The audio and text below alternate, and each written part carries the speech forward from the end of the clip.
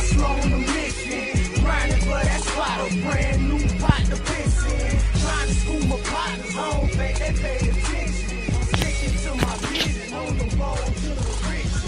Every single day, I'm a hustle on a mission. Trying to get 100 M's, nigga, I ain't kidding. I'm on a mission, 24/7, 365, until I reach the heavens.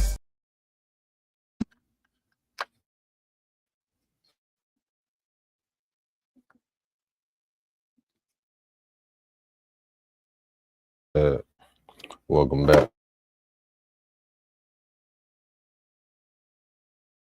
to the Lit House. And I am capital and create a positive impact today. Let's get your paper straight like that. And we're back for another real nigga reaction. All right. So rest and relaxation with a real nigga. Real niggas do, bitch niggas do what they can. Hoe ass niggas. And fuck niggas gonna hate. Regardless. I promise you that. It's the motherfucking listen, nigga. That's some everything, nigga. Yeah, I can do that too. I can do that too.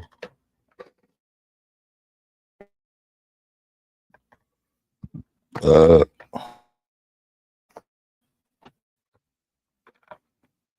don't know how it's gonna do it though, but we try it. We try, man.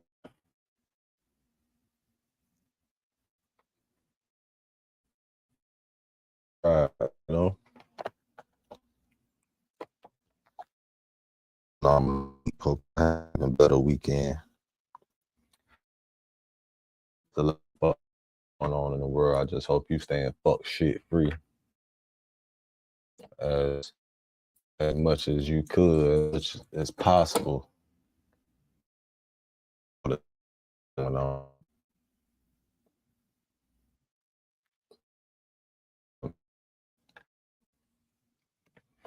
Love your kid.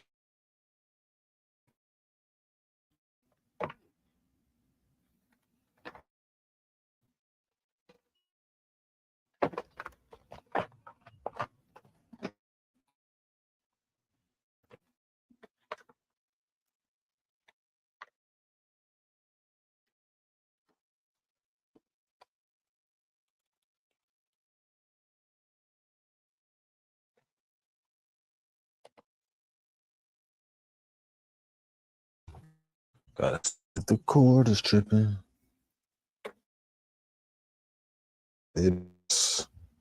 Yep, it was.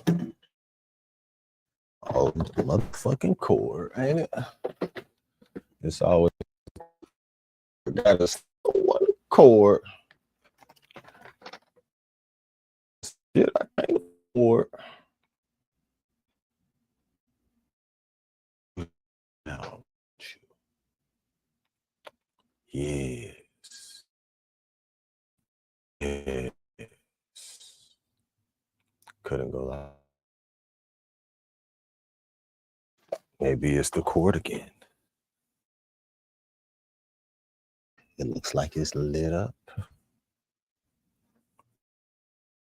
And I know what the issue. I know exactly what the issue is.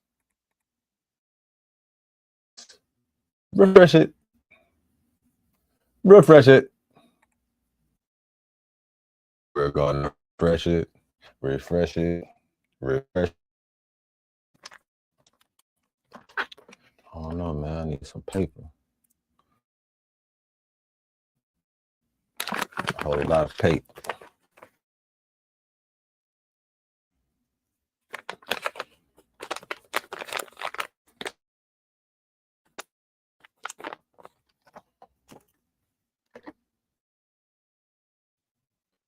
The hatred of a hustle.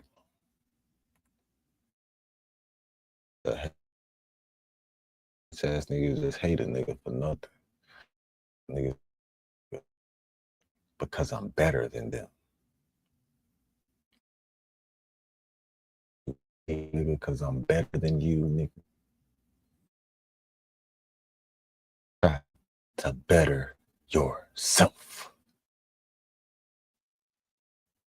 Maybe you should do something besides that bullshit that you been, yes, nigga. Maybe you should. With your bitch ass. Maybe you could if you would.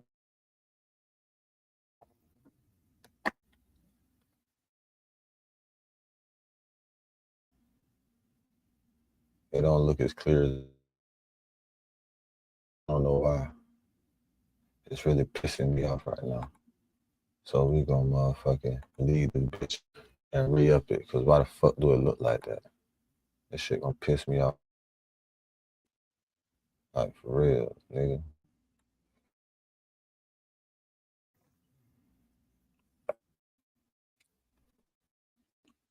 Shit is not professional.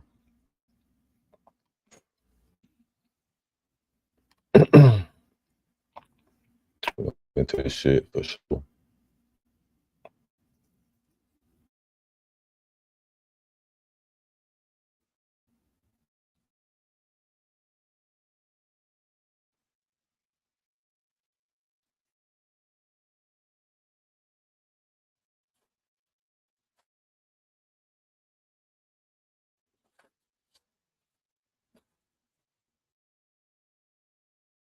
Bitch!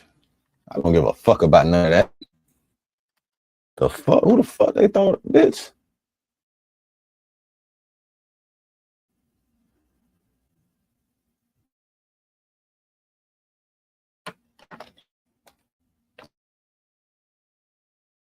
That's the shit I see. It's still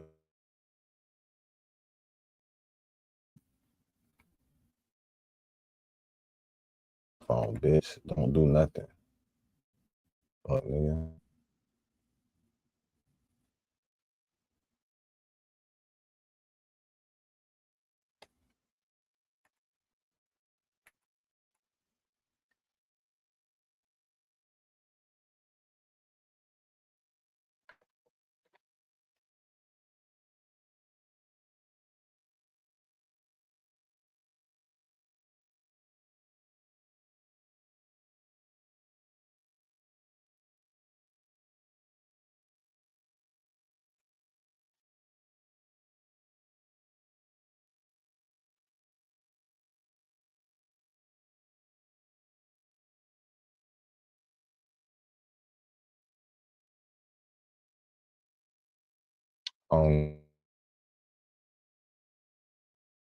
No.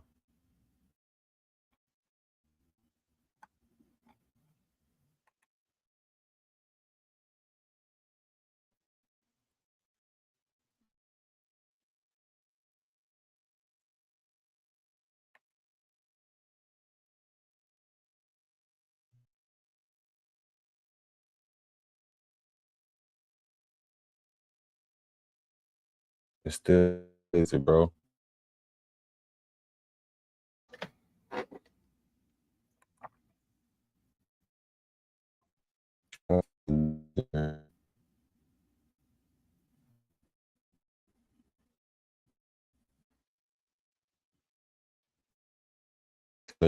Right? That's the bullshit.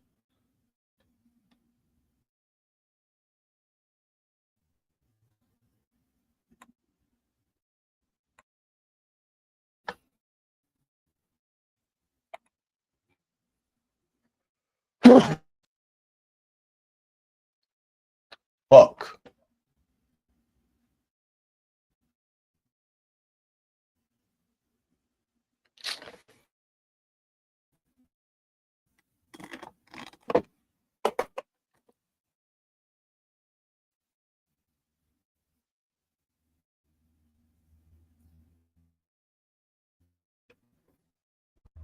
Not even gonna lie. Never cool no more. I don't give a fuck. We're just gonna start opening that bitch up that in front of me. And we got motherfucking poor. We got motherfucking personal air conditioning in this bitch. What? Excuse me. I get welcome back to the real nigga reaction. Be hustling fucking day. I am capital. Whatever you do, make sure you do it capital and create a positive impact today and later. Fuck the motherfucking haters. Get your like that. Enough for real niggas do what they do. Bitch niggas do what they can. Whole ass niggas gonna talk about it, and fuck niggas gonna hate regardless. Your shit to the fuck nigga. I don't give a fuck what they think, and you should. All right, and with that being said, since this is just being on some bullshit right here, fuck it. We gonna move on from this. I will, but we're not doing that either. I want to go live on here. I have to set up another camera. Right? Man. And it's just that's probably why that shit right. Let's do this.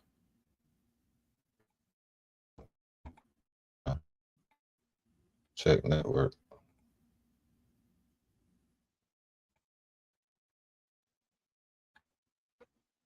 Anyways, that shit the fuck out here. Fuck, dude.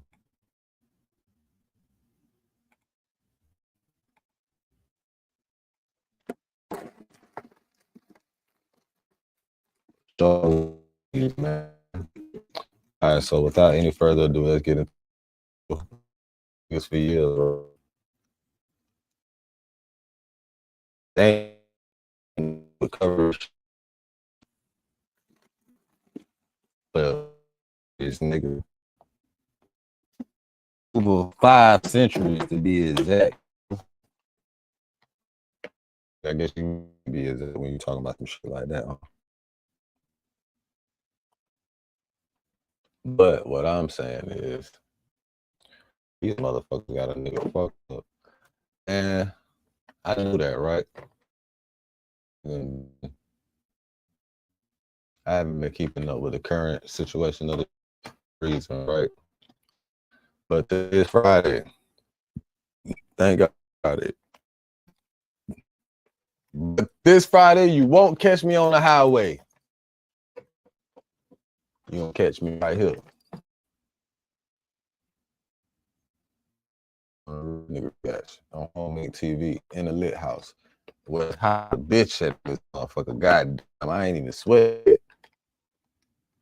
Them bees is that's the pills. But goddamn, man. It's the fuck. This shouldn't be as hot, man.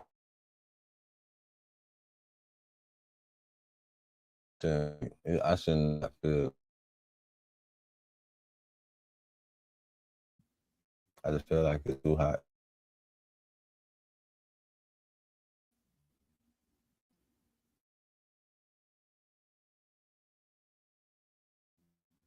Without any further,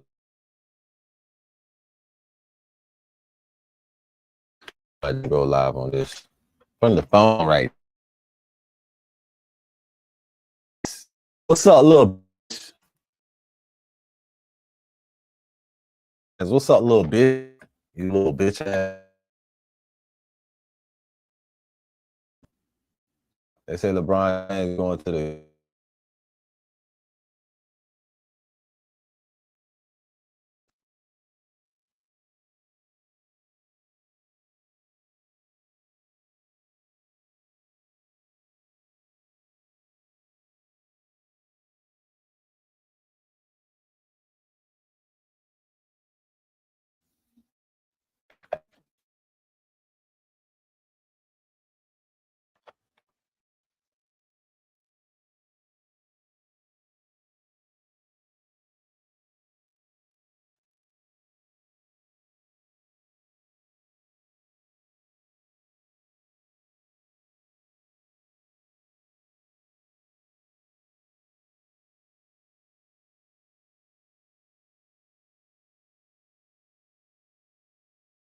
on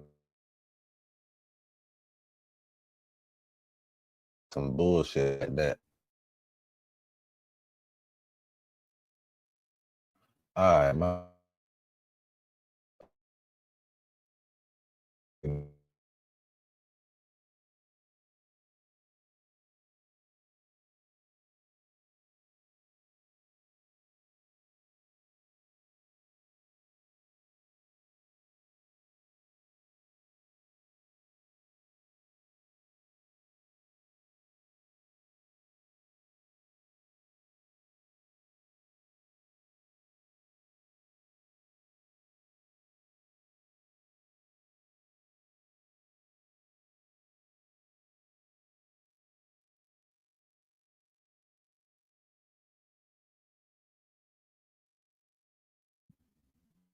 All right, it's fixed. Finally. It's finally done.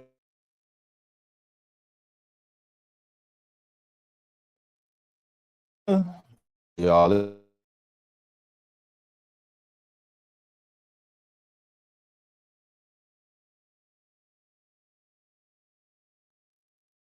Know what?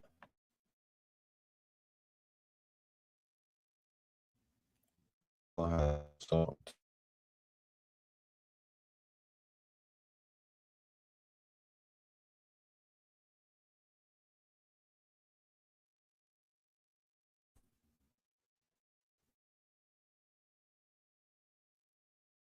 there's no reason for shit.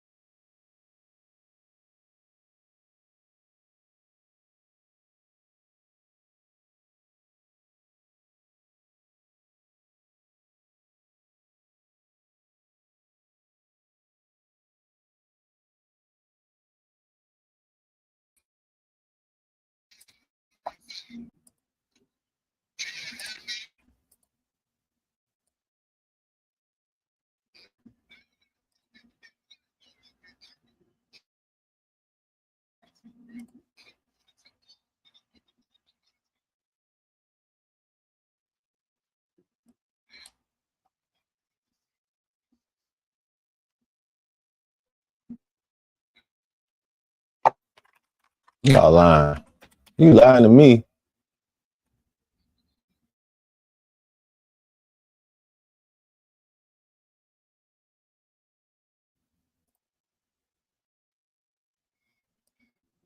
I know you fucking lying. LeBron ain't signing no fucking Sixers. I know he ain't go to Philly. I know he ain't going to Philly.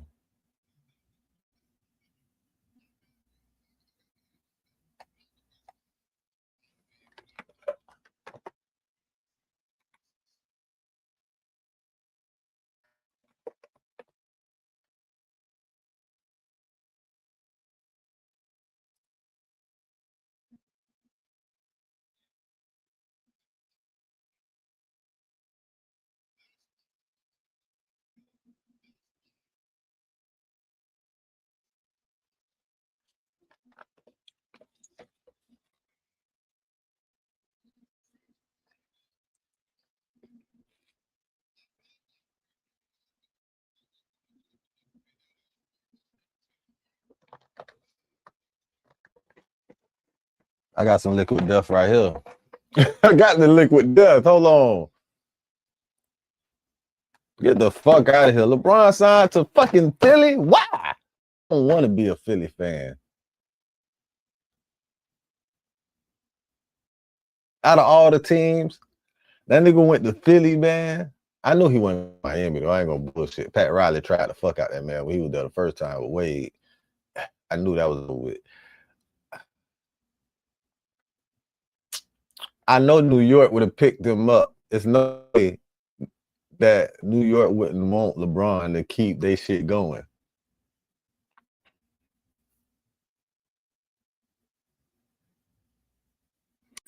Philly must have gave him that bag, man. I'm telling you, it had to be the bag. It was bag and the control. They gave that man full control and the bag. So they saying LeBron signed to the Sixers. Get the fuck out of here. We got to see this shit right quick, y'all. Hold on. Hold the fuck on. LeBron James signed to the Sixers. What?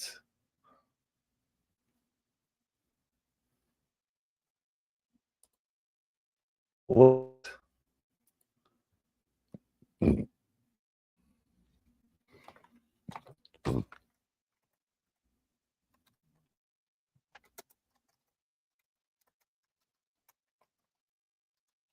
What? That's fucking crazy.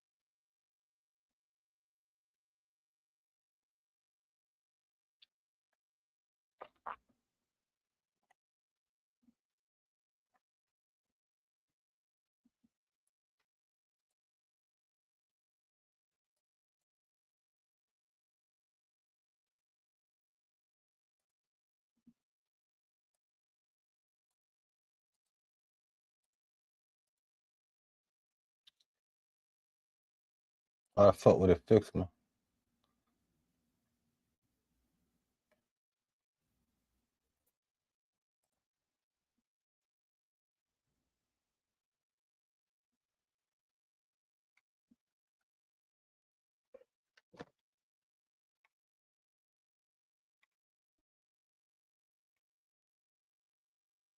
That shit clear as fuck.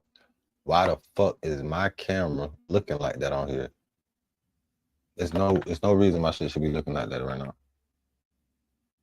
On here. Why is that clear, but my fucking camera not?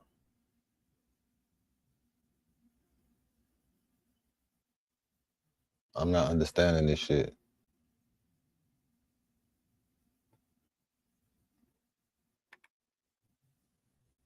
They got a nigga fucked up. Alright, let's get to it though. Fuck it, let's just get to it.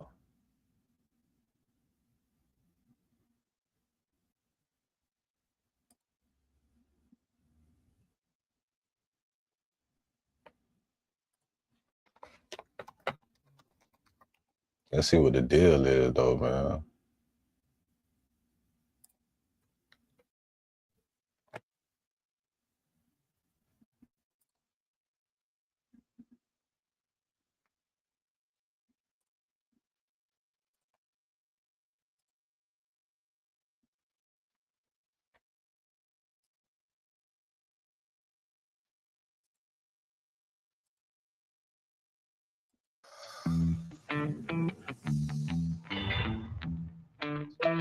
that smart share is pretty slick. What's next? Just manifesting my future.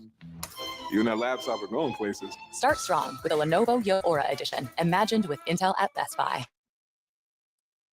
I've dealt with a lot of print-on-demand companies, y'all, and they don't take the time to really focus on the print itself or even the blanks. But Tap Stitch, I'm going to show you guys right now, man. I want to show you guys just a variety of options you have with Tap Stitch. To be honest with you, this is the route you want to go if you really want to take your brand off the ground. Yeah. Take according to Shams.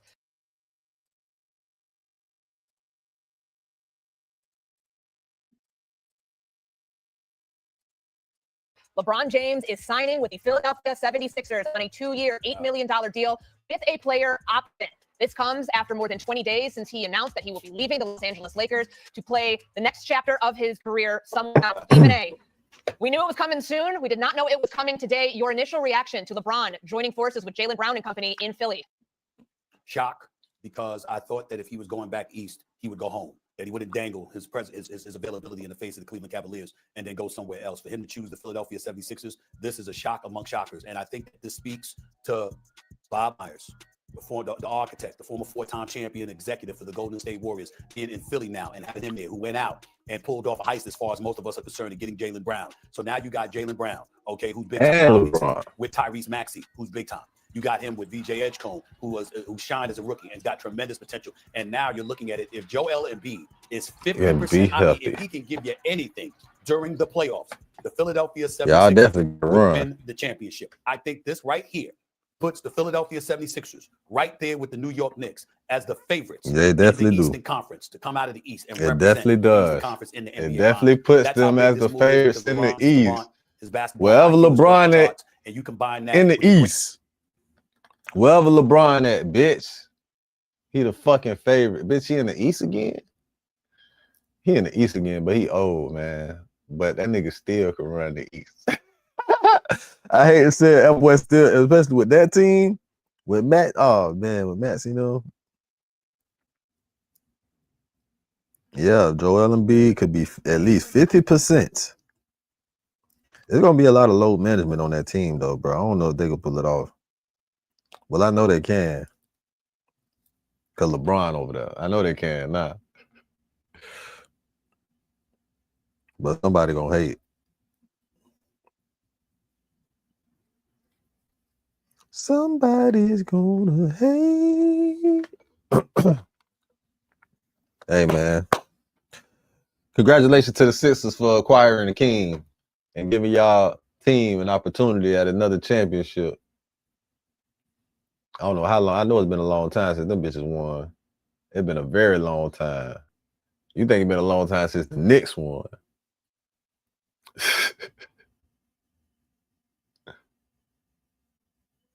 Definitely a long time. Definitely a long time. It's probably been 76 years since the 76ers won.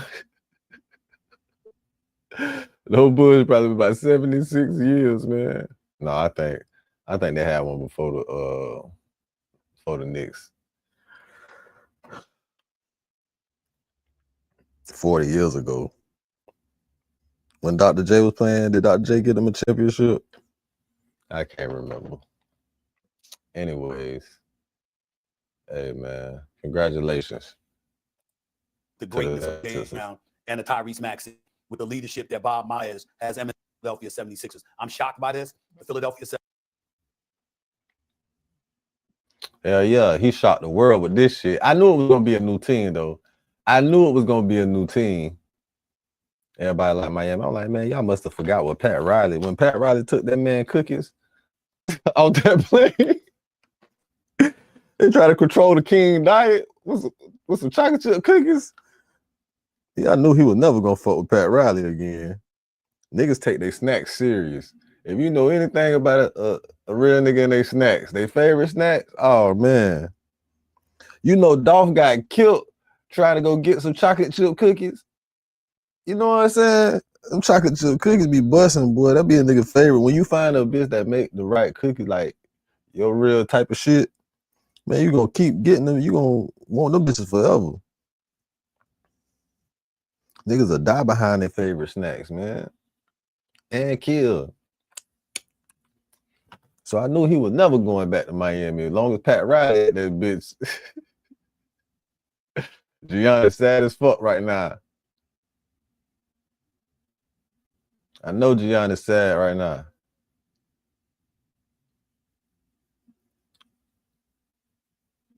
I thought I was done when the season ended. I wasn't ready to announce it. And I knew I needed some time to really decide. But I was pretty sure I played my last game. I was honest at the last press conference. More to give. The last few weeks have been, I played my last game. I was honest at that last press conference when I said I still needed to look at myself and decide if I still love this game. And I truly love this game, and I have more to give. The last few weeks have been really special. I've never been able to have no clue of what to do, to take real time to just think. I've had an incredible few months with all the people I love trying to figure it all out.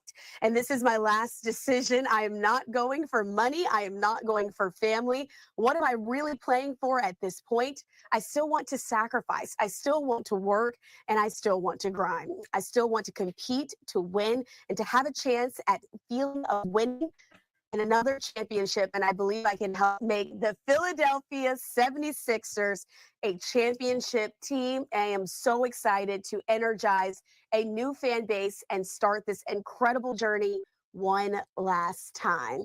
Thank you, LA, Miami. I'll forever love, and Northeast Ohio will always be my home.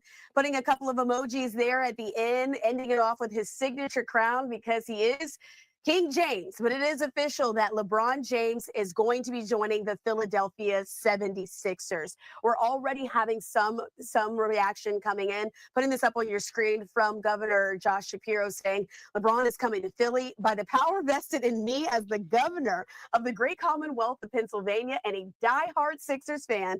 I hereby proclaim today to be LeBron James Day. Welcome to the city of brotherly love, King James. And this nigga ain't even get there yet. This nigga just announced he was going there, man. This nigga just announced he was going there, man. He ain't even got there yet. They done gave this nigga a whole day in the city. 7/24 day in Philly is LeBron James Day. 7/24, nigga. 7/24 is LeBron James Day in Philly, nigga. I don't think you niggas understand this shit. I don't think niggas understand this shit for real. 7/24 is LeBron James Day in Philly. And he ain't even played the game in that bitch yet. He just announced he going there. The motherfucking ink ain't even dry on the paper yet from signing that contract, nigga. The motherfucking ink ain't dry on the paper yet from him signing that goddamn contract. The governor of Philly, of Pennsylvania, excuse me, the governor of Pennsylvania, not the mayor, nigga, bitch, the governor. The motherfucking governor, not the mayor, nigga, not nigga head of the city, nigga head of the state of Pennsylvania. Said, we are going to deem this LeBron James Day. What? This nigga just got there. This nigga ain't even, the nigga plane ain't even took off to come to that bitch. That nigga signed that contract in LA somewhere. That nigga probably signed that contract in Miami. He probably signed that contract in Cleveland, man. Cleveland thought they was finna get him.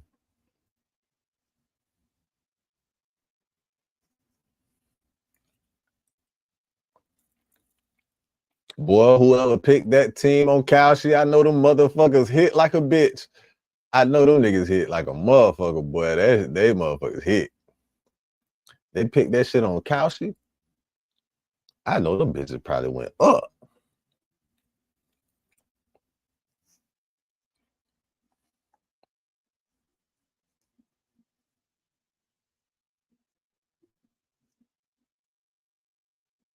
All these people be talking about insiders this, insider that on the news. Bitch, it ain't been no insiders nowhere. All you insiders is wrong. All the insiders have been incorrect. Every last insider has been incorrect, nigga. The fuck wrong with these niggas? Was signed to the Sixers. Now, first off, as a lifelong LeBron hater, I now have to retire my lifelong LeBron hate. Okay, now you guys, if you guys know me, okay, I root for two teams. Well, no, three teams, right? I root for the Timberwolves because North Dakota don't got a team. I root for the Sixers, and I root for whatever team KD is on. Now, with LeBron joining the Sixers, man, hey, listen, man, I might have to retire my Timberwolves jersey, homie. I'm now a LeBron fan, straight up. I'm now a LeBron fan for several reasons. First off, I like winners, okay? And I feel like with LeBron joining the Sixers, how the fuck you like winners, but you just sat here and said, starting this shit off, you was a LeBron hater. Boy, this shit, these niggas be crazy. How you fuck with winners, but bitch ass nigga, you been hating on the winner the whole time.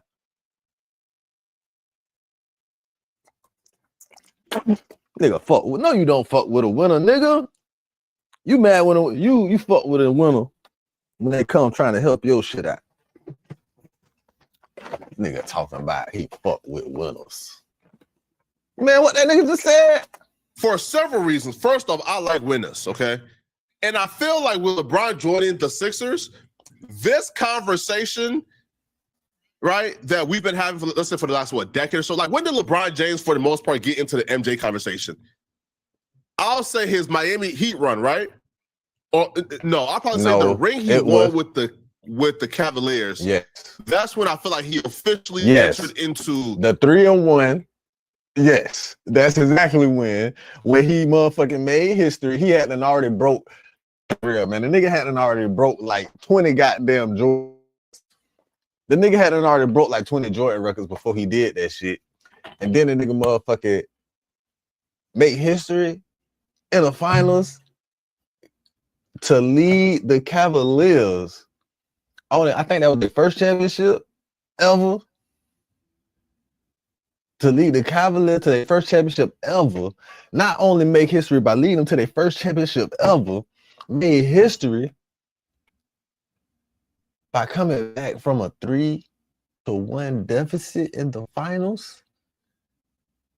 What? Against Steph Curry and Klay Thompson, the Golden State Warriors. This is the splash, but this is peak Splash Brothers splash drip. Like this peak Splash Brothers season, Nick. They was down 3-1 against the Splash Brothers. Klay Thompson said that bullshit made LeBron mad. That nigga made history. That's when he got ahead of Jordan for me. I don't give a fuck about none of that shit. I don't give a fuck.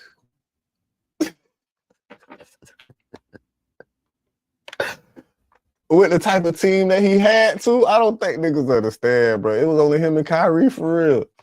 Who else? Who? Love. Kevin Love. I take that back. Him, Kyrie, and Kevin Love. Anybody else though was disposable, bitch. Everybody else was disposable. The Michael Jordan conversations, the ring he won with the Cavs. Once that happened, for the last decade or so, we've been having this conversation of, man, LeBron can't be the greatest because LeBron got 6. That conversation is over with.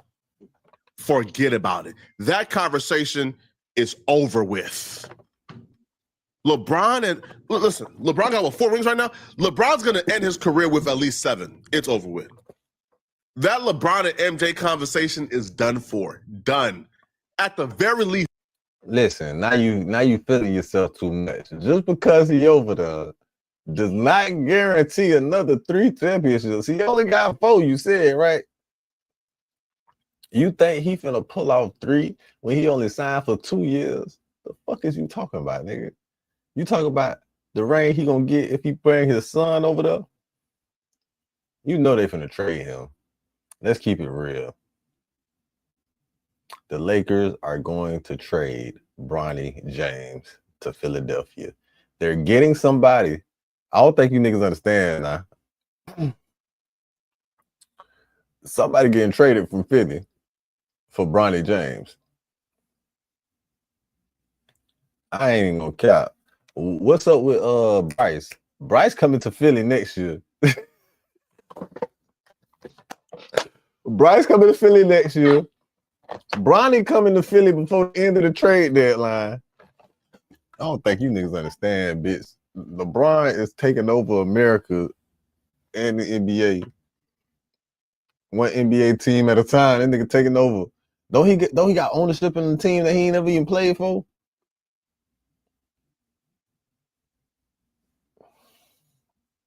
Or was that a football team? I don't know, man. I don't know, bro. Hey, man. Shout out to the king, man. Shout out to the GOAT, man. Shout out to the kid, man. He signed a 2-year deal. $8 million. Now for the next 2 years. Now, a 2-year deal I think was like strategic because he has like a player option. So if he doesn't win the ring this year, he can just go to another team. But look at the squad we currently have right now, man.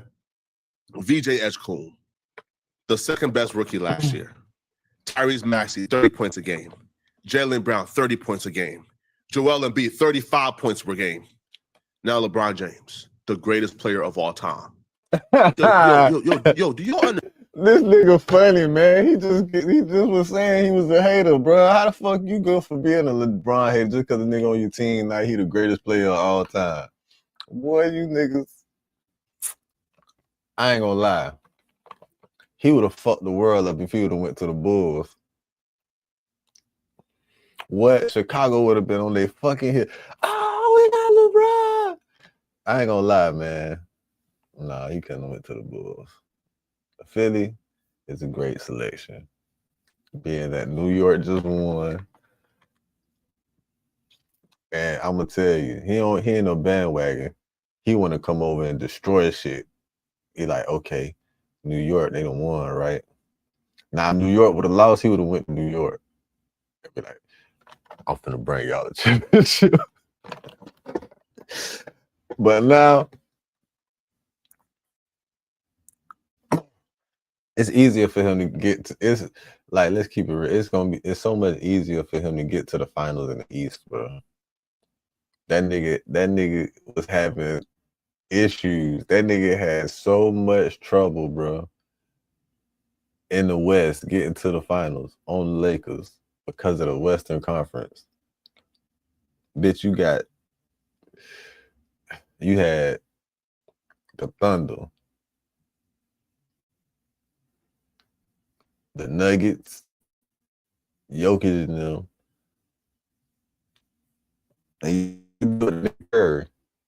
and then you got the Timberwolves.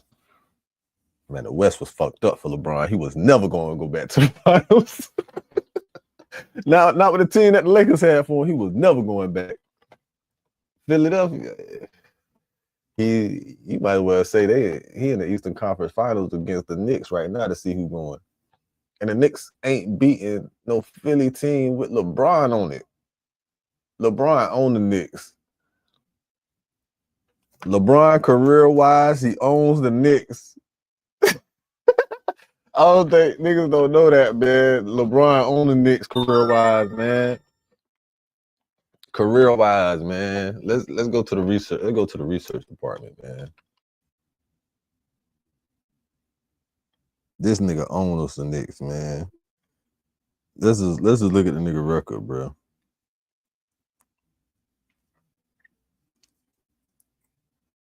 What is LeBron James' record versus the Knicks?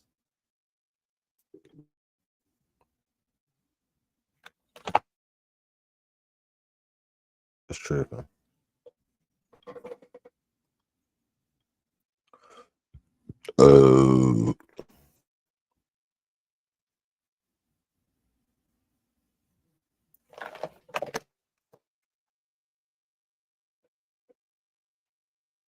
What is LeBron James' record versus the Knicks?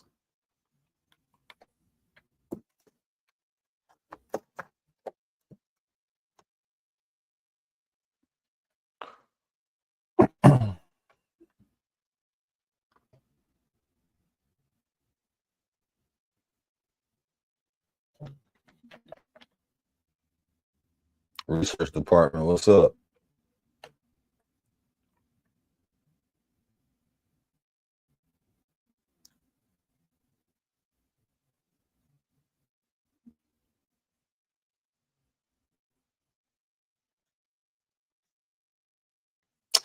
Here we go with this bullshit. Stupid ass phone, man. I swear to God, bro. Shit, I almost just broke this bitch. Stupid ass fuck ass phone, bro. Retarded ass shit, bro. I'm gonna smash that bitch. I'm gonna throw that shit. I'm gonna fuck around, throw that dumb ass phone, man.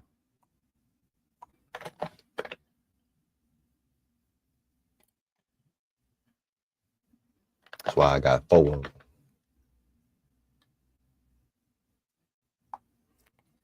them.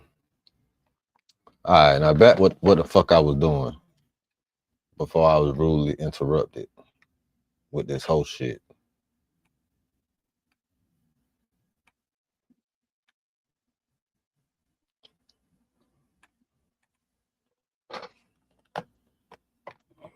Man, look.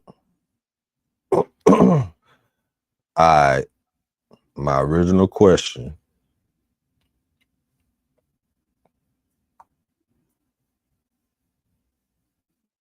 What is LeBron's record versus the Knicks?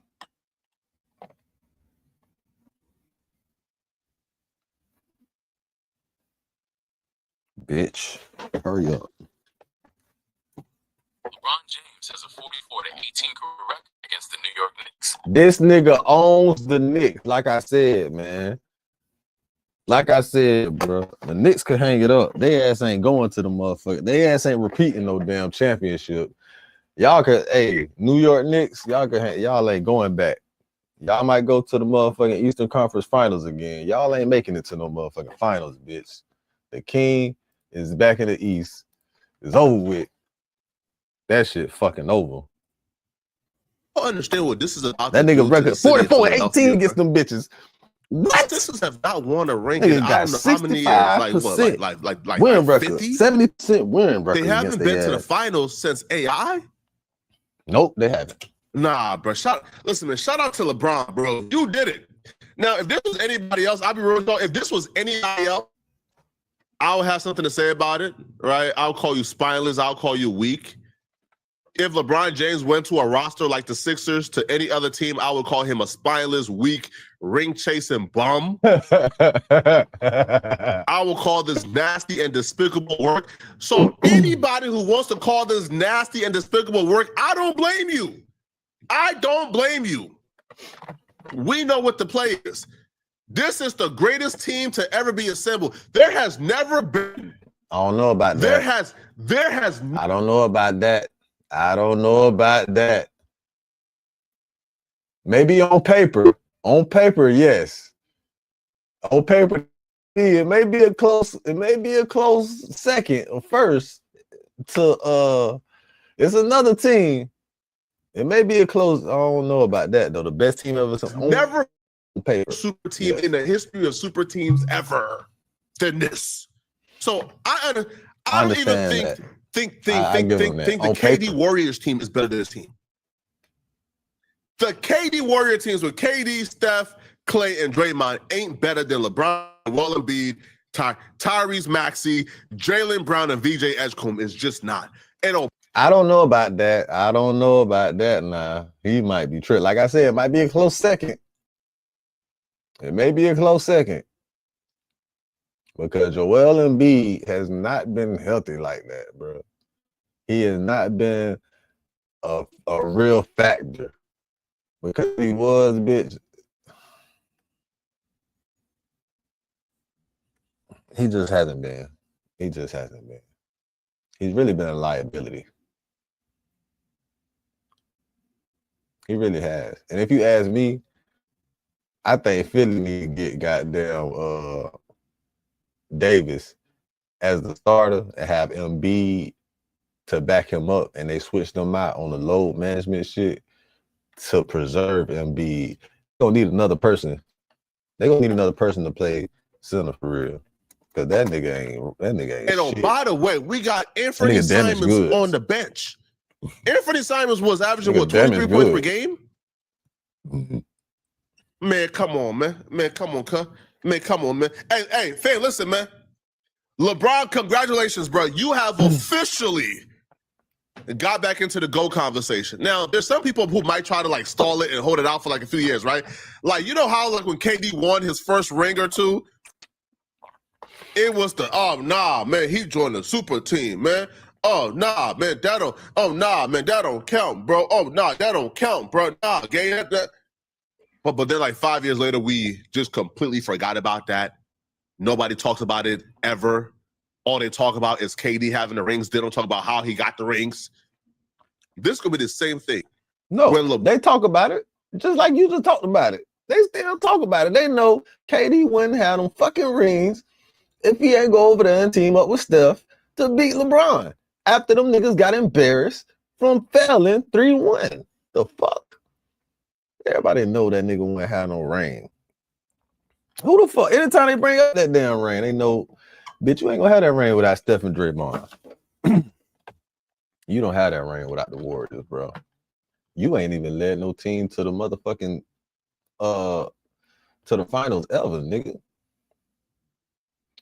The opportunity you had it, you blew it. You missed that shot.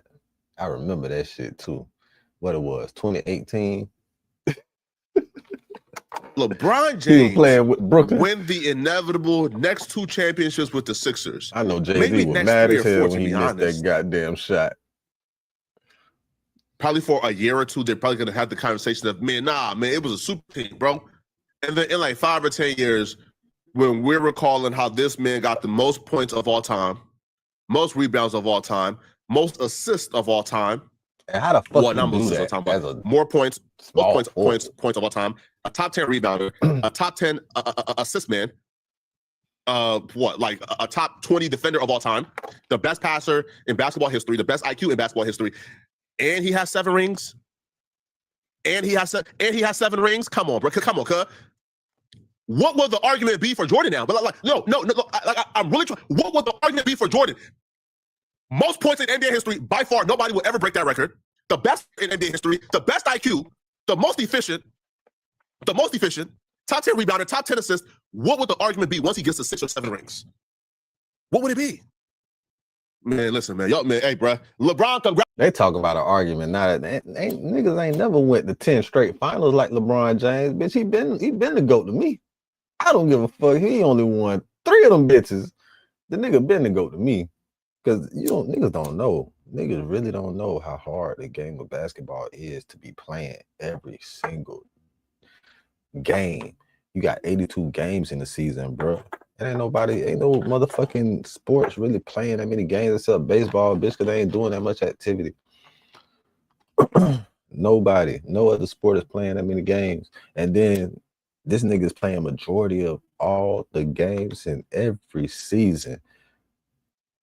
Nigga don't get injured like that. The nigga is a fucking alien, man. The nigga rarely had injuries.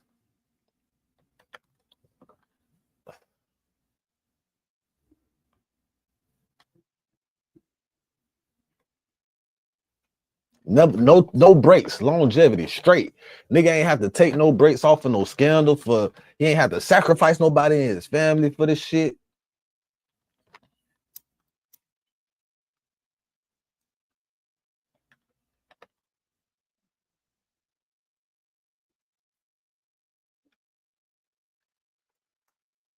Congratulations, bro. All right, congrats, man. Shout out to the squad, man. How y'all feeling, man? How y'all feeling? First off, let's get to it, man. So, also Tatum, yo, I'm starting a series, okay? I'm starting a series. And the series I'm starting, I'm going to call it the sellout of the day. How y'all feel about that? The sellout of the day or the jiver of the day. right? So when I say the jiver of the day or the sellout of the day, it's where I document brothers, man, that just betrays the race, that has absolutely betrayed our race. Yo, I hopped on Twitter today and I'm seeing dudes, for the most part, and I never thought that it would be this egregious, even for the people who I view as like sellouts. I thought for the most part, oh no, they wouldn't. But yes, they would. I looked online and I see brothers actually defending Shiloh Hendricks. I said, yo, we're in assimilation. We are in assimilation at this point. Now, I want to start the sellout of the day because of today.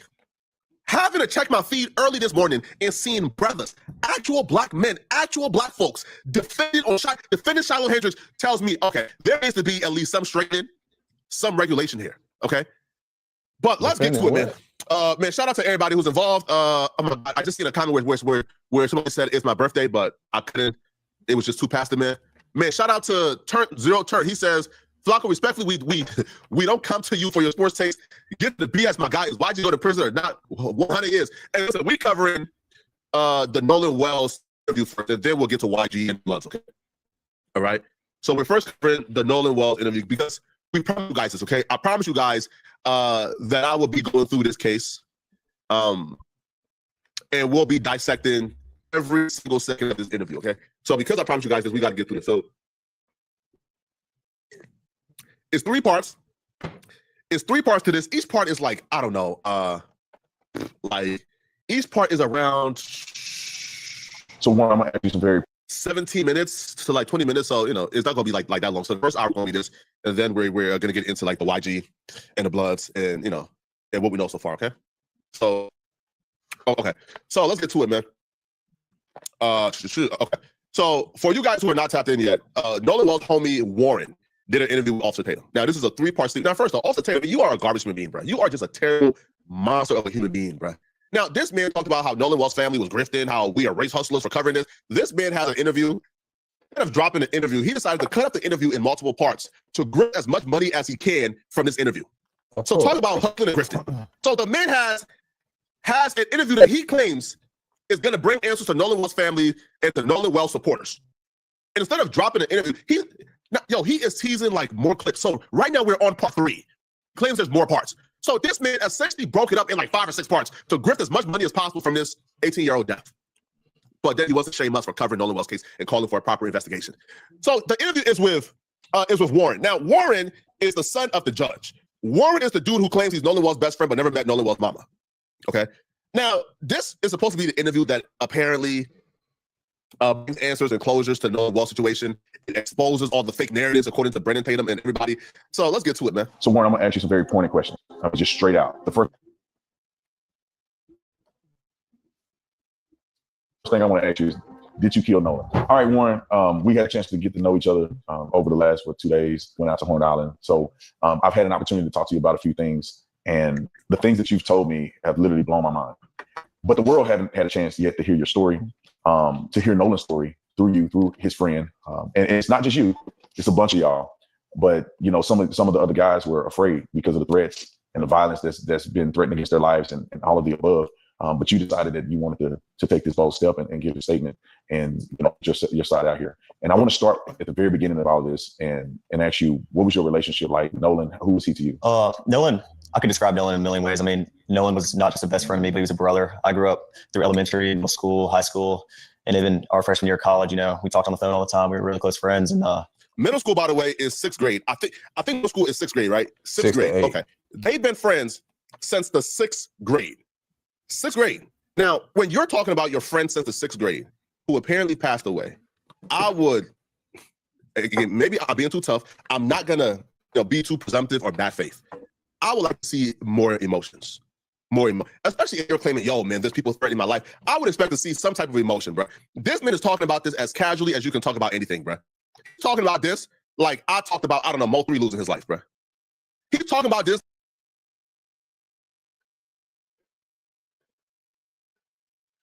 I ain't heard him say too much yet. You know what I'm saying? He might have to get an emotional part or something for him to even be goddamn. For me to judge, he just starting off talking. You know how motherfucker could control that stuff. He just keeping his composure. It's the beginning of the interview. And the interrogation videos, Motherfuckers always keep their composure in the beginning. They start getting them questions. But he getting questions from somebody that's on his side. Just like the local talking about the local rapper losing his life. I would expect at least some type of emotion here. I'm not seeing that. I mean, Nolan was like a brother to me, and Nolan lit up every room he walked in. He always had a smile on his face. He always had something to say. I've never seen Nolan get in an argument with somebody and say bad things about someone. You know, there's a lot of people that talk crap nowadays, and Nolan was never that person. Sweetest soul ever. And I mean, I had a great relationship with Nolan. I've never got an argument with Nolan. We were super close, and I've never said or will ever have anything bad to say about Nolan Wells. Yeah, and you guys, you said you kind of grew up together. Mm-hmm. Did you know his mom, or how was that? Because I saw in the media where it appears that she may have said, at least I saw in part, that she said as if she didn't know any of you guys. So, okay. Yo, Tatum is asking this question, by the way. Tatum is asking this question because he's looking for warrants to debunk what the mama said. See, Tatum's entire thing here is, the family are liars, they're grifters, they're doing whatever they can to try to drum this up and sensationalize it. So he's asking this question, expecting for a warrant to say, nah, mama's lying. Nah, I met her a couple times. No. No. So Tatum was expecting him to debunk the mama, but he just admitted exactly what she said. The mama said, bro, I don't know where all his best friends is coming from. Because the best friend that I know is like Devon. The best friends that I know is like this friend, this friend, this friend. Like those are the people that Nolan presented as his best friend. All these white dudes coming out, and these like white boys coming out claiming to be Nolan Wells' best friends, and I've never met them, right? They've never been to my home. We've never celebrated with them. They've never been to one of our functions. Best friend with no barbecues, birthday parties, nothing at all. Like no birthday parties. So Tatum was asking us to debunk, but it just backfired badly. At least I saw in part that she said as if she didn't know any of you guys. Right. Well, Nolan a lot of the times was at like my house and at my buddy's house. We never went to Nolan's house and hung out. I mean, and my is very, very knit. I mean, we hang out every day when we're back home from school. In high school, we hung out most weekdays and every day on the weekend. And I mean, we were never at Nolan's house, which, there's nothing wrong with that. But I met his father, and I mean, in 8th grade, that's when Nolan and I got really close. It was COVID year, and we were in class all year long together, me and a couple of my buddies. And Nolan and I just got super tight. We'd go Waffle House once a week together, eat. And I mean, we were just super, super close. But his dad was talking about Waffle House, and like, hang out around us, but never, I was never around Nolan's parents a lot. I mean, that didn't change our relationship any. Nolan and I were still just as close, and he was just as close with my friends as, anyone else. So, and Brandon, great to have you on the show. What the hell just happened? Here, all right, cool. So listen, I don't buy, again, this is just from my perspective, okay? Okay. I don't buy sorry about that. Yo, now he did say 8th grade. 8th grade, what? Because this is Nolan Wells' first year. No, okay, so Nolan Wells did 1 year of college. This was his 2nd year of college he was going into. So Nolan Wells, for the most part, so they knew each other since 8th grade. That's about what, 6 years, 7 years? 4 years of high school, then the 2 years of college, or no, 5 years going into the 2 years of college. 5 years, went to Waffle House once a week. Y'all was best friends, y'all hung out a lot, and you never met his mama. I don't know. Now, the father apparently was like really integral in like sports within the community. So it would make sense why you would meet the father, because the father is always around. But I feel like in terms of like the friend activities, in terms of the barbecues, the birthday parties. So you met Nolan Wells. No, you met him in the 6th grade. Y'all were best friends since the 8th grade, and you've never had a birthday party with Nolan. You've never got to Nolan's crib. You've never hung out with Nolan's family. You've never met his grandmama. Never at all. You're not your best friend. And people, this brings another real topic. Like, people use that damn term loosely, and then especially like in an event of you passing, an event of somebody passing. They want to goddamn use that shit for clout. Basically, they call that clout chasing now. Ain't that clout chasing? It's fucking clout chasing, man.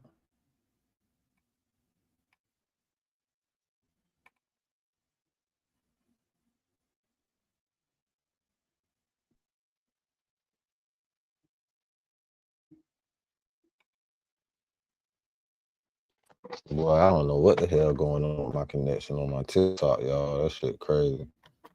That shit look ugly as fuck.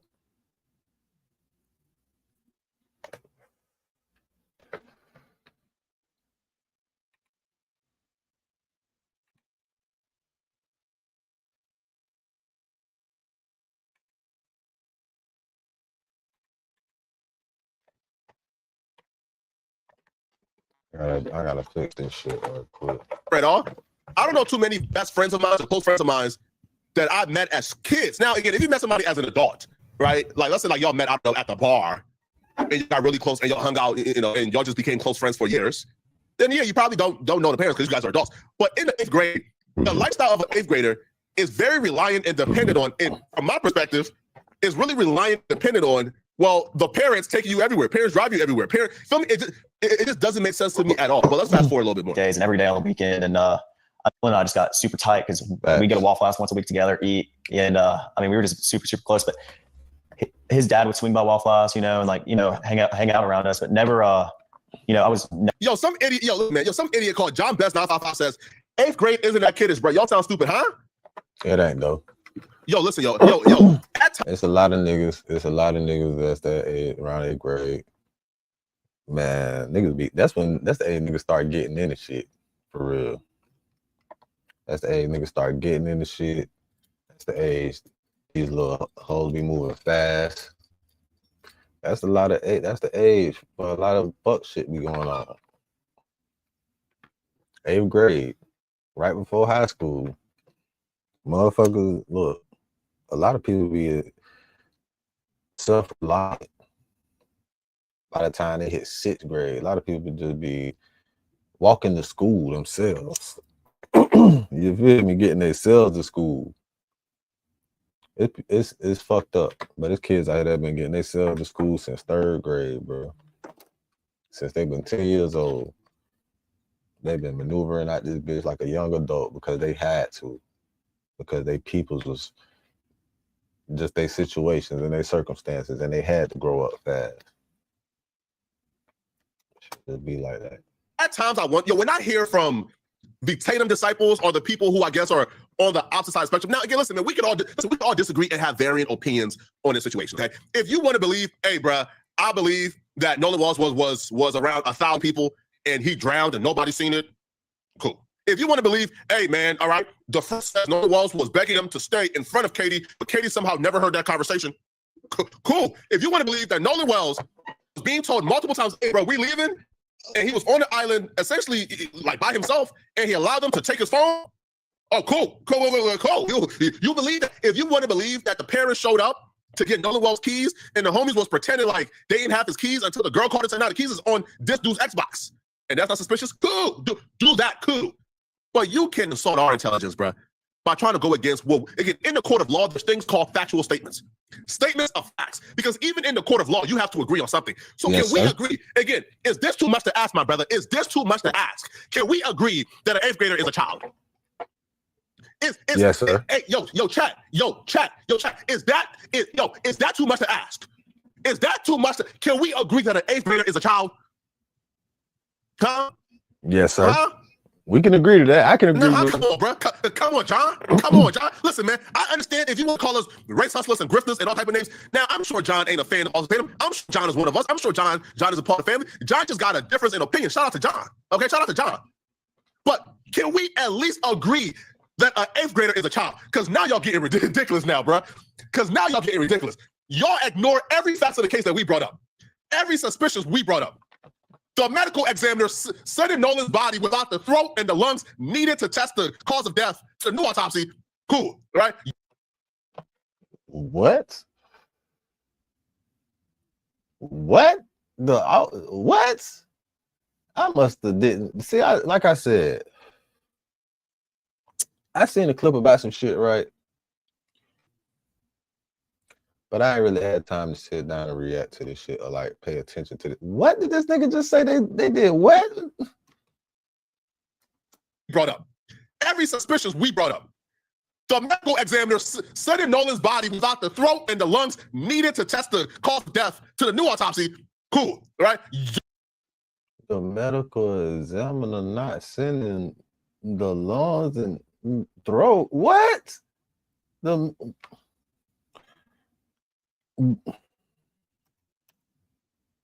gotta hear this again. Every suspicion we brought up. I heard this right. The medical examiner said in Nolan's body without the throat and the lungs needed to test the cause of death to the new autopsy. Cool, right?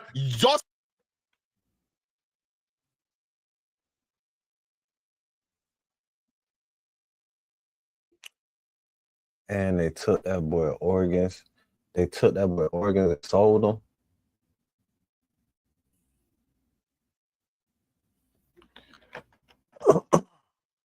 And look, man, my prayers with that family, boy. God bless that family, bro. Cause it ain't nothing It ain't nothing you could tell them people, bro. It would have been nothing you could have told me. It would have been nothing. It would have been nothing that nobody could do. Man, they playing foul like that. They trying to cover that shit up so much to the point the medical examiner removing lungs and throat from a body that's supposed to be having an autopsy.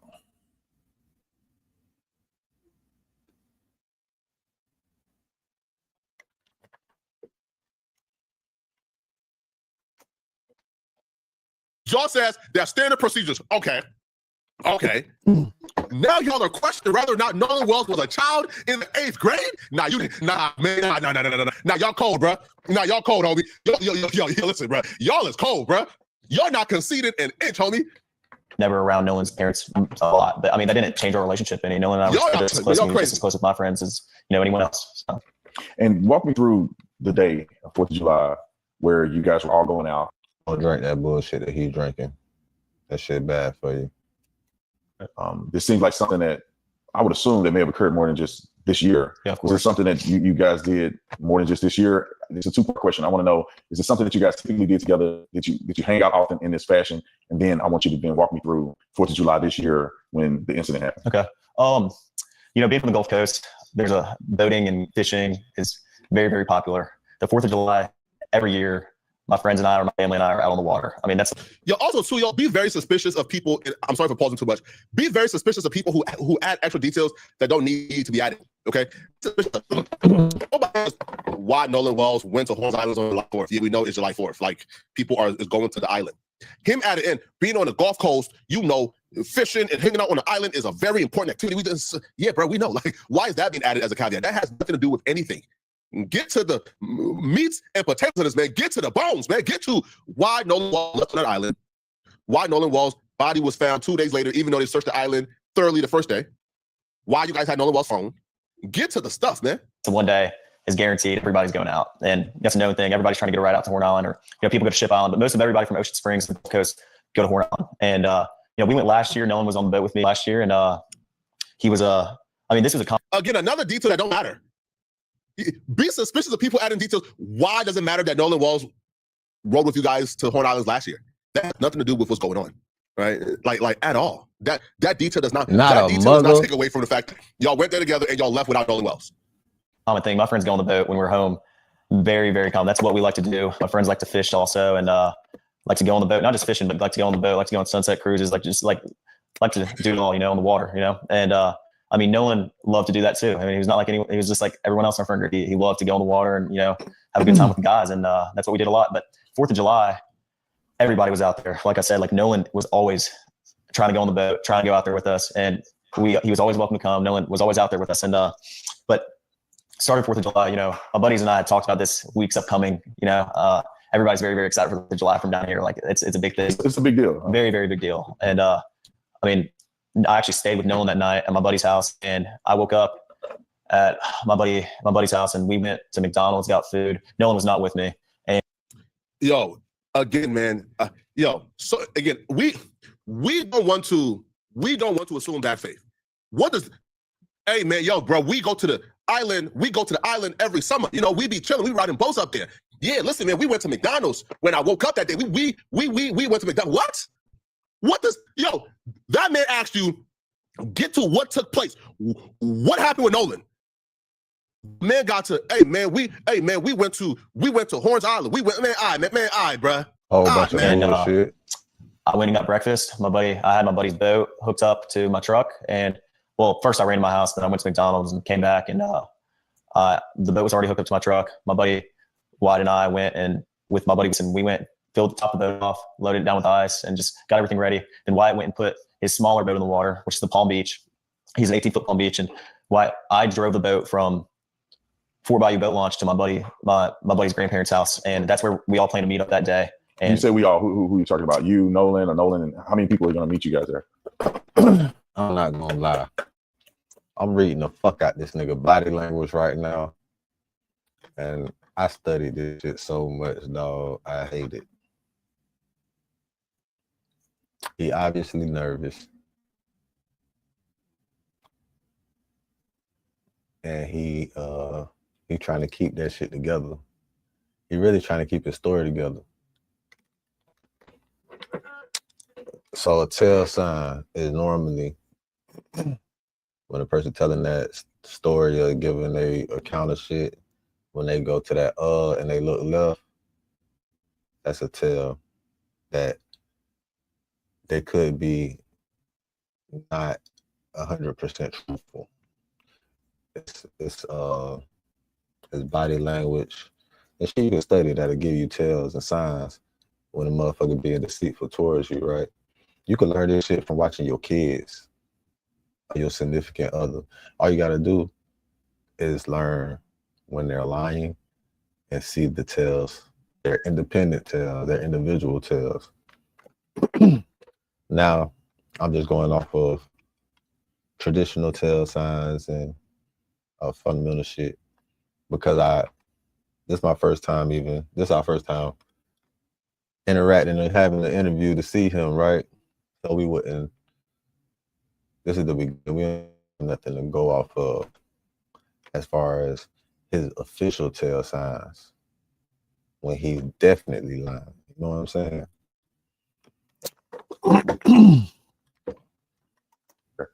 We had roughly 20 to 30 people coming on 3 separate boats with us. And so we were all following each other out there as one big group. You know, it wasn't just me, Nolan, and a couple of my buddies. There was 20 or 30 people spread out where we all met at the dock before, and then we departed to go to Horn Island. It wasn't just a couple of us. I mean, there were so many people, we had to split up between 3 boats, and we all left and all got there at the same time. Yeah, I just want to make sure that's clear because the statements that are out there made it appear that it was just you, Nolan, and probably 2 or 3 other guys, and y'all are the only ones that went out to this island. And that's completely incorrect. I mean, yo, they kept repeating this. Yo, they kept repeating this for some reason, and yo, I was so lost because like they kept repeating this. Like, yeah, no, it wasn't just Nolan and us 3 on the boat. We actually went in a group of 3, and it was like 30 of us. That makes y'all look even more. That makes y'all look even more guilty. Like y'all came on 3 boats, and all 3 boats left only. That come on, bro. Come on. Y'all said that the one boat was, I guess, malfunctioning, so you guys had to leave early. Y'all came on 3 boats, right? 3 boats. All 3 boats left him. He couldn't get a ride on none of the 3. No, y'all said 1 of the boats left. What happened to the other 2 boats that y'all came on? And then also this nonsense of, oh no, there was actually 8 of us on the boat that Nolan came on. They lied on us. It wasn't 3. What? Yo, that's like, listen, yo, that's like getting arrested, right? That's like getting arrested for a crime. Let's just say this, okay? You get arrested all that shit, for going to the Save-A-Lot and stealing candy bars. Not right? Stealing the candy bars, not the Save-A-Lot. And then you go to the courthouse and the judge says, yo, you've been here because they said you stole 2 candy bars. And you said, what? They said I stole 2 candy bars. I stole 3. That's how I know they lying. I had 10 candy bars in my pockets. What? Yeah. They said I stole 2 Snicker bars. I actually had 10 Snickers in my pockets. That does not make you any more innocent. Are you stupid? Are you dumb? That makes it even worse. That it was 8 people on the boat that Nolan came on and nobody saw nothing. Y'all came on 3 boats with 30 people. According to you, 30 of y'all on 3 different boats. And one of the boat left early. According to you guys, the 2 other boats was on the island apparently, and Nolan couldn't get a ride back on those boats. I am lost and confused here, bro. What the y'all for some reason, and people, and they kept repeating this too. They like kept repeating this throughout the interview. Oh yeah, they lied on us. It wasn't just 4 people with Nolan. It was 30. Okay, yeah. Now thank you. We appreciate it. Now get us the 26 other names. Because so far we only know Warren, we know Wyatt, we know Eli, and we know like 1 other person. Okay, cool. Get us the 26 other names, bro. Right? Because they are suspect too. July is the most popular day to be on the water on, throughout the entire Gulf Coast. I mean, everybody and their mom is on the water on 4th of July, There's no telling. I mean, roughly probably 2 to 3, maybe even 4,000 people out there. There were boats lined up off the island. I mean, there was 3 rows of boats all the way until my vision ended, until I could see of people there was 1 row boat, and then there was another row boat, and there was a 3rd row boats. Yeah. I mean, there was people lined up all up and down the island to where, I mean, who knows? I mean, and that wasn't just, we were parked on the north side, on the west tip. It wasn't just there. I mean, there's tons of people packed out on the south side and on the east end and in the middle of the island. But just where we were, I mean, there was easily 1,000 people. It wasn't just us. Let's go back a little bit. I want to go back to you guys at the dock, getting on the boat. You're saying there's multiple people, probably 20 or 30 people getting on 3 boats. Right. What boat were you on and what boat was Nolan on? And before you get there, very quickly. What's more suspicious? A crime taking place or something taking place and there's 30 people around and nobody's seeing anything, or a crime taking place and 1,000 people being around and nobody's seeing anything? What's more suspicious? Now, according to there's like 2,000 people there. So something took place where somebody lost their life and died in the midst of 2,000 people and nobody saw anything, but somehow that's a better explanation. Nolan was on YF-22 Triton. These bro, they crazy, bro. On the way out, I went with my buddy Bart because we had a lot of friends from college coming down, and Bart, I called Bart that morning. I was like, "Hey man, can you take your boat out?" And he's like, "Yeah, well, my dad decided not to go, and I'll take the boat. And I'll take you and your friends, of course. I mean, he's a buddy of mine." And so Bart pulled up at the dock, and I mean, I rode out there with Bart and a lot of the girls that go to college with my friends and I, and Nolan rode out on the Triton, and then we had a Palm Beach, 18 Palm Beach. There was 4 guys on that. There was like 8 people on the Triton, and then there was 8 or 9 people on the Triton, and then there was the rest of the group, which was probably ranged from maybe 10 to 15 or 16 people on my buddy's tide line, 24 tide line. And so you guys get on, and I know a little bit more than the audience do because we went out there a little earlier because I wanted to see exactly what the drive was like, what the dock was like, how far it is out there. Of course. But I want you to tell, the audience, like, what was this trip like? How was the waters? Did you guys do anything in between the time you rode and the time you get to the island? Was there music? Is it like a big party? Like, what is that? Yeah, well, I mean, obviously music's blasting. It's 4th of July, man. I mean, everybody's really excited. And I mean, we had a lot of people loaded down. So obviously our biggest, we're just trying to make sure everybody, gets out there safe. And so, I mean, on the way out there, it was pretty calm. I think it was blowing like 3 or 4 knots. I mean, the waters were clear. It was a great day to be on the water. Sunshine, not cloudy at all. And I mean, it was a great day to be out there on 4th of July. And so, I mean, we followed each other out, and I mean, it was calm. It was calm. On the way back, it was a little more rough, but it was not anything all my buddies couldn't handle, or like it wasn't like we were getting beat up or anything. I mean, it was pretty calm. Okay, and the reason why that matters as well, right? Again, it was a calm day. He even says, on the way back, it wasn't something that was too rough or that just absolutely outrageous. And the reason why that matters, people, is because they're saying Nolan Wells drowned. Nolan's, according to his mother, was an excellent swimmer. Excellent. I'm talking about excellent swimmer. So if Nolan Wells drowned, now we were under the assumption that the waters was just, if we're going by their theory, Nolan Wells drowned. Nolan Wells drowned. He was on the island and he accidentally drowned. We're going with the assumption that Nolan Wells drowned because the waters and the tides were just too crazy. It was just too much to stand and withhold. Because where Nolan Wells was at on the island, like they said, it was like waist deep. Like he wasn't even anywhere that was like where he was at on the island, it was like waist deep. You would have to go in the water, like further out before you start to get deeper and deeper and deeper. But we were under the assumption that if Wells accidentally drowned, he would have drowned because the tides was just too crazy. The tides just took him away. But it was calm waters. And even on the way back, their boat was not malfunctioned because of the tide, it was because of something that took place on the boat, like something that broke, a fibrillator or something, a pump.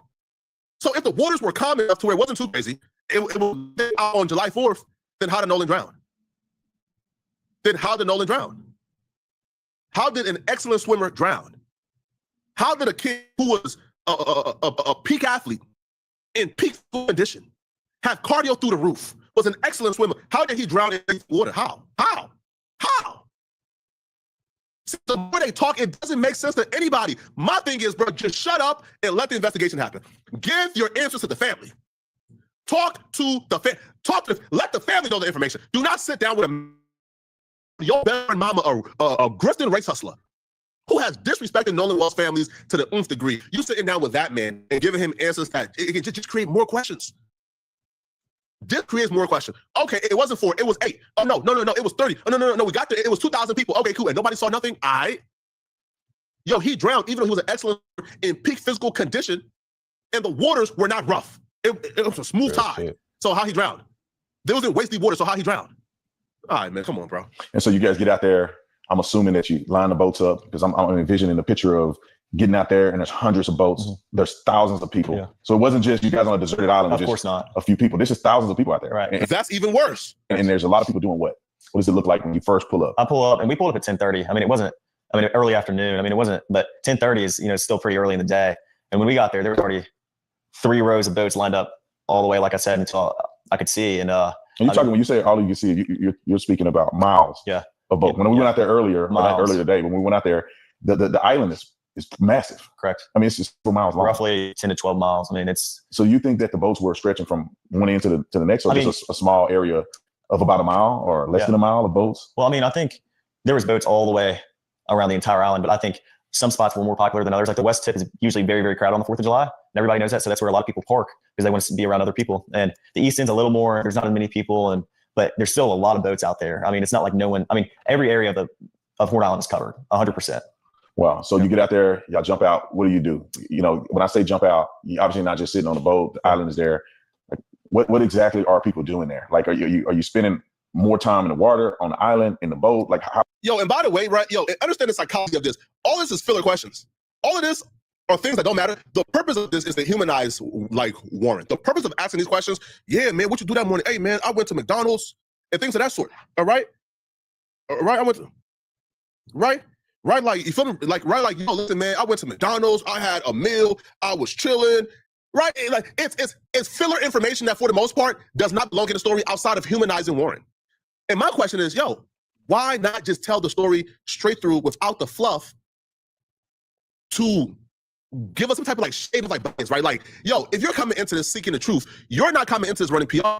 If, let's say, TMZ, or let's say, I don't know, man, the Washington Post, now, those are also biased as well. Like, TMZ have their biases with Kardashian. So for the most part, if you're going to an unbiased platform, you're not trying to give us a lens of bias. You're not trying to give us shades of bias towards Warren. You're saying, tell us the story. You're not trying to have that information for us to have sympathy or to humanize him. Because the purpose of that is, I mean, listen, man, he woke up and, like, went to McDonald's. What type of killer goes to McDonald's? No, just tell us what happened. Hey, man, what did y'all do on the island? Oh, yeah, yo, me and He said, what type of killer goes to McDonald's? You talking about a restaurant? They got a cloud as the motherfucking mascot. Ronald McDonald, a clown. I'm pretty sure. You know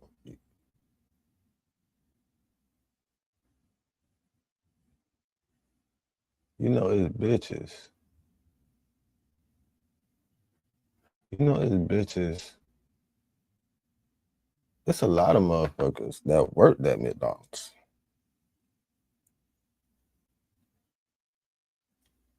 You know they say the motherfuckers that own McDonald's are some of them under, you know. me and Nolan was drinking, having fun with our family and friends, and we were, man, all right, bro, man, get to what's going on, bro. Get to y'all leaving him now. This is part one. There's part 2 and 3, which we will also review during this live stream. How was that look? Man, get to the nonsense, man. I mean, everybody, as soon as you get there, I mean, there's people on boats, yeah, grabbing drinks and, you know, food, whatever else. Like, I mean, everybody is fully prepared for 4th of July. They bring, you know, all the drinks and food that they need because, I mean, they've been preparing for 4th for a little while now. But hey, listen, yo, pack up killer demo in the chat. Pack up killer demo in the chat. The dude called killer demo, pack up that white supremacist. And I'm not talking about banning him. I want y'all in the chat to torment him until he leaves on his own. Torment that white supremacist in the chat until he leaves on his own. I don't want y'all to ban him, don't block him. No, torment that white supremacist in the chat until that devil leaves on his own. Until that devil leaves on his own. When we got there, make that devil life hell in the chat until that devil leaves on his own. Helped. Please torment that white supremacist in the chat. Ban him. I want y'all in the chat. The dude called killer demo, pack up that.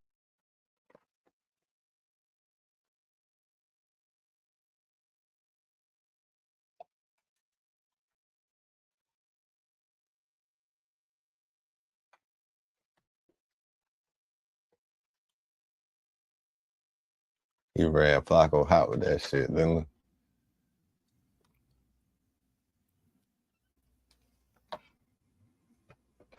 I had to go see what we were talking about on the chat. Like, damn.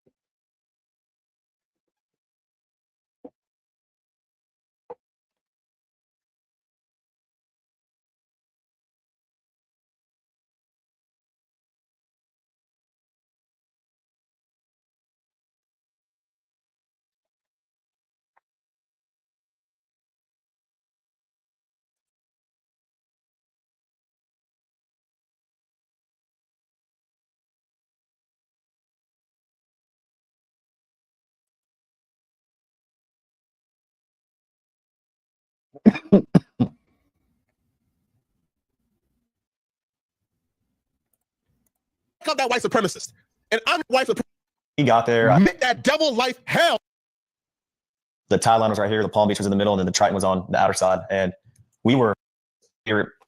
The tie line was right here. The Palm Beach was in the middle, and then the Triton was on the outer side. And there was about a drop off from where the bow was. I mean, if you jumped off the bow, you're probably about neck deep in water. But if you got off the stern, you were probably waist deep in water. I mean, but when we got there, we tied up, got, bow and rear anchor set, and we tied up all the boats, made sure they were good, and everyone just got in the water. Then eventually, next thing you know, it's our group. And then, next thing you know, there's 50 other people around us. And then it just grew and grew as the day came on. And, that's just how it was. Everybody's drinking, it's 4th of July. Everyone's just trying to enjoy themselves. And, it's a big party, basically. Big party. Yeah. So y'all pretty much having a good time. Just like anybody would imagine, 18-year-olds, probably 20-year-olds, college students out on the island, women, you probably had alcohol. So y'all having a good time. Yeah, of course. And so where's Nolan in this? You guys out there, the friend groups out there, 3 boats full of people that came out there that seem to be the closest friends. Somebody go to that devil's page right now and see if y'all can find him. Go to Killer Demos and see if y'all can find me that devil. Somebody don't drop the so Corello. Find me that devil, man. Friend group. Where's Nolan I want to know who that in devil comparison is. to where you and others are at? Well, I had a couple conversations with Nolan that day, and I talked to him and a couple of my other buddies. I was not focused on anyone solely. He done put the hacker. He done put a hacker hit. He done put a hacker hit on the nigga, man. Y'all better stop fucking with Flacco, man. Look, man, that make me miss my hacker friends, man. My killers, man, on GTA. Shout out my GTA hackers, man. My niggas, man. I miss y'all niggas.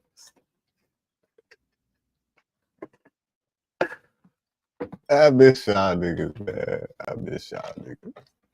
I got banned from that shit, man. That nigga sent a hack hit. You ain't hear what that boy said? Find me that nigga. I want to know who he is. I got to know who he is. Find me the devil. Find me that devil. Y'all go to the page. I need to know who this is. Devil, man. Group. Right. Where's I Nolan? want to know who that.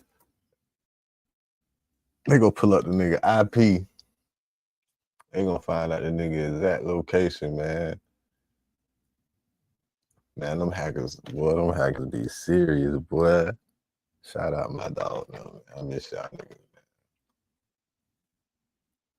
I was gonna shout y'all name out, but I don't want to shout. You know how we do. You know what I'm saying? It was understood and gotta be. Who that devil Comparison is? to where you and others are at. Well, I had a couple conversations with Nolan that day, and I talked to him and a couple of my other buddies. In a group, I was not focused on anyone solely, like looking and pointing anyone out, because there's so many people out there. I mean, I was talking to my friends that I haven't seen in a while from high school. I was talking to people I knew from college. I was talking to, everybody my age, and even people older than us were, over there. Like, I mean, it was just a regular thing. We're all used to this. We've been out to the islands before. My buddies don't just go out to the island on 4th of July, but they go out, every weekend. Like, I fish the islands. I don't just, fish around Horn Island. I fish around Chip Island too. So I'm very familiar with the islands. And I feel like it was just a big, I talked to Nolan, and, Nolan was drinking. Everybody was drinking, most of everybody. And Thank you for, okay, cool. Now, thank you for confirming he was drinking. Thank you for confirming he was drinking. You just made a mistake, buddy. Thank you for confirming he was drinking. Who provided Nolan the liquor? Who provided Nolan the liquor? Who provided your group of friends with the liquor? Who brought the liquor on the boat? If we're going with your theory, Nolan Wells was not murdered. He just accidentally drowned. He was left on the island, and he was so drunk that this excellent swimmer in peak condition and peak shape drowned in calm waters because he was drunk. Okay, cool. Who provided him the liquor? Who? Oh, no. Now y'all talking. Now y'all talking. Okay, what was it, Warren? Did Warren bring the liquor? Okay, cool. Now you're going to jail. As simple as that. If you provided the liquor to somebody underage and they drowned because they were drunk, somebody got to go to jail. Either way you want to cut and slice this. Either way. It's just a matter of how much time y'all going to get. It's not a matter of if y'all going to do time. It's how much time. If you provide the liquor, an underage person died because they were drunk. Isn't that like, I don't know, like what? Like accidental manslaughter? Or, right? Isn't that like manslaughter? Somebody died based on your actions? Even though it was not intentional? That's manslaughter, right? Negligence, yes. So regardless of how you want to slice it, y'all. Yes, it is. Yes. If your negligence resulted in the death of an individual, It's manslaughter. Y'all got to go to jail. Y'all got to be responsible. You ain't leave with your homie. That's your fault. You left your drunk homie on that island and he drowned. Okay, whoever fed him the liquor got to go to jail. It's really that simple. So why are we talking about this? Listen, I think it's the fact, again, I don't want to play the race card here, bro. And you got, I don't want to play the race card here, people. I don't give a fuck about. I got a whole bunch of cards in my wallet, bitch. Don't none of them say race. Niggas talking about a race card, bitch. Who make that bitch? Usain Bolt. Motherfucker want to race? What type of races we talking about? A race card. Here, people. But there's just something. I don't know what it's Mississippi, bitch. The nigga ain't gotta play no race. Bitch, it's Mississippi. Bitch, what? It's the state, and then look how they just Mississippi just carrying on like the internet don't exist.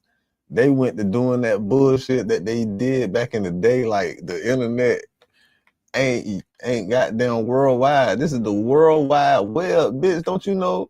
As soon as a post get out on that social media, bitch, that's everywhere. Everybody investigating it. Don't you know it's millions of motherfuckers that didn't go to school for law degrees and shit? They ain't got shit, nothing to do with their life. They got nothing but time just to investigate and learn more and be more proficient than a nigga's lawyer that's actually on their case. These niggas be more, these investigators on the internet is more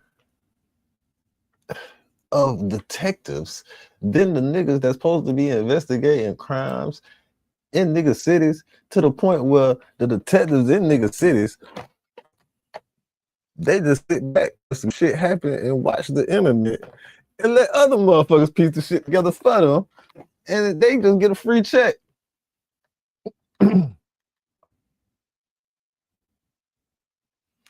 Bitch, they ain't gotta do no work no more. Especially if it's with somebody, a public figure. They got facial recognition shit, bro. Don't you know? Anytime, it don't need, bitch. When you step out your door, bro. If you in a major city, it's cameras and satellites that catch your face as soon as you visible. If you ain't got them covered up, that bitch can track your every step as soon as you walk out the house. That bitch they could monitor, they gonna be able to monitor. They already been monitoring it. But now the shit is so advanced to the point where, bitch, you step out your house and you associated, you might be a suspect of some shit. They pull up your file in the database, the facial recognition, just link up and locate your ass on this specific day, whenever they say that you supposed to be a suspect around this time. Man, that shit dangerous, bro. I don't think niggas out here sleep. But a small town like Mississippi, they ain't got none of that shit. So they like, yeah, we over here in the woods, we out in the water. You know, motherfuckers end up missing around this bitch all the time. But see, some of them motherfuckers don't be having families like that.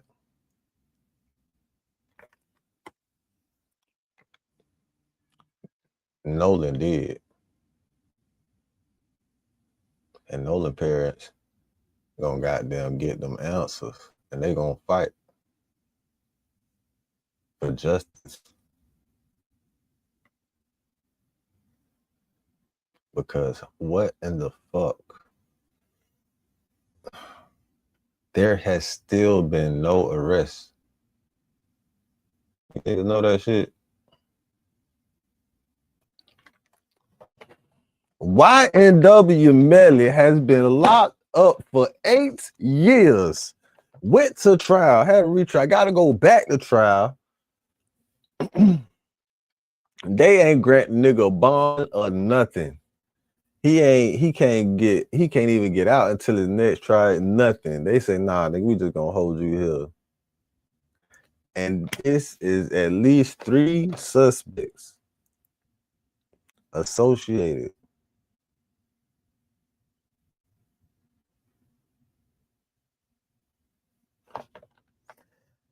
And then I read something on the video. I ain't even seen it yet, so I don't want to speak on it. But the autopsy results. I ain't hear him say nothing about it this yet either, so I don't want to. I'm not gonna say nothing yet. But it was something with an injury that was detected. I ain't gonna say what kind of injury, but it was an injury supposedly detected that may have resulted in his death in the first place.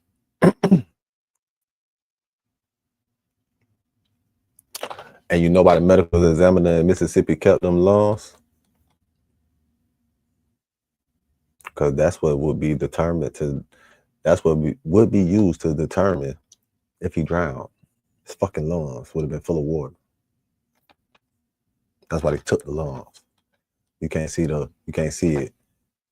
You know what I'm saying? But not necessarily. They put the lung probably was still a little bit full of water, but you'd have been able to tell that he didn't die from drowning because of his throat. It would have been signs of his throat too, because that's why they removed it, right? Obvious. Bruh. The corruption in the country, bruh. I want to say the world, but shit, I ain't been everywhere in the world. The corruption in my world is fucked up.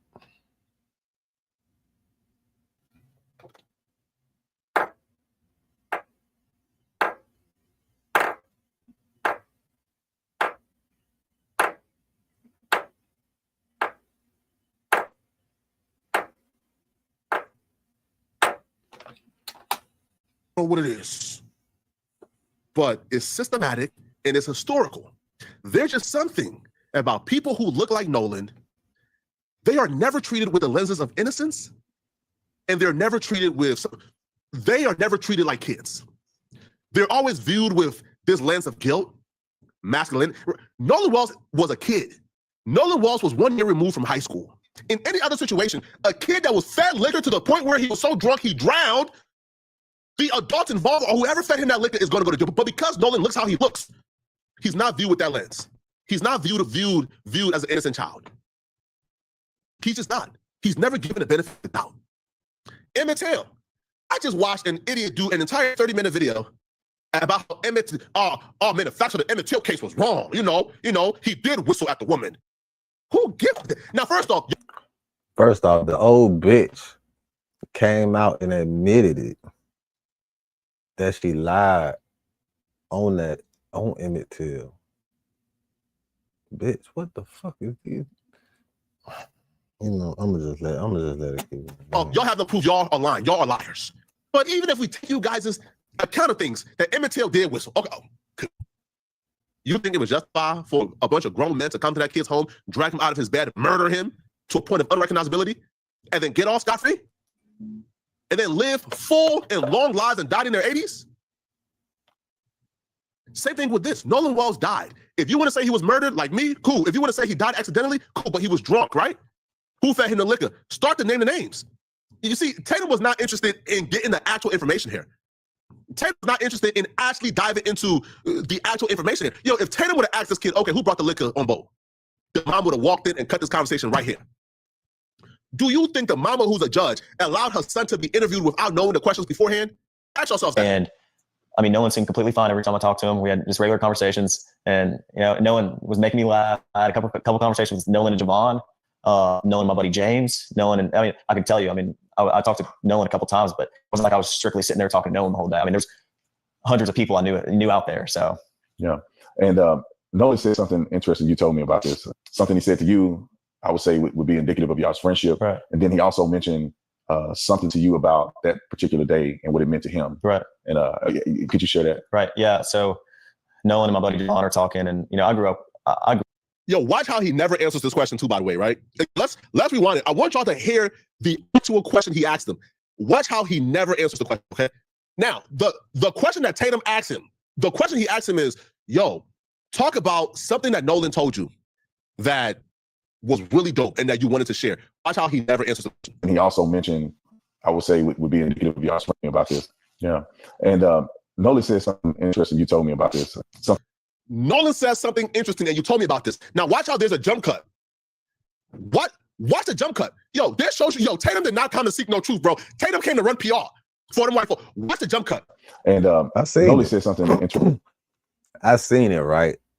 But how the audio was, they did phenomenal editing work, because how the editing was and the flow of it, they kept the audio flow. They kept the audio flow and put that bitch. They had it linked over. So how they had the audio flowing.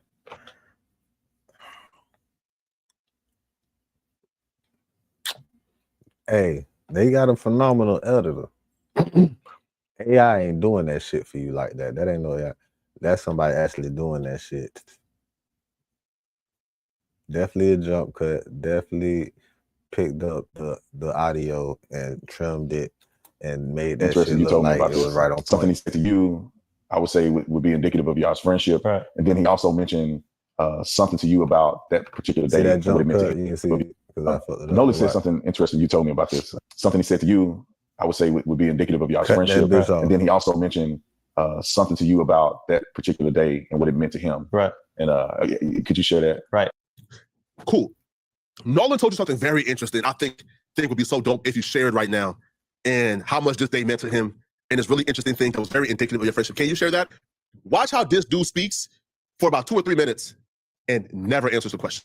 Yeah. So Nolan and my buddy Javon are talking, and I grew up with Nolan, and Nolan's just like I said, like just so joyful, like always happy. Like every picture I have with Nolan or picture I have of Nolan, he's smiling. I mean, like he's always happy. If I always need like a shed light, I'm calling. What does that have to do with the question? Nolan, and I'm not laugh and joke a lot. That's our friend group is. We're really jokingly laugh. No one takes anything that serious. We enjoy our time together. I mean, there's never any awkwardness with our friend group. We're very, very tight. So if I ever need to get something off my chest or talk to anybody, I'm talking to all my friends. I'm not just talking to like specifically anybody. I'll go out, like even if I'm having issues with something, I go talk to my group chat, and my guys are there to give me a hand anytime I answer the question. What does this have to do with the question? And all my guys are Not a damn all my buddies thing. are the same exact way. Not a damn thing. He wasn't even listening to that question. He was just waiting to talk again and pick right where the fuck up where he left off at. Like he high. He in the drunk right now, probably. He probably sedated at this moment.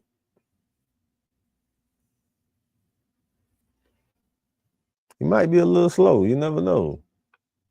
He definitely nervous. Nolan 30 was the seconds, same sir. exact way. If you ever need something, I'm here, man. Like that's how he was. So. And then you guys get ready to leave prematurely. Man, what?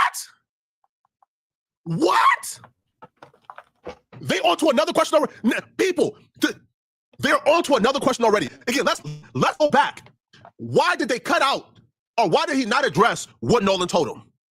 If it was so important, Nolan told him something, and it was so important that Tatum thought that it needed to be shared.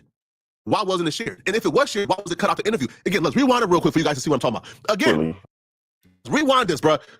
Again, watch this. They laugh. No one takes anything that serious. We enjoy our time together. I mean, there's never any awkwardness with our friend group. We're very, very tight. So if I ever need to get something off, man, yo, bro, but look at this, man. Look at this. My chest or talking to anybody. I'm talking to all my friends. I'm not just talking to like specifically. I would go out. I mean, like he's like every picture. That right particular day, what it meant to him. I would say something new out there. So right here. And Nolan said something interesting. You told me about. Nolan said something interesting that you told me about. Something he said to you, I would say would be indicative of y'all's friendship. Right. And then he also. And also, too, there's a jump cut, by the way, right? The jump cut is Nolan told you something interesting that you told me about. There's a jump cut. They edit some part out after that. Then he got to indicative of your friendship. Also mentioned something to you.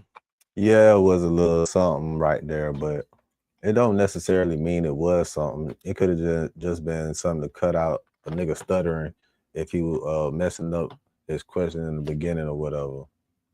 He could have just been cleaning up the, you know what I'm saying, the video. It don't necessarily mean he cut out nothing. Because he was still in the middle of his question, so it could have been him stuttering or, you know what I'm saying? Or it could have been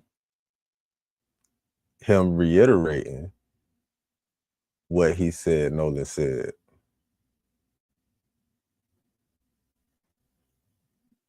It definitely, and if you look at it that way, it's definitely questionable. Because why the fuck is that jump cut right there? And you know how the motherfucking feds used to like to do with motherfucking rappers and interviews and Adam 22s and Vlads, they go into their shit and they want the raw footage of the interview.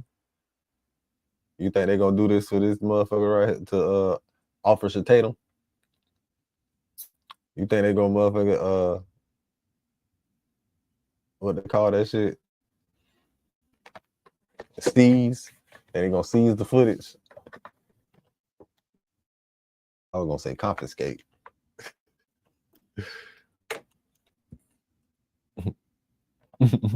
They gonna subpoena the footage. That's what the fuck they gonna do.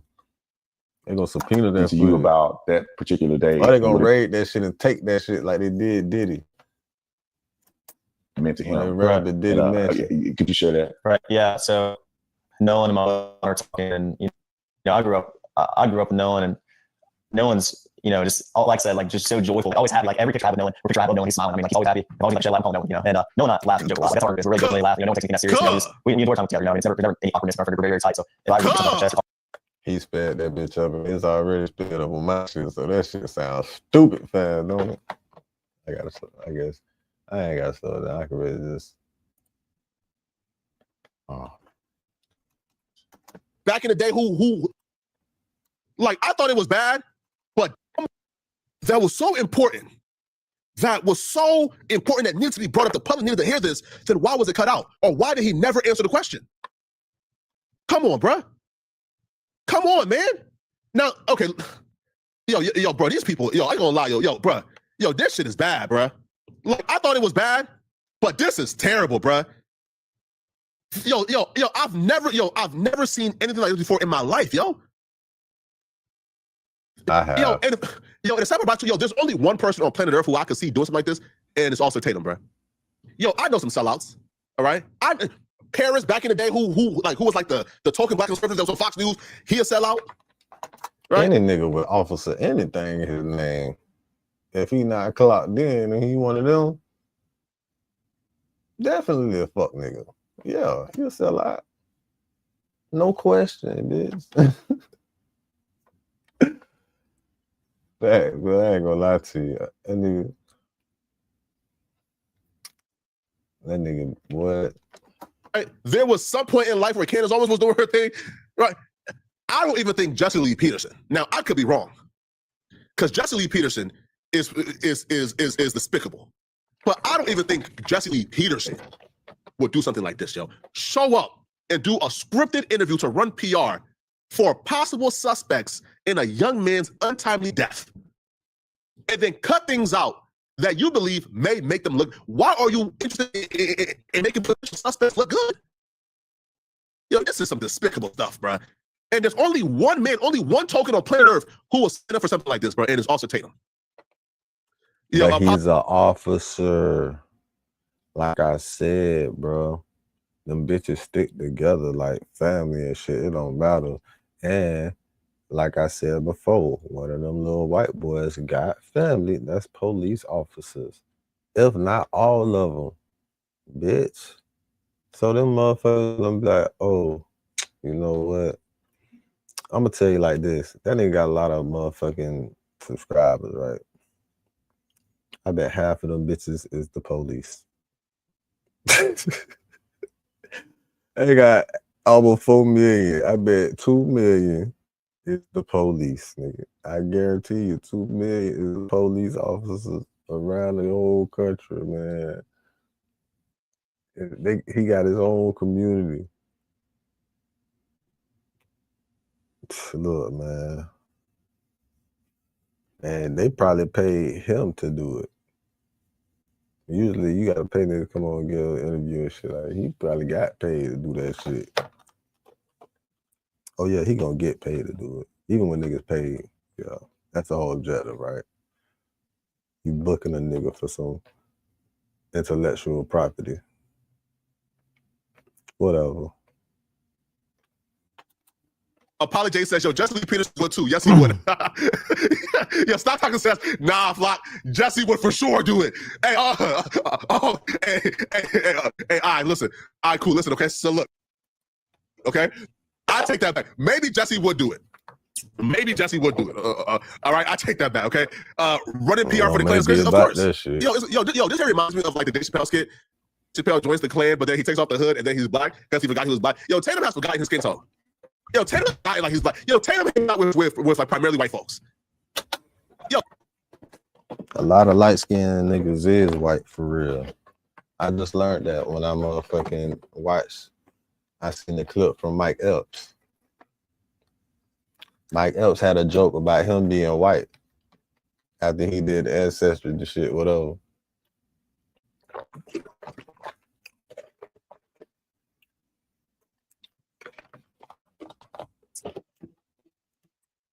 Say he found out he was white. Shit broke his heart.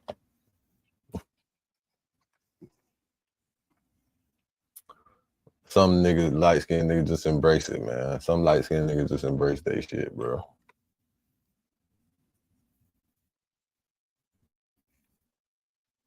He look like he about Mike Epps' color. Do he? He look like he about Mike Epps' color, bro. I ain't gonna count to you. He does sure look like he about Mike Epps' color.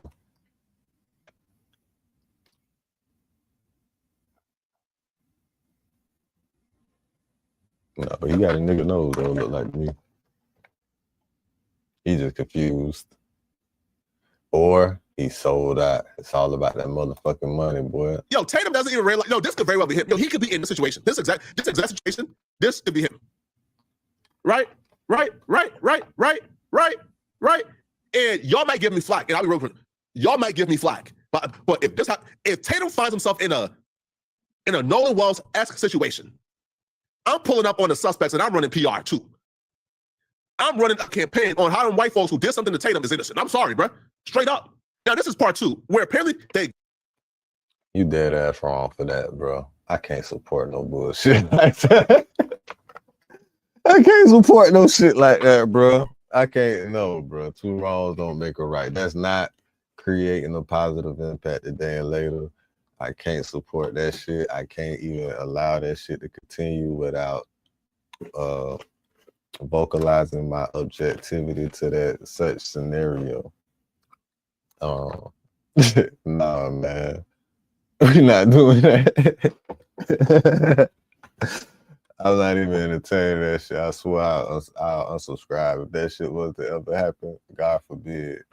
If that shit was to happen and that shit went down like that, and Flacco actually followed through with his word on that shit, I'll unsubscribe from this nigga YouTube. Man, that shit would be fucked up. I'm not supporting that shit, bro. We're not doing that. 2 wrongs do not make a right. But 3 lefts do. Remember that shit. They go to the island.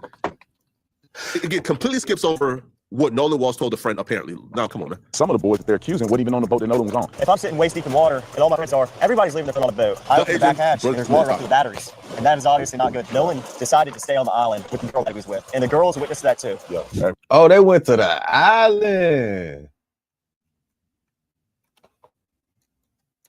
Completely skips over what Nolan Walsh told a friend, apparently. No, come on, man. Some of the boys that they're accusing weren't even on the boat that Nolan was on. If I'm sitting waist deep in water and all my friends are, everybody's leaving their phone on the boat. I open the back hatch and there's water up to the batteries. And that is obviously not good. Nolan decided to stay on the island with the girl that he was with. And the girl's a witness to that too. We're in Mississippi right now. We're getting ready to recount the exact path that the boys took, also with Nolan Wells, from where they docked the boat at, all the way out to Horn Island and back. The boys are going to explain to me exactly what went on, how many people were there, how many boats were taken out, which I think the world is going to be completely dumbfounded when they realize what the truth really is, because the lies have been pervasive. So we're right here where Nolan left on the boat, and you'll find out how many people were there, how many boats, and then we're going to take that same path out. I'm going to go look at Horn Island and see exactly where they could have been to get a perspective that the media don't even care to try to do. And then we're going to trek back and we're going to find out exactly what happened to Nolan. This is the reason why I'm here, man. I want you guys to have a voice. I want you guys to be able to speak out and show what the truth really is, and then let the world decide. I just don't want you guys to end up in a situation where your story never gets heard. Right here is where Nolan and probably 20 other kids. So pretentious, bro. This dude acting like, yeah, no, listen, man, my channel is the only channel that's esteemed enough and good enough. My channel is the only channel, that has the integrity to give you guys a voice. Without me, I wouldn't have a voice. These kids' story is not out there because they chose not to put it out there, bro. Every media outlet on planet Earth would have given these kids a voice if they wanted it. Man, so freaking pretentious, man. Cut it out, bro. Where your story never gets heard. Right here is where Nolan and probably 20 other kids got on the boat. So it's not just Nolan and 3 other kids. That was a lie. That was a myth. I'm going to prove. Why do they keep repeating this as if this means anything? That right here is where the kids were docking. We're going to show you a video that coincides. Prove what? There's nothing to prove here, bro. Whether it was 4 or 20, it doesn't matter. The kid died. I'm going to walk at the exact angle that the video is being broadcast from, so you know that I'm exactly where I say I am. But the boys were here. Tons of people you'll see on the video is getting. All that shit don't even matter unless that's the area where he died at or the area where he was fucking found. All that shit's fucking irrelevant. This is just for a storyline for his weak ass channel. Like I said before, he's friends with the officer in that area of Mississippi. He may not even be, somebody may have just called in favor of support where he's like, oh yeah, he knows it's good, profitable for his channel. Well, you gonna fucking do it. Getting onto the boat, and they took 3 boats out. It wasn't just one. It wasn't just Nolan and 4 boys. It was a multitude of people on several different boats. And some of the boys that they're accusing weren't even on the boat that Nolan was on. But let me show you from the vantage point where I have the video to prove that I'm here where I say I am. How is this proof of anything? Now show the footage of them coming back. That might prove something. And so right now, here's the angle that you're going to see on the footage. It's just from probably that boat to, maybe about 30, 40 feet here to the right. And this is where the video is showing how many people were actually out there, actually getting on the boats. So therefore, it debunks very clearly that it was only Nolan and 4 boys going out here to Horn Island. Debunk what? Okay, cool. It wasn't 4.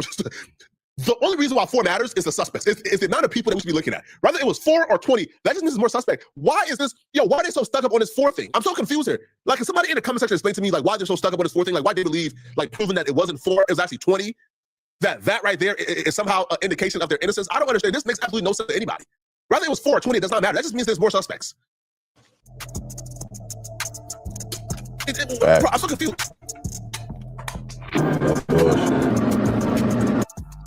All right, you guys, sorry about the sunglasses. It's very bright out here, and I never wear sunglasses, but we're at Horn Island in almost the exact same position where the boys were, where Nolan was. So if you look out right here, just so you guys can get perspective, you have the Horn Island. No, he's not trying to, no, he's not trying to say possible suspects are limitless, right? No, he's saying these kids did nothing wrong, that the proof they did nothing wrong is because there were 20 people on the boat, or 20 people that came with Nolan, and that, like the family is crazy, right? And this was just an accident down. How does there being 4 opposed to 30 prove this was an accidental drowning and nothing nefarious happened? I'm so confused here. Island here, but I want you guys to put this in your mind what this was like on that day. You have boats 2, 3, 4 deep from way down there where you can see all the way through here.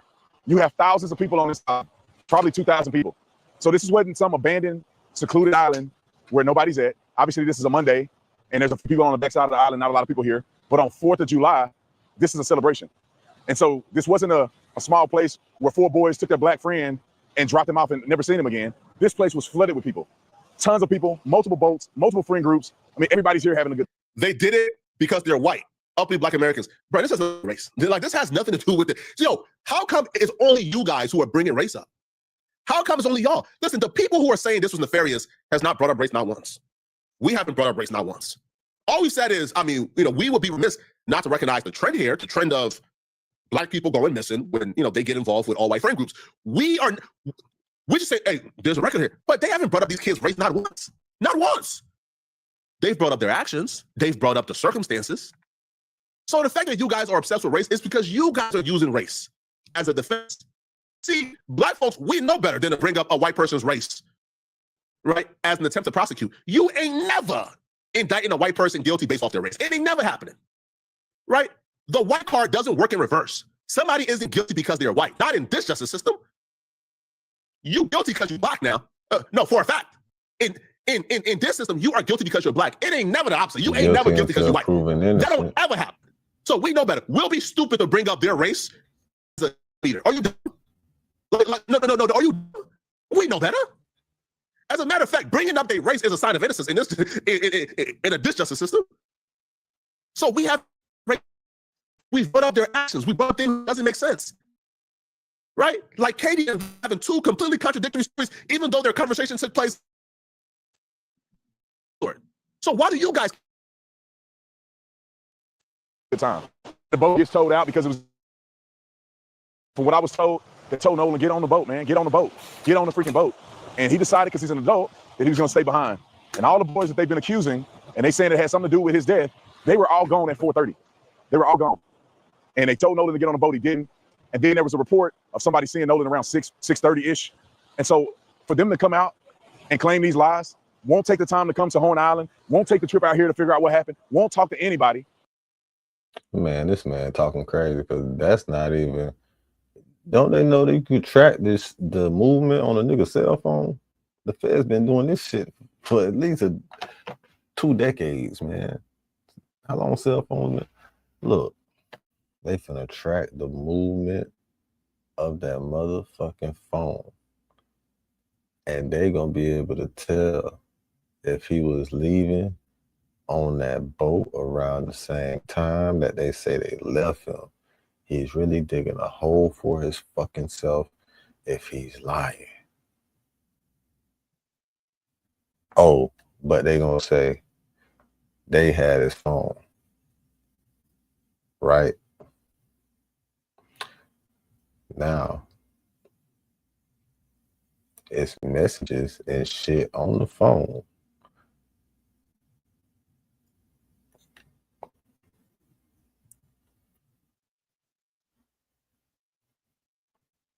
And he had Face ID, Face Lock on his phone.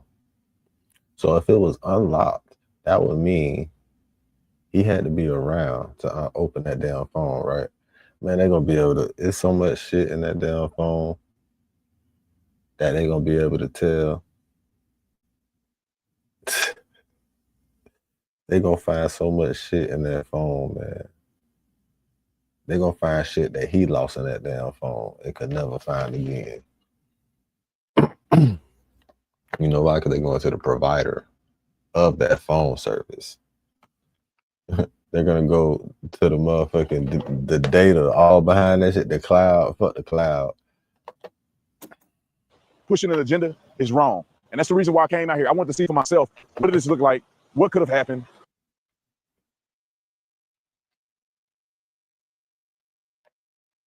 You know, does the stories line up based on what I've seen and what I've heard from people that live here that were involved in this situation? This is use a lie. Man, Tatum, you did not come out here to figure out whether or not stories line up, bro. You came out here to run positive PR for the possible suspects, bro. where the lies started. Use a liar. People were putting out on social media, knowing that they're lying, that this is what it was like on the day that Nolan and his friends came out here to Horn Island. And if it was 4 or 5 people and they came out here and Nolan was with them and maybe it was a few people out here like it is today and Nolan came up missing, then maybe it would be suspicious. But they didn't take the time to give context to the people because they're evil and they're liars. So if it was like that right now, when the situation happened, I can see how people had a concern. But you got to replay this moment with thousands of people. If anything would have happened directly involving Nolan and his friends, you can't tell me that thousands of people wouldn't have seen anything happen. Yo, is Tatum too dumb to realize that argument works against him? Yes, he is. He's a fucking officer. The name of him, it shows you how stupid he is. It shows you, bro. Bro, these bitches, listen, bro. It's a reason why niggas beat cases so much because they don't give a fuck about the law. They don't even study the law. They just there to enforce and do bullshit to lock niggas up and get raises and promotions and move up in their weak ass job and shit like that. Like at the end of the day, bro,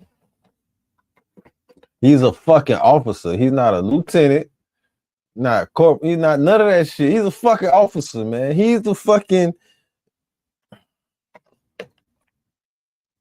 not the sergeant. He's the fucking officer, bro. He's fucking overseer. He's the overseer, bro. He's the fucking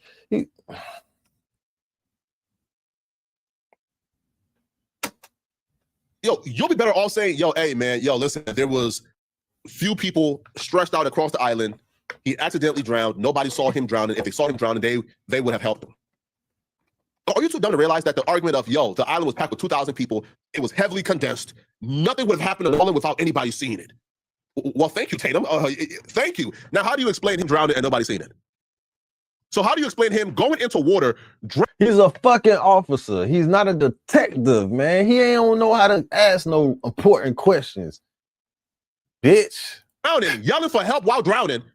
I ain't never seen anybody drown quietly, homie. I ain't never seen anybody drown quietly. It's never happened. Right? It's never happened. Yes, it has. As you're going up. Yes, it has. People have drowned quietly. But at the same time, it's a party, bitch. If it's a whole bunch of music going on, if it did drown right there, it's just a bunch of music. It's a lot of noise. So even if a bit didn't drown quietly, it was splashing and shit. It might have been hard to hear him. I definitely get on that. It probably might have been hard to hear him. But when I say motherfuckers drown silently, if a bitch can't swim at all, and they motherfuckers just end up in the water, bitch, and the bitch, they done sunk, bitch, depending on how deep it is, they already under the water. You can't hear shit. They are drowning silently. You don't even know what the fuck they were. It's like when a baby falls in the pool, bro. All you hear is, if you out there, bitch, you just hear some water splash right quick. And then it's just quiet because straight to the bottom, bitch, no swimming skills, nothing. That's drowning silently, yes. So when you say that, yeah, I just gotta, keep it all the way 100. This is a real nigga reaction. You feel me? Welcome back to the Lit House. Welcome back to the Lit House. Welcome back to the Lit House. This is Home Meet TV. Keep the light within you shining bright. You feel me? Fuck that shade. Get paid, and that's every single motherfucking day. Hustlers on a mission every day. I am capital. Whatever you do it capital. Create a positive impact today and later. Fuck them haters. Get your paper straight like that. Remember, real niggas do what they want to do. Bitch niggas do what they can. Whole ass niggas gonna talk about it, and fuck niggas gonna hate. Regardless. So do your shit to the motherfucking fullest, nigga. That's on my motherfucking grandma, nigga.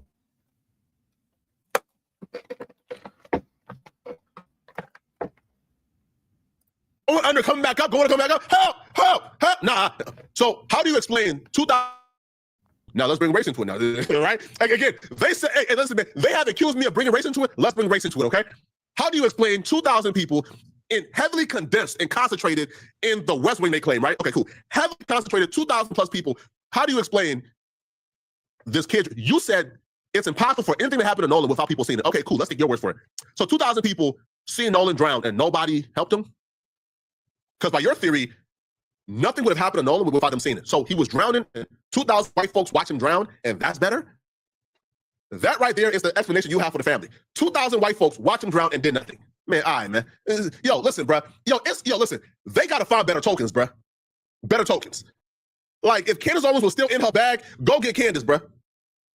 Like, 2018, 2019 Candace Owens was putting belt to behind. Yeah, she was. But she realized the error in her ways as well. Candace Owens was probably the best token they've ever had. 2018 Candace, belt to behind. Oh, Candace was cold. Yo, Candace was cold. Now Candace is now working against them. Yo, get Trying some to smarter. tell you. Tatum is. She recognized the error in her ways. And soon he will too. Tatum is not the brightest bulb. Tatum is not smart at all, bruh. Not smart at all. And so that's pretty much why I wanted to come here and show you guys. This is what they want you to believe it was like on that day, which is a lie. They want you to believe they came to a secluded island just for them, and then Nolan is left behind, and then his body's washed up on shore, and nobody knows what happened. Nobody could have seen what happened but the boys. It's a flat-out lie. Is there anything that you want to say, you want people to know about this whole experience? Yeah, I mean, from someone, if someone's not from here, it's kind of hard to understand, you know, where the island drops off and how the island works. But, you know, there's plenty of people out here, especially on the 4th of July. You know, this is where people come out to celebrate. And, I mean, if you fill the water, you can see right here, Brandon, where it drops off. I mean, you can see literally where it drops off.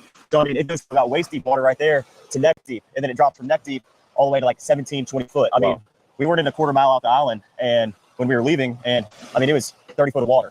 So, I mean, we're walking towards the east right now, but if you walk down to the west, that's where the west tip of the island is, and that's where the current picks up very, very bad. People talk about the phone situation. I want to, because the way you articulate it, I just walk in the water with my pants wet, and you know right away that if you're hanging out in the water, it doesn't appear, in my opinion, that you would have your phone on you. Is that typical for people to have their phones, or? No, I mean, people come out here, especially on the 4th and, you know, Memorial Day, like, you know, days like that, they come out here to celebrate, and people get on the water to be off their phones, first off. Second off, if I'm sitting waist deep in water, and all my friends are, everybody's leaving their phone on a boat, in a lake, you know, if you're sitting on a pond, if no one's getting out of the water with their phone in their hand, unless, you know, it's to take a quick picture. But most of the pictures taken on the 4th of July were on the boat.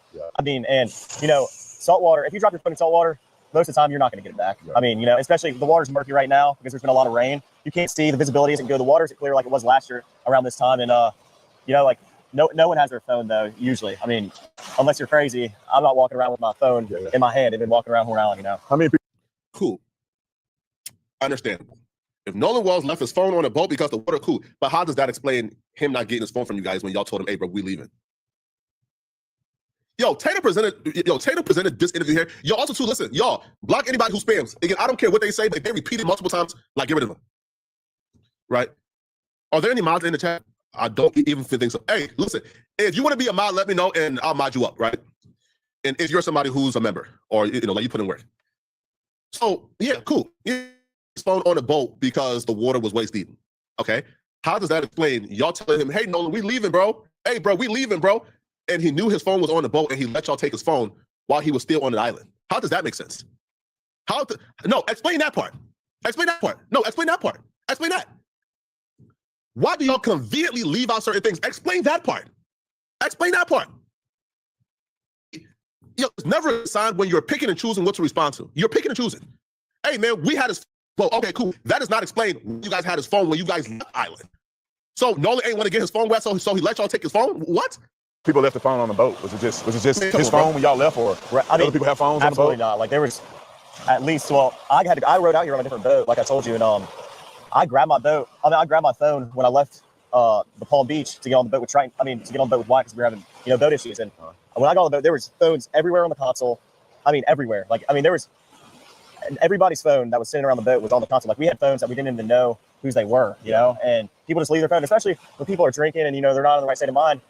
A lot of people are like, oh, I'll just leave my phone. I'll get it later, you know? And that's so, okay. So Nolan's idea was, I'm going to get my phone later while y'all leave the island. So how is he going to get home? Okay. If he would have caught a ride back on the dock, how would he have gotten home without his phone? How would he have called for an Uber or ride or something? Because the boat would have dropped him off on the dock. How would he have caught a ride? If Nolan was so drunk, if he was so out of his mind and so woozy and so drunk that he didn't even care about his phone, he was just so drunk and so out of it, y'all choose to still leave him behind? I don't care what my friend said. If my friend is so drunk that he's damn near unconscious, doesn't care about his phone, he's just completely out of it and void of all sense, I'm taking my friend with me, bro. I don't care if I got to swing him over my shoulders, he's going with me. None of this explains anything we have asked. This was what 2 parts. This is part 2. This is 2 parts so far. We've watched the entire thing, 2 parts so far, of them answering every irrelevant question that has nothing to do with nothing and picking and choosing what to respond to. See, they don't pick the questions that you actually have to give an answer to. They don't pick the questions where you actually, no cap, no kizzy, you actually have to step to something. They picking and choosing. Well, why was the phone on the boat when he was in the water? Oh, no, because the water was knee high. Yeah, no shit, dummy. Now, why did y'all take the phone? Well, we didn't know whose phone it was. Okay, so Nolan never asked you guys for his phone when y'all told him multiple times y'all was leaving? All right, man. That's the way it is around here. You know, you don't take your phone and walk around the island. You know, there's plenty of phones on the boat and, you know, spread out between the 3 boats that we had. And, I mean, we had 20 plus people on spread between our 3 boats. So, of course, everybody's phone was on the boat. I never saw someone in the water that day sitting with their phone in their hand, scrolling on anything or even taking pictures in the water. Yeah, someone might hop out the boat. You know, a lot of girls like to take pictures, you know, in the water. And so do guys, but, you know, girls want to take pictures in the water. Nobody has ever asked in life.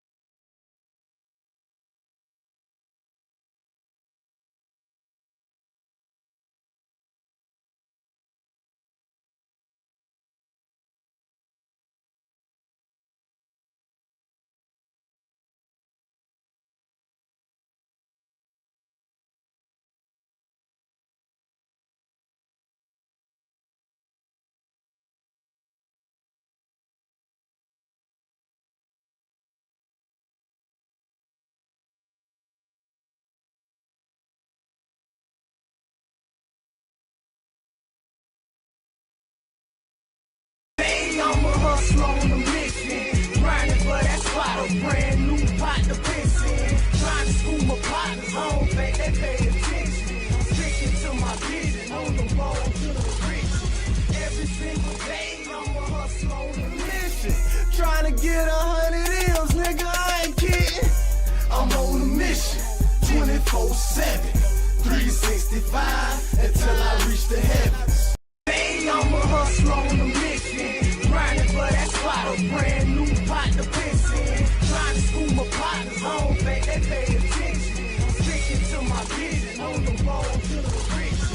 Every single day, I'm a hustler on a mission, trying to get 100 M's, nigga, I ain't kidding. I'm on a mission, 24/7, 365, until I reach the heavens. Hey, I'm a hustler on a mission, grinding for that spot, a brand new pot to piss in. Trying to school my partners, I don't think they pay attention. Sticking to my vision, on the road to the riches. Every single day, I'm a hustler on a mission, trying to get 100 M's, nigga, I ain't kidding.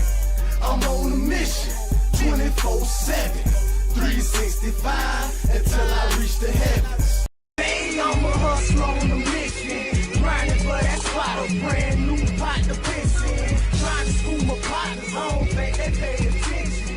Sticking to my vision, on the road to the riches.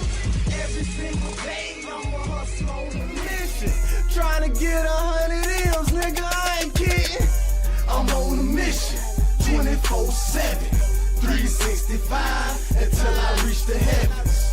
Hey, I'm a hustler on a mission, grinding for that spot, a brand new pot to piss in. Trying to school my partners, I don't think they pay attention.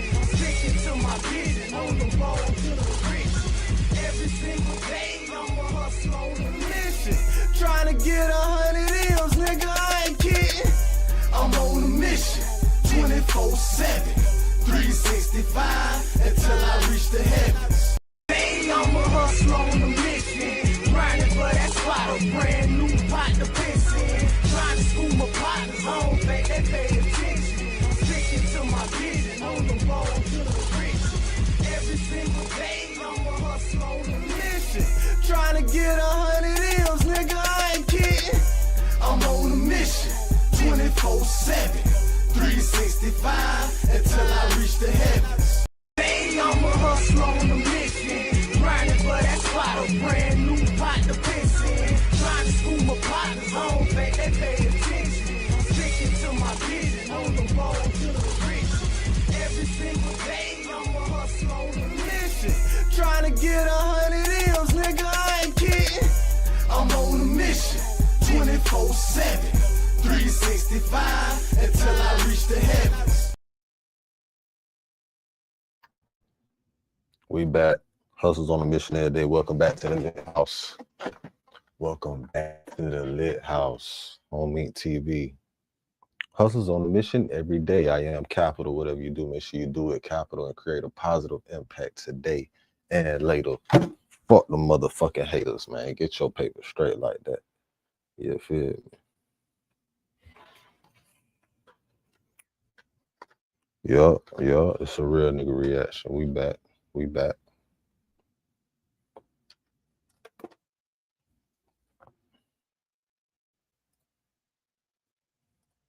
in life. Why did nobody has ever asked in life, why was Nolan's phone not with him when he was in the water? Yo, talk to O'Shea. O'Shea said, check your inbox on Instagram, O'Shea. Yo, for Jerry Curl and stuff. By the way, if you go to Lazo said there's a guy named Dave Anderson that you can debate or talk to about the sports stuff with. On Sunday, Michael live on Sunday. Yo, O'Shea, I'm gonna call you or text you like after this live. Yeah, okay, Dave Anderson. All right, cool. Shout out to Dave Anderson, man. Shout out to Dave. Here, so the public says clearly you've never partied at the lake. If you're drinking at the lake trying to hit, you are not worried or even think about your phone. Okay. Black Republican, please call in after this segment, okay? Call in after we get through the third part. Let's go back and forth. Let's go back and forth, please. Please, okay? Let's go back and forth. I want play defense for Warren. Let's go back and forth. Let's have a discussion for everybody to see.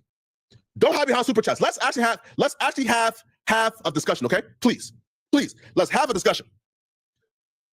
Nobody has ever asked in life why did Nolan not have his phone in the water? Nobody has ever asked that. We've asked, why did Nolan not get his phone when y'all was leaving if he was going to stay behind and get it right somewhere else? So Nolan didn't think, hey, bro, give me back my phone? Yo, this makes no sense. After a second, you might hop out the boat and be like, oh, I'm snapping this picture of myself or of someone else. But as soon as I get back in the boat, I'm putting my phone up and I'm getting back in the water and I'm hanging out with my friends. Yeah, that's just common sense, man. And describe to me what the day was like. I saw a video online. How hectic was it out here? I mean, right now it's barren. There's not a lot of people out here. Right. But clearly that's not what it was on the 4th of July. So, like, how dense was it with people here? Well, I mean, you look at all the videos, that are spread out online. A lot of them, you can't believe what you see all the time online. You know that better than anybody. But, I mean, there was... Didn't the girl say she seen he left? She told him he was leaving. He was getting on the boat to leave because they had to leave. And she seen them leave. The girl said that, didn't she? Boats lined up all the way down the island. And there was rows. There was the first row, there was the second row. We were in the third row where it drops off. And then there was even boats in front of us. And this went all the way down towards the east end of the island. And then there was people on the east tip. And we're on the north side now, but there was people on the south side. Yo, look at it. Yo, exclusive screenshots. What the? Yo, bro. Hey, yo, this like a Boondocks kid. Exclusive screenshot. Yo, what's exclusive about this screenshot? Yo, what does this prove, bro? What does this? Yo, come? Yo, bro. I gonna lie. Yo, Tatum, bro. You cut the mess, bro. Tatum cut the nonsense, bro. Exclusive screenshots. These exclusive screenshots will prove and answers the tough questions. Coming in part 3, we got exclusive screenshots. Tatum, what are you talking about, homie? Yo, you gotta cut the nonsense, bro. Tatum, you are an absolute sellout, bro. What is this? Yo, what are we talking about, bro?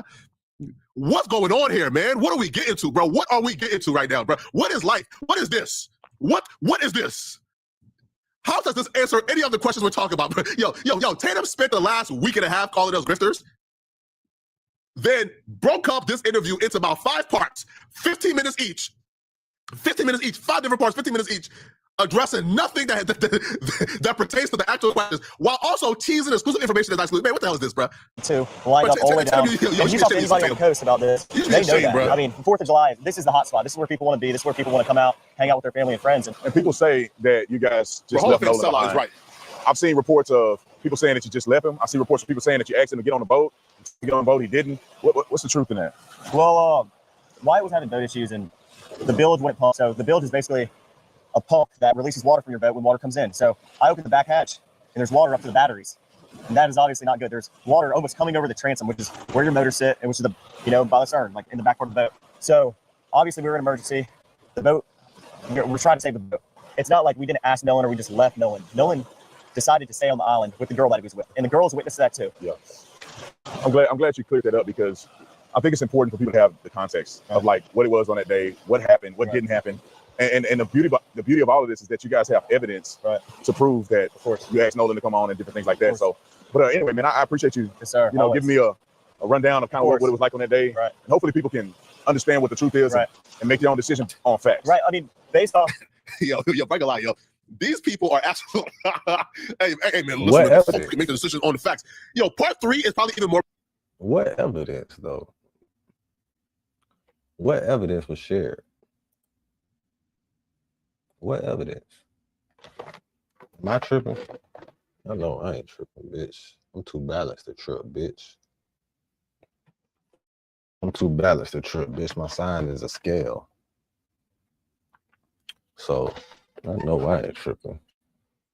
What evidence? what evidence has been presented? Because either way, whatever.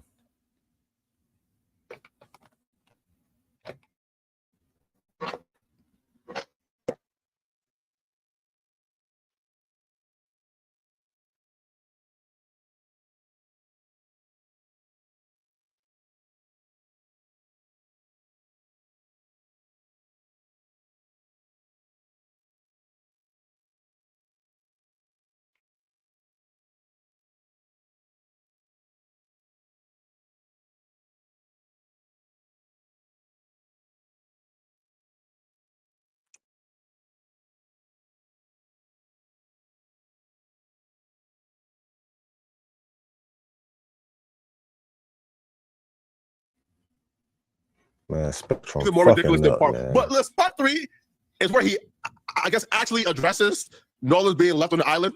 The last 2 parts was an absolute waste of time. Like, you know, but we actually had to go through each and everything so that y'all can actually hear and see the ridiculousness of this. There's not a lot of people that are from the Mississippi Gulf Coast that don't understand Horn Island and don't understand the way boating works. You know, boating is a tight-knit community. I like to fish a lot, and, you know, there's, you know, everybody, a lot of people know a lot of people. Everybody knows everybody. I know a lot of fishermen on the Gulf Coast. They know me and my buddies because we like to go on the water all the time. I mean, that's what we do in the summer. And, I mean, a lot of people from the Gulf Coast know the truth behind me. Oh, you don't take your phone out. But, you know, the little facts. It's a difficult subject. This Horn Island. What's up with hold on, yo. What's up with these jump cuts, yo? What's up with these jump cuts, bruh? You don't find these jump cuts like suspicious at all? Do anybody find suspicious? Oh, you don't take your phone out. But, you know, the little facts. It's a difficult subject. Come on, bruh. Come on. Truth behind me. Oh, you don't take your phone out. But, you know, the little facts. It's a Yo, it's as if, like, for example, right? They ask him, yo, but talk about like what Nolan told you that was exclusive that nobody has ever heard before. Tell us what Nolan told you that even the family doesn't know yet. Jump cut, never says it. Gets to talking too much. Hey man, these little facts about the jump cut, move on to something else. What? Why is Taylor going out of his way to protect these people?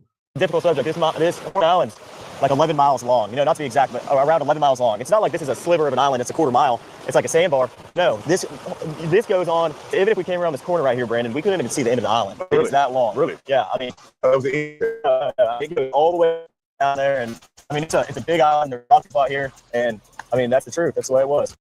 Man, bro, price of tea in China. Now, listen, there's actually more parts. Oh, Tatum is the ultimate grifter, bro. Tatum is the ultimate grifter. Yo, there's more parts actually. So let's get to it. So this is part. Okay, this is part 3. Now apparently Tatum is. Yo, I heard there's like a 10-part series. Well, it's like 10 parts that I heard. Okay? But this is part 3, where I guess he spoke on. This is where, again, this is 24 minutes. This is where he actually speaks on, by the way, what took place with Nolan, or how or why Nolan was left behind. So let's get to it, man. All right, so I want to be clear with this one thing, because I know you mentioned before. Is there any chance or any knowledge that you have that anybody deleted stuff from his phone? Everybody was out there. The group was to leave prematurely. Right. Like, but explain that, because you guys got there around 10. Yeah. It's now 4:30. Right. People are still out there partying and they're having a good time, but something happened to where it necessitated you guys to get the boat up and running. Can you explain that? Yeah. So I looked out, I had a girl come up to me and say, "Hey, your brother just got in a fight." And obviously I have a younger brother, and that's what she was talking about. And I was freaked out. So I walked over to the beach, and I didn't walk over. I ran over. I made a beeline. I didn't talk to anybody. No. Now we getting somewhere. Yeah, because you guys. Now we getting somewhere, man. Warren and his group of friends were black. Officer Tatum would have called them hooligans. He would have called them thugs. I'll be real, bro. It felt like Nolan, because they described Nolan as what? Warren said Nolan ain't never said a bad word about anybody. Nolan is a great kid. Nolan's a good kid. Oh, no. Oh, no. Nolan was rolling around with a bunch of thugs. Nolan was rolling around with a bunch of thugs. A bunch of people who was going around causing problems and trouble. These were thugs. Now listen, these thugs who was on the island causing trouble, fighting, getting in brawls, want us to believe that they ain't take their anger out of man. Listen, man, once you show me you got the proclivity for violence, I have to apply that when I make an assumption on your guilt. These is thugs, man. These is violent criminals. These are the usual suspects. Oh, no, y'all been paying these kids as if these kids are like model scholars the whole time. They're a group of thugs. Now you mean to tell me, man, these thugs who was on the island getting violent ain't get violent with no? I don't know, man. Oh no. Now Tatum, now you getting somewhere, Tatum. My buddy's tied on. Yeah, so y'all pretty much having a good time. Come And on. then you guys get ready to leave prematurely. Right. And like what explain because you guys got there around 10. Yeah. It's now 4:30. Right. Mm-hmm. People are still out there partying and Right. they're having a good time, but something happened to where it necessitated you. Wait. Hold on. Y'all missed that. Because you guys got there around 10. Yeah. It's now 4:30. Right. People are Hold on though. They said they left at 3. They said the boat was taking water at 3. They drove out. They didn't call for help. Help came. They went back, and they got like told away or right like help came, fixed whatever they had going on, and then they left at about 4:30. They needed to leave at 3 p.m. according to them. Got stuck because their pump wasn't working. Called for help, and then they left. So they departed the island finally at 4:30. But Tatum says, no, the altercation started at 4:30 and they ultimately left at 4:30. Those timelines doesn't make sense at all. It doesn't make sense at all. still out there partying and Right. they're having a good time, but something happened to where They were still having a good time at 4:30. They said, listen, they said they left at 3. No, Judge says last time they seen Nolan was 3 p.m. They left the island at 4:30. They said, again, when you look at the timeline they gave the police, they started to leave the island at 3 p.m. They got stuck on the northwest part of the island. They called for help. Help came, fixed up the boat, and then they left at 4:30. So hence, if you was already leaving at 3 p.m., the reason for you leaving at 4:30 wouldn't be because the fight stopped. where it necessitated you guys to get the boat up and running. Can you explain that? Yeah. So I had a girl come up to me and say, "Hey, your brother just got in a fight." And obviously I have a younger brother, and that's what she was talking about. And I was freaked out. So I walked over to the beach and I didn't walk over. I ran over. I made a beeline. I didn't talk to anybody. Put my drink down and walked over there. And my brother was kind of angry and there was a lot going on, but someone was getting pulled away. I don't know who it was. And my brother was like, "Oh, I just got in a fight." And this guy punched me in the face and I punched him right back. And then went to the ground. My brother put him in an armor. And Was Nolan involved in any of this? Absolutely not. When I was over there, it was a bunch of younger guys like my brother's age. And I mean, Nolan, I never saw Nolan over there. Yeah. Absolutely not. And but Come on, man. okay, sorry, I just lost my Come on. Why did he asking you if Nolan was involved? Maybe the train of thought. And look at him smiling. Look, we got them. Oh, we got them. Look at this. Look at this. Oh, look at this. No. Him was Nolan involved. Made him lose his train of thought. Look at him smile. What? We ain't see a smile. Wow. Wow. Oh, yo, Terry, was Nolan involved? He says no. And then he starts to look at a smile this big. What's funny about this? What's funny about this? Like, I'm so confused. What's funny? Look at this devil. Look, Pete, come on, bruh. This ain't suspicious to y'all. This ain't suspicious. We got him. We got him. Let's rewind it back real quick, people. Well, watch this. So you get No. Hold on, bro. Hold on, man. What? Look at this devil. I never saw Nolan. No. Watch this, okay? Okay? He's telling the story full with no hiccups. Oh, no. He got the script down packed with no hiccups. I don't know who it was. Someone was angry and, there's a lot going on, but someone was getting pulled away. I don't know who it was. Murder is the code, man. Murder is the code. These white boys been listening to too much Gucci and G. Murder is the code, bro. I don't know who it was, homie. I don't know what happened. We came over. We got busy. I don't know what happened. Murder. Yo, these folks is thugs, bro. These is thugs. These is gangsters. Yo, the man said, listen, man, we on national television. Yeah, I don't know what happened. Why are we treating these people like they just regular kids? Yo, murder, bro. Nah, homie. This is a G. This kid is gay. Man, I don't know what happened. Yeah, I don't know what took place. Murder. Come on, man. Dog. Someone was getting pulled away. I don't know who it was. And my brother was like, "Oh, I just got in a fight." And this guy punched me in the face, and I punched him. So somebody punched your brother in the face. You came over, and you don't know who punched your brother in the face. Man, murder, man. Right back. And then went to the ground. My brother put him in an armbar. And was Nolan involved in any of this? Absolutely not. When I was over there, it was a bunch of younger guys like my brother's age, and I mean, Nolan. I never saw Nolan over there. Yeah. Absolutely not. And okay, sorry, I just lost my train of thought. Come on. Cuz. We ain't see, listen, man, we didn't see this man smile or laugh the entire interview. The minute they ask him, okay, in altercation so violent, in altercation so violent, y'all had the person in a headlock. Punches got thrown, fists got thrown. You don't know who punched your brother in the face. You don't know who your brother put in the headlock. Cool. Was Nolan involved? This is the reaction right here, man. Oh my God. Now look at this. Yo, look at this guy right here. Yo, look at how despicable this dude is, man. Look at how despicable Tatum is. Look at Tatum's face too. Look at this guy, man. Hey, yo, look at this guy real quick. Look at Tatum's face. Yo, I swear, yo, listen, man, I don't ever in life want white validation this bad, bro. Yo, Tatum thinks he's white. You can't tell Tatum he's not Caucasian, man. You can't tell Tatum he's not a Norwegian Viking. Well, yo, when Tatum looks in the mirror, oh, he sees a Norwegian Viking. Those Norwegians, the 6'5", big, strong, powerful white boys. Tatum thinks that's him. Nah, yo, I'll be real, Tatum. You despicable, homie.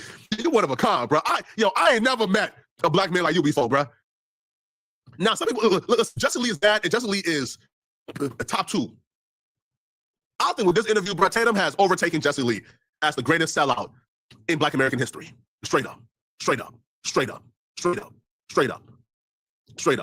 And this is crazy. So you how do you get to laugh and talking about your best friend's death? You get ready to go. There's an issue with the boat. Okay, yeah. And this is what led up to that. That's what I'm saying. So the fight happened with your brother, or the scuffle. I'm assuming that it was cleared up. Right. You got your brother out of that situation, and then how did you find out that this boat is sinking? Well, I walk back over, and like we're probably around each other for a little bit. I mean, wait, why Tatum got? Hold on, bro. I'm sorry for pausing. Yo, why Tatum got this dude out of the situation fast as hell? Yo, Tatum cut off the kid before the kid even finished the story about the altercation. He cut him off completely. Yo, Tatum cut him off completely. Yo, Tatum said, hey, bro, you get a search. Let's get past it. Tatum completely pivots off the altercation and the fight. You ask about Nolan, the kid starts laughing. You pivot completely. Hold on, man.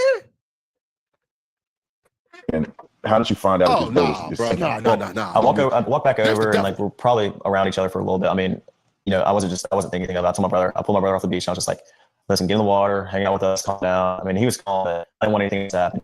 And so once I got back over to the boat, I got on the Triton, and the Triton had probably about 6 inches of water up to the transom. And I was freaked out because I'm good friends with Wyatt, and that was his boat. And, no water's coming out, no access water's coming out. And, it was a big issue because I think the reason was because there were so many people getting on and off the boat. And at some point, the boat was very, very crowded, and there was just a lot of people on. So that drags water in. And eventually, I think over time, we were out there for a couple hours, the boat just started filling with water. So I popped the starboard side hatch, and the battery was completely underwater. And so the motor wouldn't trim down. I mean, my buddy would go to trim it down from the console, it'd trim down, and then it'd come right back up.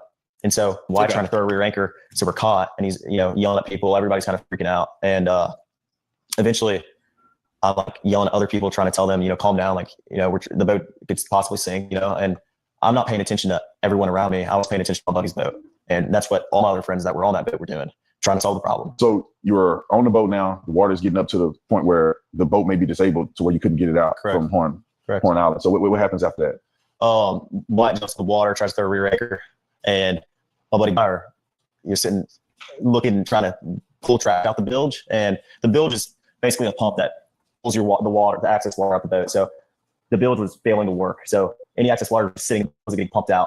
And I looked over the gunnel, and I looked at the release hole for the bilge, and it was even with the water. So, I mean, we're all freaking out. All of our, we're not focused on anything else for the boat.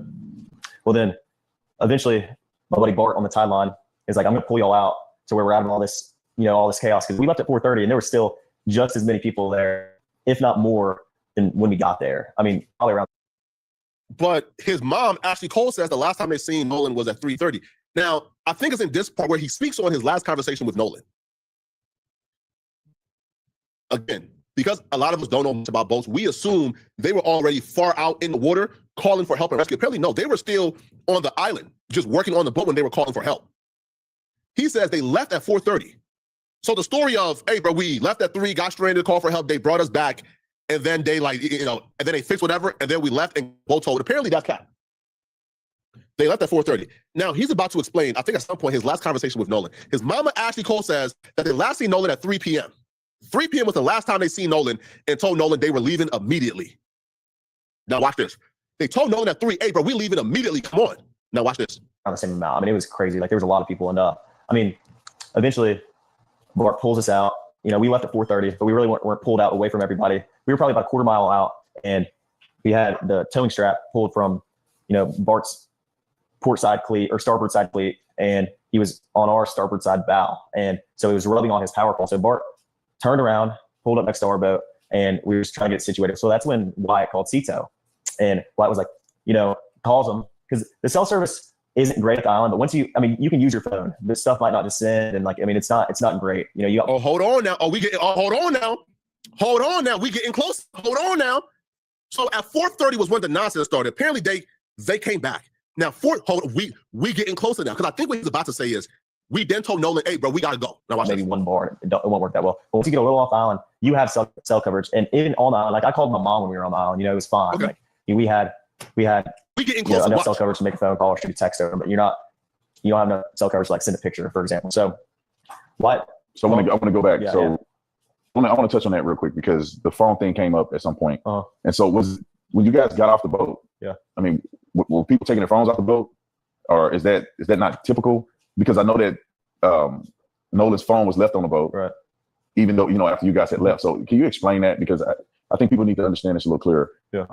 Was it typical for people to have their phones left on boats, or did they keep their phones in the water? Yeah. I mean, we've already talked about this. Everybody kind of goes out to the island to get away from, you know, their phones and everything else. I know I got on the boat to get away from, you know, just the regular world. And no, when you're waist deep in water, no one's carrying their phone in their hand. Especially Horn Island, the water has been very, very murky because of the rain. And man, but skip this part, bro. Man, listen, it's just very risky. If you're on your phone in the water, you know, some people might have a couple minutes and maybe take some pictures of each other. You know, I know a lot of girls like to take pictures in the water. Well, you know, guys do too. You know, like people like to take pictures. But a lot of pictures are on the boat for a reason. And so, no, I mean, if somebody's on their phone in the water, they're using their equipment right back on the boat. We were all waist deep in water. No one's sitting there scrolling on their phone. I never thought that once. I've never seen that once. I've got the island my whole life. I mean, that's just not something people do. People are on their phones, and everybody has their phone, yes, but it's always on the boat. No one's getting off their phone. So you got to get ready to leave out of there, get towed out. And then where's Nolan in the situation? Well, Nolan was.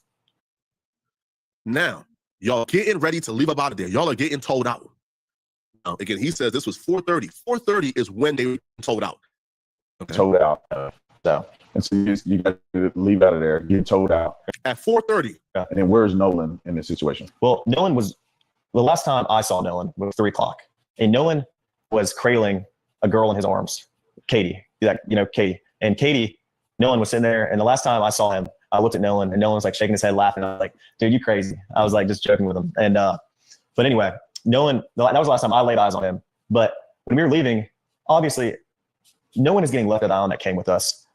Now, here's why that don't make sense. Now, again, before we get there, though, he says the reason why they were leaving abruptly is because his brother got into a fight. His brother ain't getting into a fight at 3 p.m. now. We leaving. So they told Nolan, hey, bro, we leave right now because the boat is messed up, bro. We leave right now. The boat messed up, we leave right now. And then you stayed an additional hour and 30? Huh? You told Nolan at 3 p.m. 3 p.m. You noticed your boat was apparently like messed up, had some type of thing wrong with the pump at 4:30. You called for help at 4:30. So why was you there for an hour and 30 if you was rushing Nolan to kind of leave with you immediately? These are the questions that they never answered. These are the questions they never press him on. They never press him on it. You told the kid, yo, it's an emergency, Nolan. We got to leave right now, bro. Our stuff is broke. We got to leave right now, bro. At 3 p.m. But ain't called for help until 4:30 and leave the island like after 4:30. Nolan, that was the last time I laid eyes on him. But when we were leaving, obviously, no one is getting left at the island that came with us unless they demanded to, you know, and asked, you know, this is a very common thing at Horn Island. When you're out there, a lot of people ride out there with someone and in with somebody else all the time. I've done that 100 times. You know, it's a very common thing, but Nolan was sitting by the boat with that Katie girl, and my buddy yelled for Nolan, get on the boat. We're leaving. The boat's having issues. And like, no, he didn't say that. He was panicking. Nolan, get the F on the boat. Get on the boat. And Nolan said, no, I'm staying out here. I'm going to ride with somebody else. And it's not uncommon to hear, but it's not like my buddy asked him one time. My buddy asked Nolan multiple times to get on the boat. Nolan, get on the boat. Get on the boat. We're leaving. If you're coming, you got to come now. And Nolan, get on the boat. We are leaving. If you're coming, you got to come right now. The pump is broke, bro. But you told Tatum you guys ain't discovered the pump was broken until 4:30. Y'all tried to move certain things from it. It didn't work, so you guys called for help at 4:30. So why would you guys in a rush to leave at 3? I'm confused. And if you guys was in a rush to leave at 3 p.m., wouldn't you guys have discovered the boat was messed up at 3 p.m.? Huh? And if y'all told him, hey, bro, we leaving. Hey, bro, we got to go right now, bro. Nolan said, oh, damn, yo, pass my phone, bro. If y'all leaving, I'm staying. Y'all ain't what? How does this make sense to anybody? How does this make sense to anybody? And Nolan made a decision to stay out on the island. And like he said, you know. How many people heard that? At least 5. I mean, everyone that was on our boat right there because already left. My buddy went home on the Palm Beach, and 3 guys on the way back. And Nolan wasn't the only person to ride out there with us and in with somebody else. I mean, we had multiple people in our group that rode out with us and rode in on someone else's boat. And that, like I said, that's not an uncommon thing to do. You know, I mean, a lot of people do that. I could name probably 50 people out there that day that ran out with somebody and ran back in with somebody. So, I mean, it's not like it's an uncommon thing, but it's not like we just left him there or my friends just left him there. Nolan made a decision to stay on the island after my friends asked him multiple times and told him to get on the boat, and he decided to stay. And I heard the girl that he was with, Katie, had text somebody that she heard people yelling for Nolan to get on. Is that true? And I have a picture of that. She texted my buddy, and the next day everybody was panicking and everybody's texting Katie, you know, because she was obviously seen with Nolan the whole day at the island. Katie sent a message to my buddy the next day and said, you know, this last time I saw him, you know, he's really sweet. But she also mentioned that the last time she saw Nolan was when my buddy was yelling at him to get on the boat, and she was right there to see that Nolan decided not to. Yeah, so you guys get in. That's not what Katie said, though. Not what Katie said. That's not what Katie said, though. That's not what Katie said. No. That's not what Katie said. See? No. That's not what Katie said. You know that ain't what Katie said, too, don't you, bitch? Let's see if Officer Fuckface. Let's see if he brings that up. Let's just see. I doubt it, but let's just see.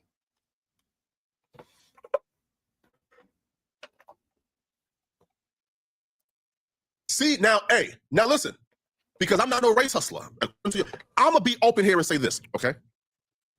If Katie is feeding us a different story and she's feeding them a different story, then we got to look at Katie. But Katie came out and says, yo, the last time I seen him was he told me that he was going with his friends.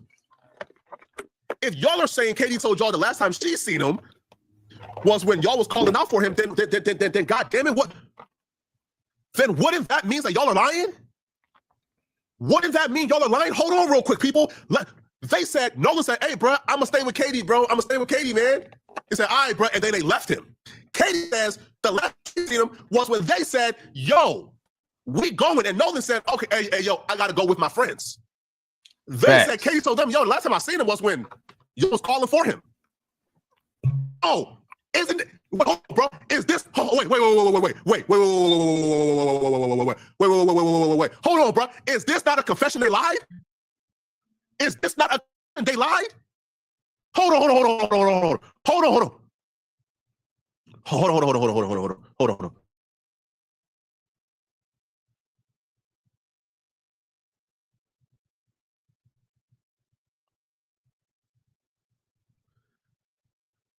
Is this not a hold on, bro? Hold on. Buddy says they asked Nolan, yo, we leaving. He was cuddled up. He was cuddled up with Katie, like he was cuddled up with Katie. And they asked him in front of Katie, hey, bro, we leaving. And it's not uncommon to hear, but it's not like nobody asked him one time. Nobody asked Nolan multiple times to get on the boat. Nolan, get on the boat. Multiple times, get on the boat in front of Katie. But we're leaving. If you're coming, you got to come now. And Nolan made a decision to stay out on the island. And like he said, you know. How many people heard that? At least 5. I mean, everyone that was on our boat right there, because the Palm Beach had already left. My buddy went home on the Palm Beach, and 3 guys on the way back. And Nolan wasn't the only person to ride out there with us. And so they was yelling, hey, Nolan, we leaving. Nolan chose to stay behind because he was cuddled up with Katie. Katie heard this conversation. Let's fast forward real quick. Now, look what he said Katie told him. Now, if they was yelling out to Nolan, we leaving, and Nolan says, I'm staying behind with Katie, I'm not leaving, then Katie's explanation would not make. Watch this. Had text somebody. Yeah. And multiple times, Nolan made a decision to stay on the island after my friends asked him multiple times to get on the boat. And Nolan made a decision to stay on the island with Katie. He had Katie in his hands. I left him there, or my friends just left him there. Nolan made a decision to stay on the island after my friends asked him multiple times and told him to get on the boat, and he decided to stay. I heard the girl that he was with, Katie, had text somebody that she heard people yelling, correct, Nolan to get on. Is that true? I have a picture of that. She texted my buddy, and the next day everybody was ready. Katie confirmed, yo, I heard them telling Nolan, hey, bro, we gotta go.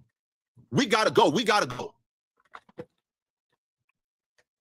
They say Nolan never came with us. Katie saying, I heard them screaming, he gotta go. And Nolan told me he was leaving with them. Texting Katie, you know, because she was obviously seen with Nolan the whole day at the island. Katie sent a message to my buddy the next day. She watched him get on the boat. This is the last time I saw him. You know, he's really sweet. But she also mentioned that the last time she saw Nolan was when my buddy was yelling at him to get on the boat. And she was right there. That means he went with you. Oh my God. Yo, this is it. This is it. This is the confession. It's either Katie got something to do with this or y'all got something to do with this. This is the confession. And that white girl ain't got nothing to do with it. Nolan did not come with y'all.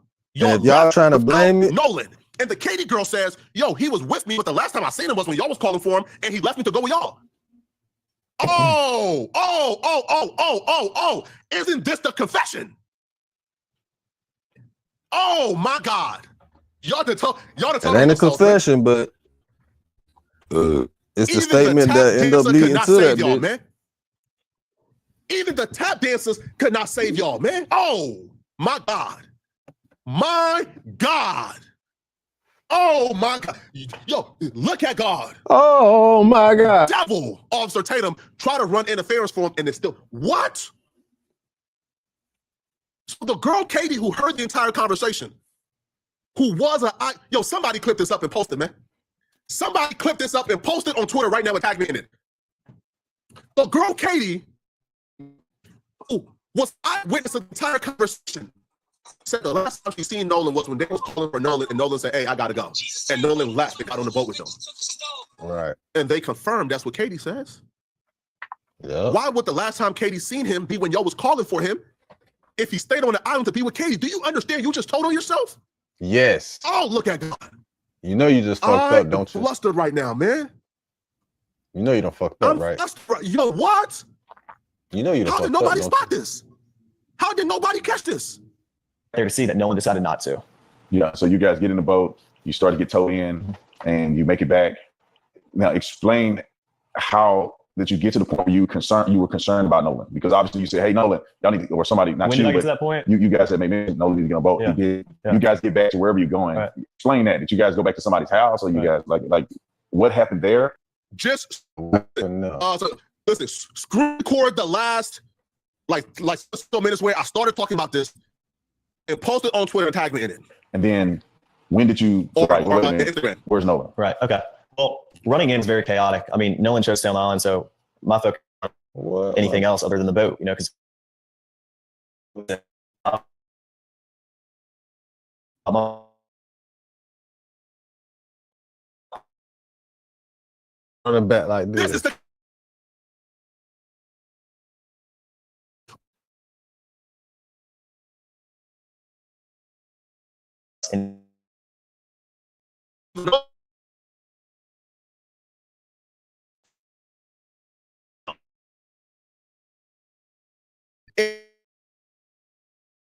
with Katie, I'm not leaving.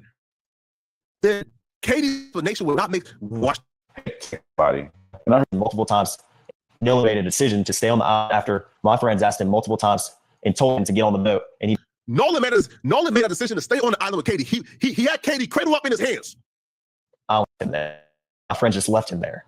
Nolan made a decision to stay on the island after my friends asked him multiple times and told him to get on the boat, and he decided to stay.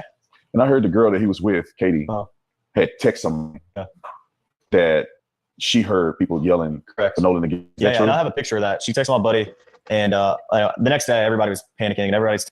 Katie confirmed, yo, I heard him telling Nolan, hey, bro, we gotta go. We gotta go. We gotta go. They say no. I gotta go and knowing he was texting said, "Wait, but she only black." She was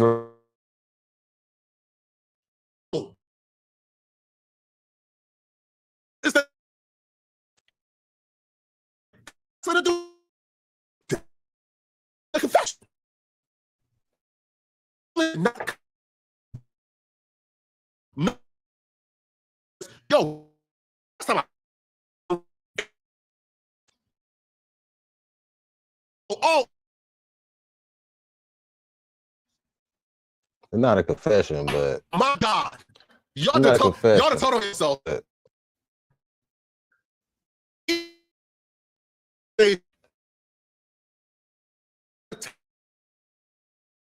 Oh my God. Oh my God. Yo, look at God. The devil of Tatum run interference for and it's still what? So girl Katie, who heard the entire conversation, who wasn't put this up and posted, man. Somebody clip this up and post it on Twitter right now and tag in it. The girl Katie, who was eyewitnessing the conversation, said the last time she seen all the when they was calling for her and said, hey, I gotta go. Right. Last calling. Do you all look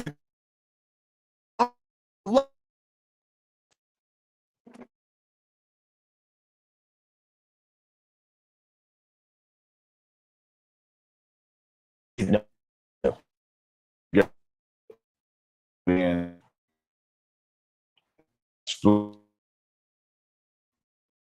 you were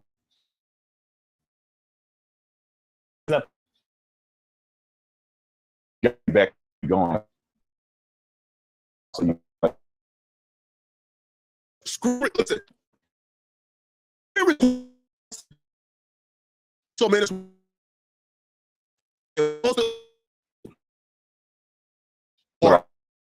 no. Right. Okay. Running in was very chaotic. I mean, no one chose to stay on, so my focus wasn't on anything else other than the boat. You know, because if the boat doesn't get in, no one gets in. You know, I want to stay out there on these boat. And no one, my buddy jumped out and pulled the plug on the boat once we kind of got there because he got the motor to trim down. And the motor trimmed down. My buddy White pulled the plug and we planed off, moved all the way to the front of the boat so we could plane off. And eventually planed off. And the boat was running. So when you're playing off the water of the boat, and you're home, you know, we're going pretty 42 miles an hour. And so all that access built up the boat is coming out of the boat. So, and that's what we had to do. So we Fort Bayou, and we didn't just run straight to my buddy's grandparents' house. We ran to Fort Bayou. A couple of us jumped in the water, and why like the whole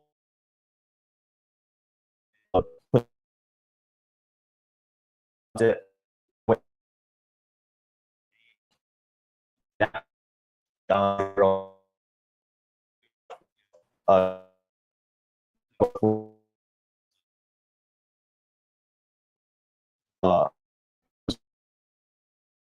no swim, no we were doing like and pitch.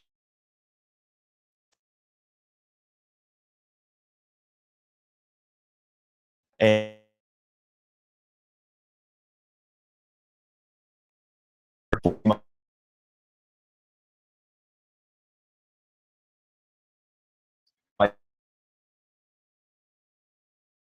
like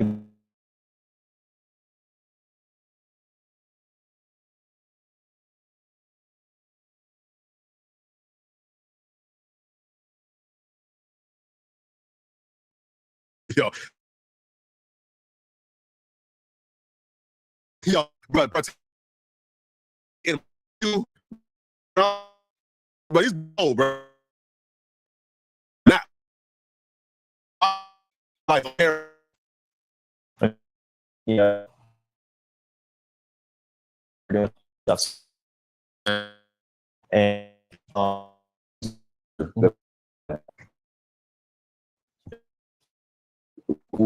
picture associated with, because you, yeah. So that's been floating.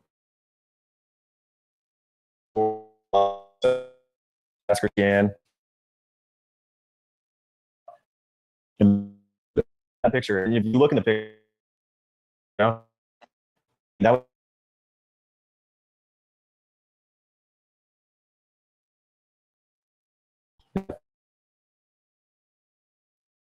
So having a good time. I remember about That my friend.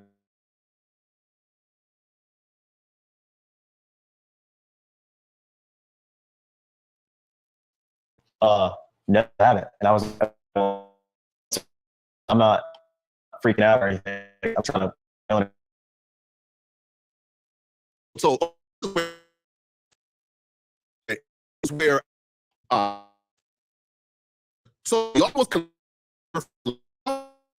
his phone.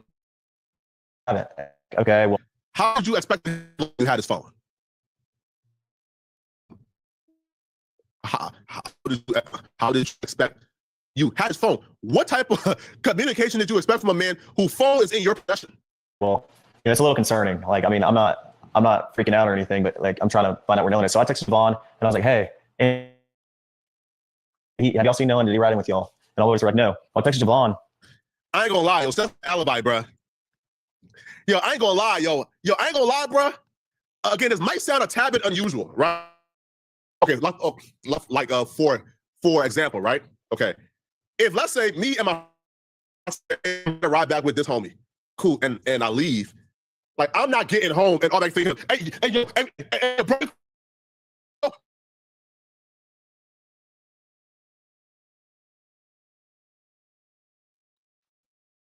Like, assuming homie is missing.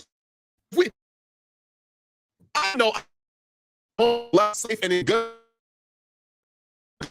with somebody home. Hey, yo, see what? Let's just you rob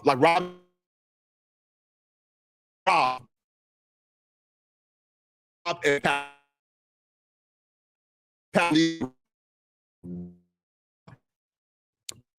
at the function. Yo, did you see Rob? Huh? Whoa. I've been robbed as soon as it.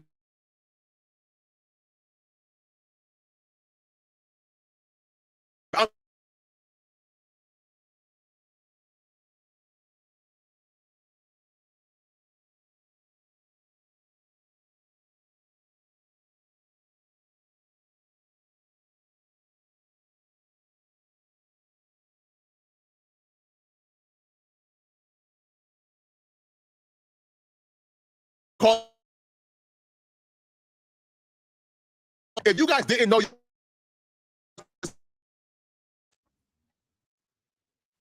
man, come on, man. Because man, come on, I heard from Nolan, and he hasn't on the call the coach part. And so eventually, Javon sent me her number. Who's her? Christine. Miss Christine. Yeah, Nolan's mom. Yeah, and I walked down because there were a lot. There was not a lot. You know, there was like 50 of my friends there. I was just like walked down the dog with a couple of buddies, and I talked to Christine. Called her the first time. She didn't answer. Second time, I don't know. Well,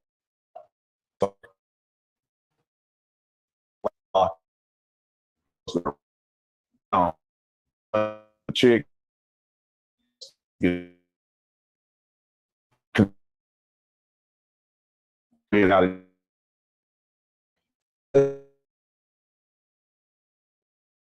Body over. He knew they ass threw his body over, bro. Because it ain't even been 24 hours. The fuck is you talking about? That shit don't even make no sense. Man, I mean, Like I said, friends and I've been on the water our whole life. It's happened. Come Shit don't on, even make no fucking sense what he bro. talking about. Come on, man. Oh, come on. Okay, That nigga think niggas stupid or something. Like, bitch, your ass going to jail. Y'all ass going to jail, bitch. YNW Melly is locked up for 8 years for allegedly killing 2 of his friends. Allegedly. And they can't prove that shit at all. These motherfuckers got evidence of foul play and fucked up shit going on. These motherfuckers ain't made no arrests in like 3 weeks. The medical examiner released to autopsy people and watched the deed without a throat and a lungs, key organs and shit to verify if he died from a drowning. Man, I ain't gonna lie, bro.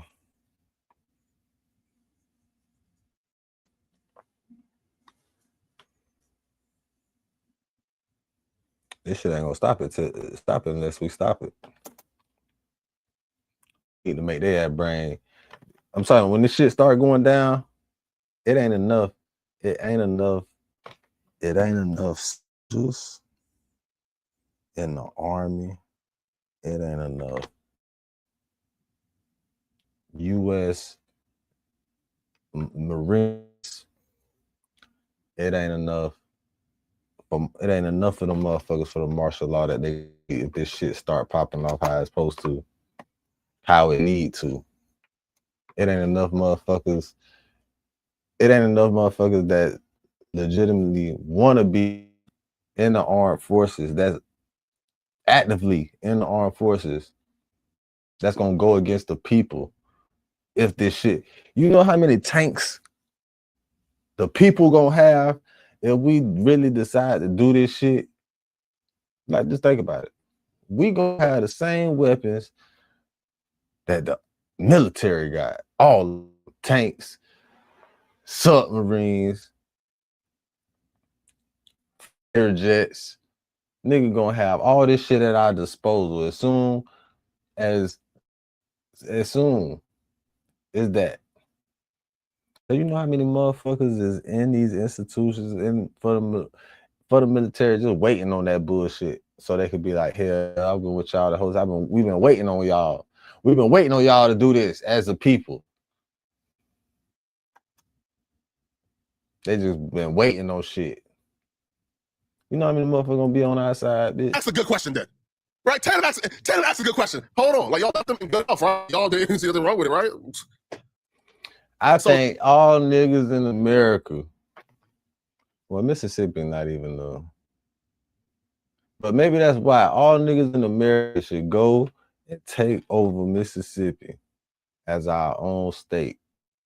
Just go take that bitch over for all the slaves and ancestors of this motherfucker that had shit took from them for Emmett Till, for everything. Just go back. Just take over Mississippi. Just fuck it.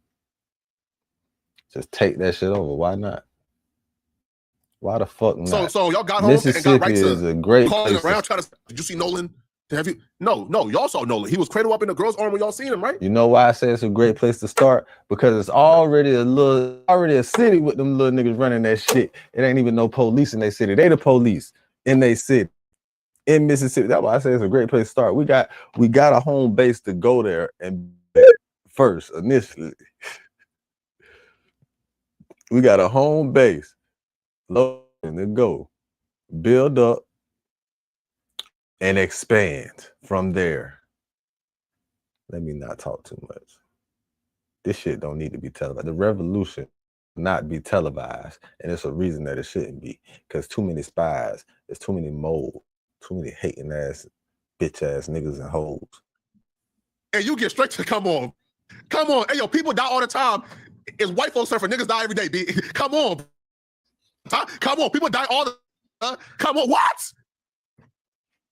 Yo, the series of events just don't make sense. It just does not make sense logically, bro. Yo, listen, man. Listen, bro. If I get home and I left Rob at the function, man, listen, man. I'm going to chill. Now, you feel me? If I don't hear from Rob in a day or two, or if Rob mom called me like, "Hey, yo, Flacco, did you hear from Rob?" Oh, nah. No. And then I'm gonna start getting worried if I can't contact Rob. But if I have his phone, I'll tell, oh, Daniel, I have his phone. That's probably why he hasn't contacted you or reached you, because I don't. But if you guys, quote unquote, did not know you guys had his phone, to start or two later, because you didn't quote unquote hear from him. Come on, bro. Yeah, that's wild. To start thinking he's calling around to his other friends, man, come on, cuz. That's cap. Cap. They ain't even let it hold full 24 hours. People die all the time. I know people that have died off. Man, niggas die every day, well, I mean, like I said, my friends and I have been on the water our whole life. Stuff happens. People die all the time. I know people died out there. And, you know, it's a fun place to be, but it's also a very, very dangerous place to be if you're not handling it right. And no one, so I hadn't heard from him. And obviously, I'm thinking I'd way rather be safe than sorry. I mean, I'd rather call the Coast Guard 100 times and lose my mind over it, and my buddy be okay, than, you know, not, and me not know where he is and him not be okay. And so I called the Coast Guard, and I talked to them on the phone for like 20 minutes, gave him a description, what Nolan was wearing, the last place we were at, the last time I saw him, So you left Nolan in good health, bro. When and you because know he didn't call somebody, you for an hour or two, you go to, oh no, he's dead. Excuse me. Yeah, when you know somebody to even do some shit like that, bro, that shit don't even sound right. So you telling me it's only been 2 hours? The nigga came back, took a nap, did all that shit, woke up, and then got worried? Fuck no. Fuck no, bro. We know you motherfuckers don't even fuck with niggas that much anyway to give a fuck about a nigga after 4 days. After 4 months. Not talking to a man, what? Nigga said 2 hours. After they came back, got some food, nigga took a nap, all that shit, woke up, and then got worried, then called the Coast Guard within 2 to 3 hours. Of just leaving the motherfucking, come on, man. Y'all know damn well that shit don't even sound right at all.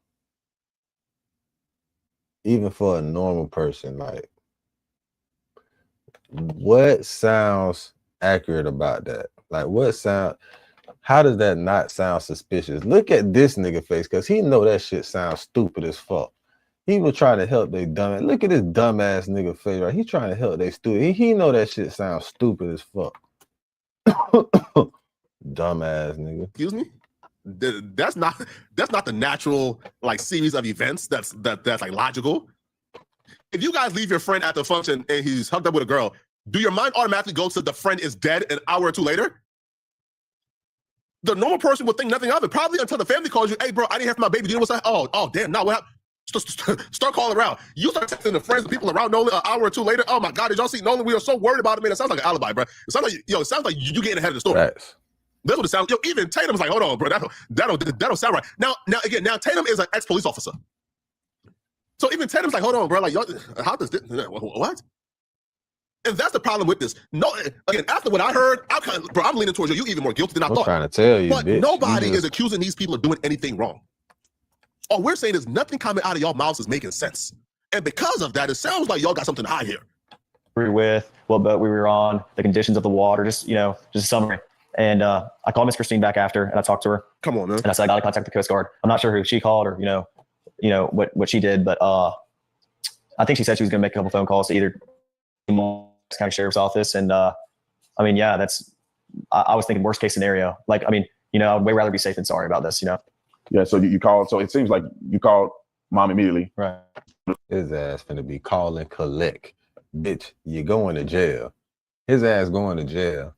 And the longer it take for their ass to lock his ass up after this shit here, I'm gonna be mad as a bitch. I'm gonna be highly and severely upset. And I'm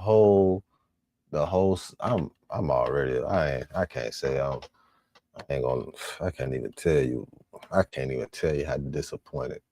I can't begin to explain my disappointment in this whole bullshit. This is Morocco. This is not the United States of America. The United States of America is a corporation in Morocco. I just thought you niggas should know. Listen, man.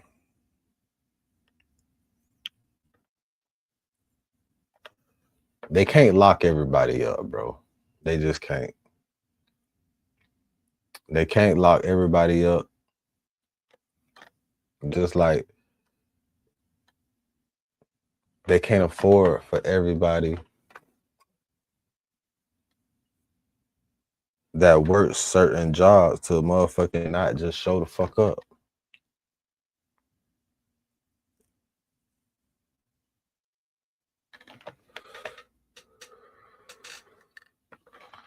If 30% of workers in essential fields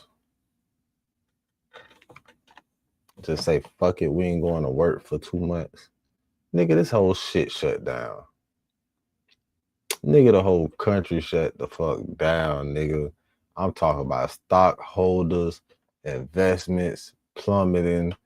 I'm talking about some shit that probably need to happen. To get this shit, reset this bitch.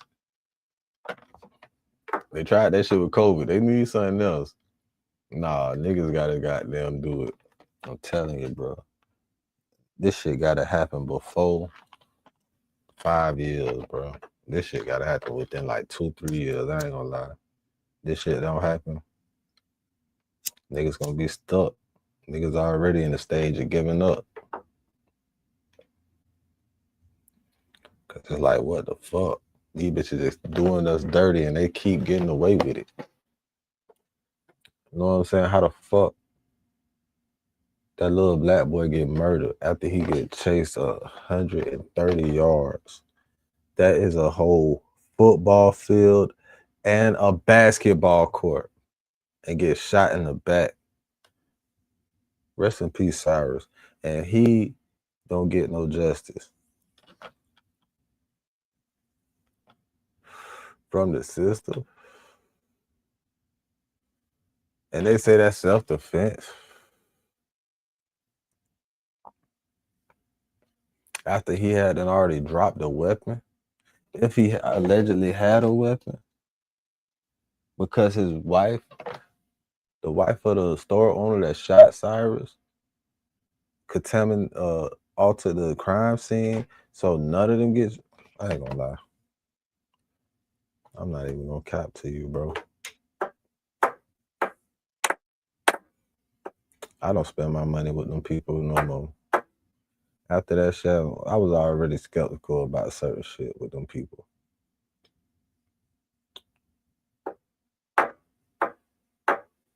I can't even watch a clip of race streams no more. I'm not even gonna cap to you. I'm betting. I'm waiting on the fight to happen so I could bet on Neon. I'm betting, and I like Neon look sharp. Neon gonna beat Ray ass, and I can't. At first, before that shit happened, I was a Ray fan. I fought with Ray. I can't help it, bro. I can't separate the two. I can't separate it, bro. Even though he a real nigga.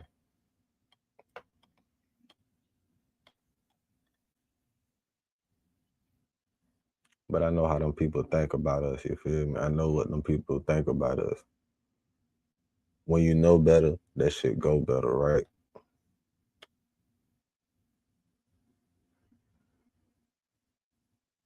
But all these people just be doing niggas dirty, bro. And it's like,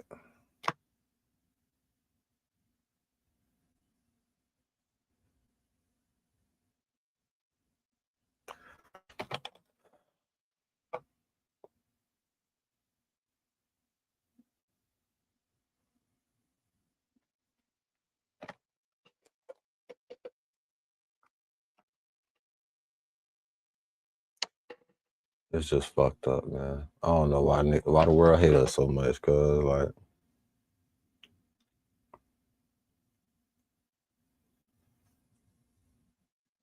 you get a headache just when you think about all the fuck shit that's like, why the fuck you Why the fuck you even want to be in this realm? Like, why do I want to be in this realm?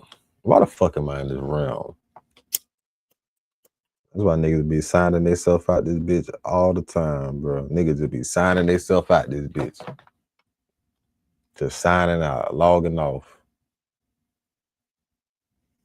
I can't even blame them, dog. I can't even blame people, bro. Go ahead and get the fuck up out the way, man. Cause niggas ain't willing to die for shit, bro. If you willing to die for this shit out here, man, do that shit in the name of something. Make a change or something. That's how I feel, right? If I gotta leave my daughter behind, it won't be for no bullshit. I guarantee that shit. It'll be to create a positive impact today and later.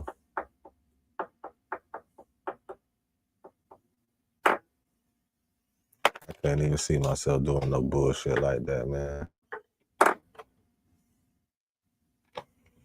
You know what I'm saying? Not dying.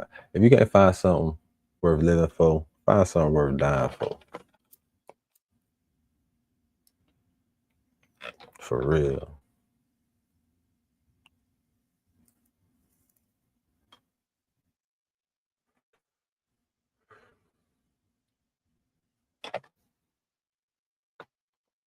It's always better to find something worth living for, though. Probably the first phone call that she got from anybody. That's the first phone call, like at least I made. And I would assume that's the first phone call she got from anybody because Javon hadn't called her. And, you know, there's nothing wrong with that, but Javon hadn't called her. And, I mean, I was just worried about my friend. You know, stuff happens out there. Boat problems, it could be anything. But, I mean, there's a lot of stuff that happens out there. And I was just worried about my friend. And so you guys make that call, nothing at night. And I'm assuming you wake up the next day, and then what happens? I wake up the next day at about 7:30, and my dad had texted me because obviously Nolan's photo was all over Facebook, and you know, I just saw it everywhere, and I was freaked out because I was like, oh my gosh, like, you know, I assumed, you know, Nolan's just, you know, we've been drinking all day, and like, you know, that he's just sleeping somewhere, and you know that he's okay, but I didn't want to believe that if we didn't know for sure. So I mean, next day I woke up and my stepdad walked in my room. He said, hey, like, have they heard anything about Nolan? Like, what's going on? Because I hadn't spoke to him, and he was like, I was like, yeah, no, like, I don't know. I just gotten up. And he was like, all right, well, we're going to get on the boat and looking for him. And I was like, okay, yeah. So I got my buddy Ricky, I got my buddy Brooks, I got my buddy Jax. My mom came on the boat with my stepdad and I, and we all went out there and looked. When I got out there was dozens of DMR boats, helicopters, planes flying over Horn Island. And this wasn't just Horn Island. There was also Ship Island they were looking at. Hold on, wait. Hold on, cuz. Hold on, man. Hold on, hold on, man. Hold on, bruh. Hold on, man. How you go from man? Listen, yo, how you go from thinking Nolan could be dead to oversleeping and having your pops wake you up to say, "Hey, bro, we gotta go search for Nolan. What are you doing?" Huh?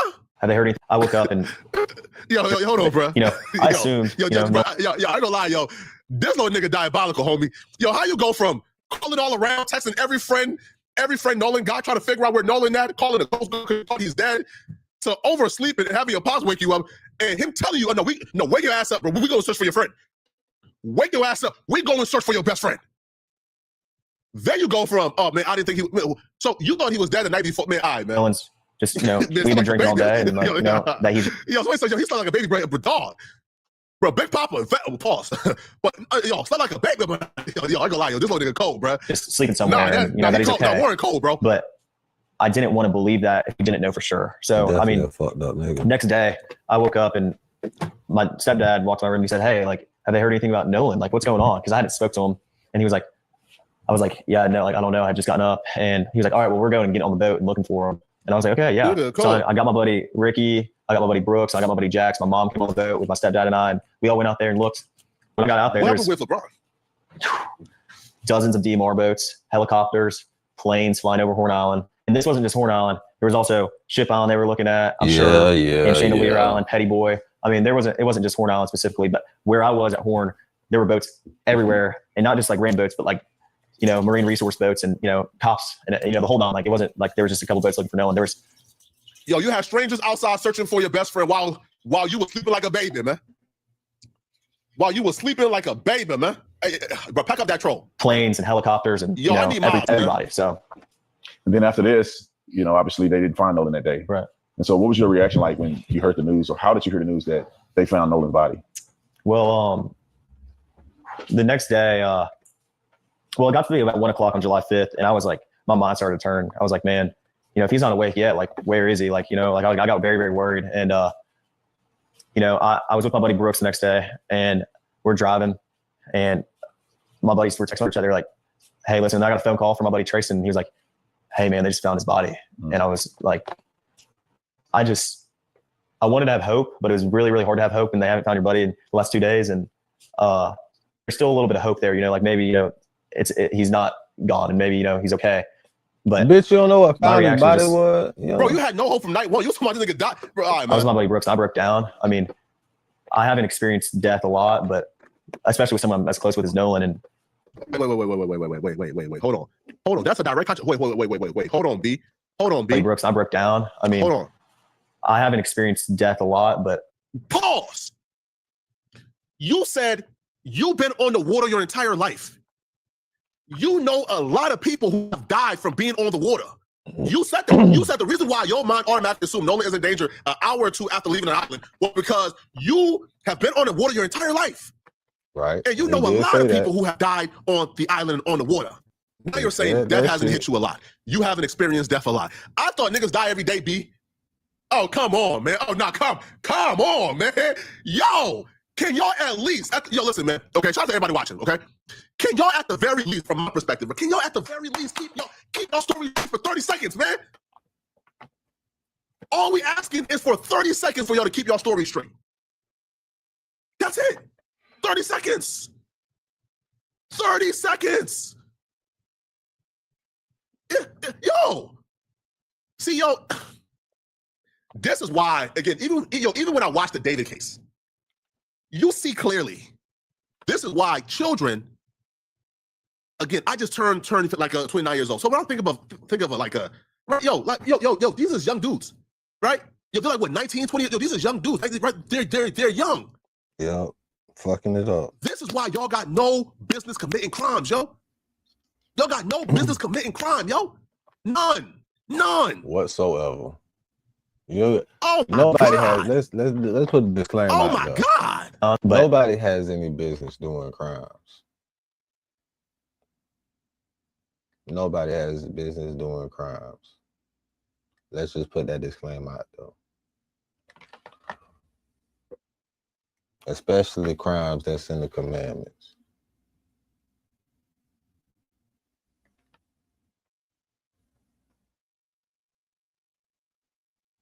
Nobody. Not just people of that age, not just that demographic. No fucking body. Nobody should be doing crimes. All right?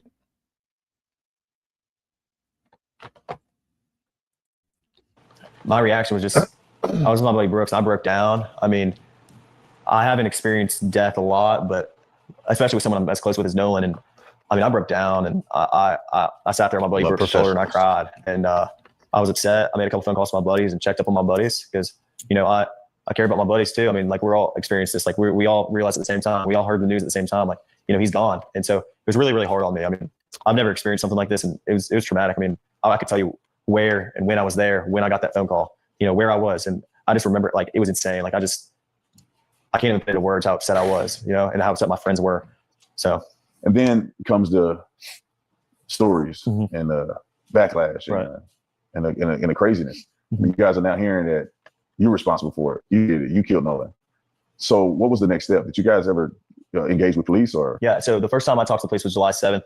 I talked to the lead investigator, and I told them my whole story top to bottom, dot every I, crossed every T. I told them everything to do, every little detail. I mean, everything I could, you know, tell them to try to figure something out, you know. Were you don't want to talk to the cops or? No, of course not. You know, every person that was included, especially, you know, the guys that you see on social media, everybody cooperated with the police fully. You know, Nolan was with us on the way out, and he rode out on the boats with us. So, I mean, we were the first people to get questioned. I mean, we cooperated with the police the first time they called us, and, you know, we talked to them, you know, as soon as they needed, and we were fully cooperative. Because they family. Y'all related to them motherfuckers. We know who the police was. Jimmy Crump coming to town, made it about race. Right. I'm gonna be real with you here, bro. They helping y'all cover this shit up. Look right? at them. All right, listen, bro. Right? I'm gonna be real with you here, bro. Okay, with this dude right here. Now, you want to say, yo, I'm innocent. Cool. You want to say I'm innocent. Cool. Even though, bro, you just told like nothing but contradicting lies, right? Cool. But if you let Tatum drag you into entering into this race war, it's not gonna work out well for you. If you let Tatum convince you to start disrespecting Benjamin Crump, Al Sharpton, and Nolan Wall's family, is not gonna end well for you, bro. In terms of the public perception, in terms of you going back to a normal life. You don't even want to present, and why would Tatum even put them in this situation? Why would Tatum even bring this up to this kid? Hey, man, Al Sharpton, Benjamin Crump, oh, man, they terrible people, right? They horrible, right?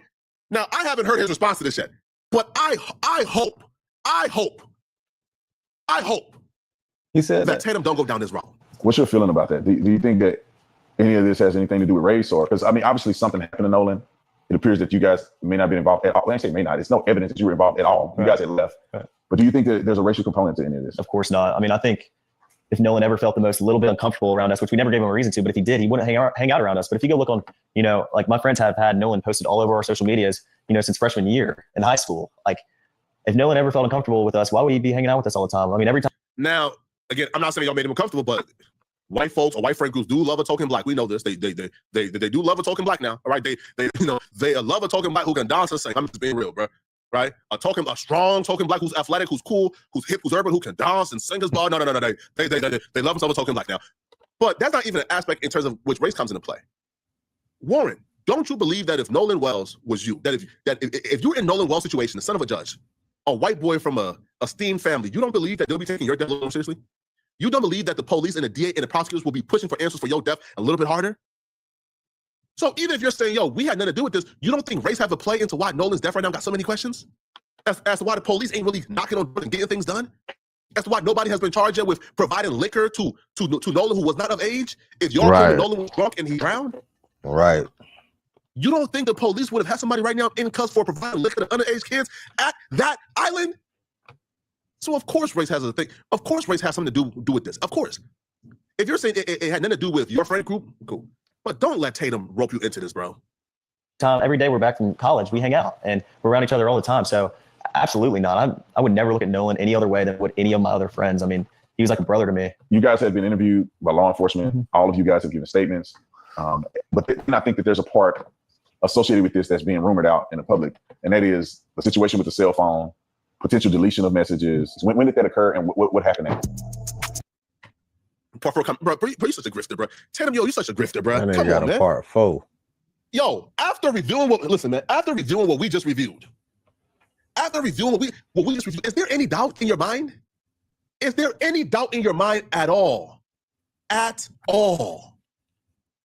Is there any doubt that they're not telling the truth? Did y'all get more answers or more questions after watching this? Now, I don't even know what 4, 5, 6, 7, 8, 9, 10 is. Yo, Tatum is just straight up grifting this. This is just sad, man. Man. Now, let's get into this YG stuff. Now, first off, listen, man. I didn't watch a YG and Game Versus at all. At all. Like, in my opinion. Yeah, the Versus? You feel me? Like, I have no reason to, like, at all. Like 1 second then. Yo, I heard, by the way, okay, so YG did a press conference.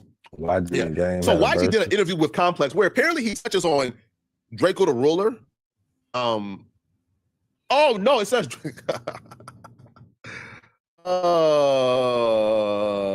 yeah. Okay, cool. Right. And okay, cool. Okay. So YG apparently did an interview with Complex, and people are saying like he addresses Draco the Ruler. Now I haven't watched it yet, so let me just go to the transcripts real quick and type this in. Draco the Ruler. Let me just go to the shit real quick. Right, because they're claiming that YG addresses Draco.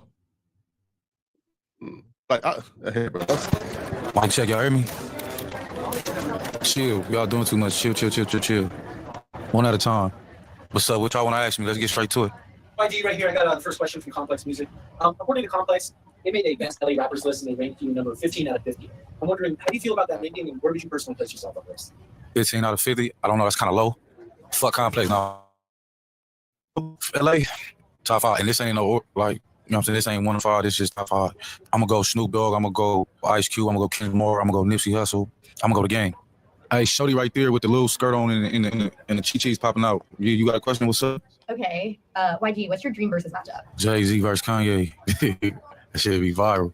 Okay, so I heard he's about to address the song called "We Know the Truth," where he responds to, I guess, like, people saying that he murdered Draco the Ruler. Now, this dude thinks it's a game. YG, in his mind, thinks that he's like, I don't know, like the greatest criminal alive. In his mind, he believes he's the greatest criminal alive, and he would never get caught. He would never go to jail at all. So he addresses, I guess, the Draco the Ruler situation in this interview. Like, both got the crazy catalog. So I would want to see Lil Wayne, his catalog crazy. Like, I'm trying to think, who could he go against? It had to be like Wayne versus Wayne type shit. Yo, YG, on the song "We Know the Truth," you have the line, Even they say I Wayne murdered said this. that. They say, And by the way, again, just in case like you guys know, right? Because this is not a real press conference, by the way. Okay, this is a scripted press conference. So this dude decided in this scripted press conference, y'all asked me about this. Okay, hey bro, y'all asked me about this. Okay, so I could. This dude had an option to do this scripted press conference. Had a list of questions he wanted them to ask him, and he chose and elected for them to ask him things in reference to Draco the Ruler's murder. Knowing there's an active investigation out right now. I'll be real with y'all, bro. Yo, listen, man, the blood's trying to go to jail. It's really that simple. The blood's going to go to jail, bro. He's just using it for This promotion. is a scripted conference. As you watch this, it's scripted. He picked the questions, and he confirmed and accepted and approved for them to ask him the question you're about to hear right now. Lil Wayne, his catalog crazy. Like, even if he did, I'm trying to think, who could he go against? It had to be like Wayne versus Wayne type shit. yo, YG, on the song "We Know the Truth," you have the line, they say I murdered this. They say I murdered that. Well, if that was true, you'd be a fucking rat. Again, that's referencing to people online saying that YG has something to do with Draco the Ruler's death. YG wanted this question to be asked during a press conference because he thought this right here would increase publicity for the album that flopped. Now, YG has been rapping for 20 years.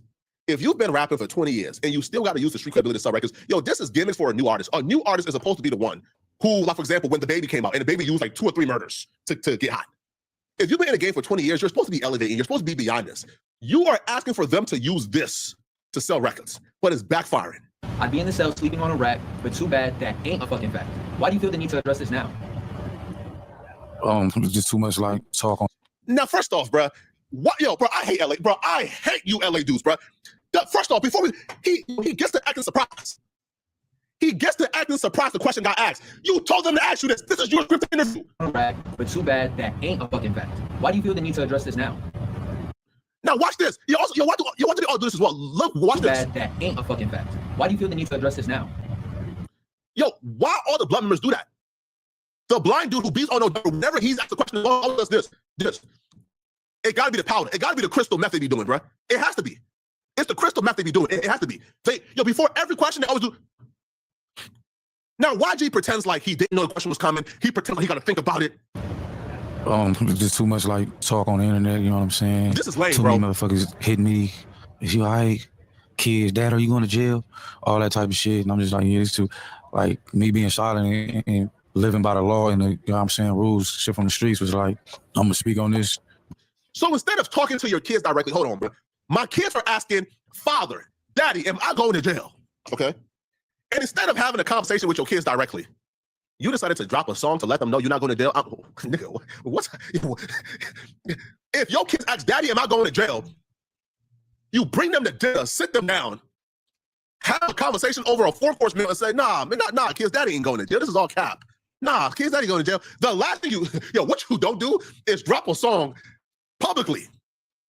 You didn't drop that song to tell your kids you ain't going to jail. You dropped that song to profit off of Draco the Ruler's death. It's really that simple, bro. This is just so lame, yo. Who idea was this is lame. Shit from the streets was like, I'm going to speak on this, but I'm not going to, you know what I'm saying, I'm going to still stand on like the law, like in the rules of this shit, but I think. I don't think he using it to profit off the man, though. That's a stretch. But when your name get brought up in so much shit, and he's the #1 suspect, allegedly, according to the internet, he has to address it. It had become too big, and too many people was talking about it. It was in too many headlines for him not to address it, especially if he dropping an album. So he has to use it for promotion. It's just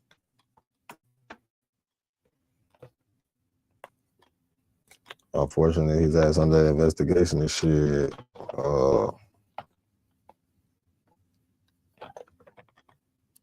Who knows how that shit gonna play out? Who knows? Oh my God, bro. Yo, this is so cringe. This is so nasty, bro.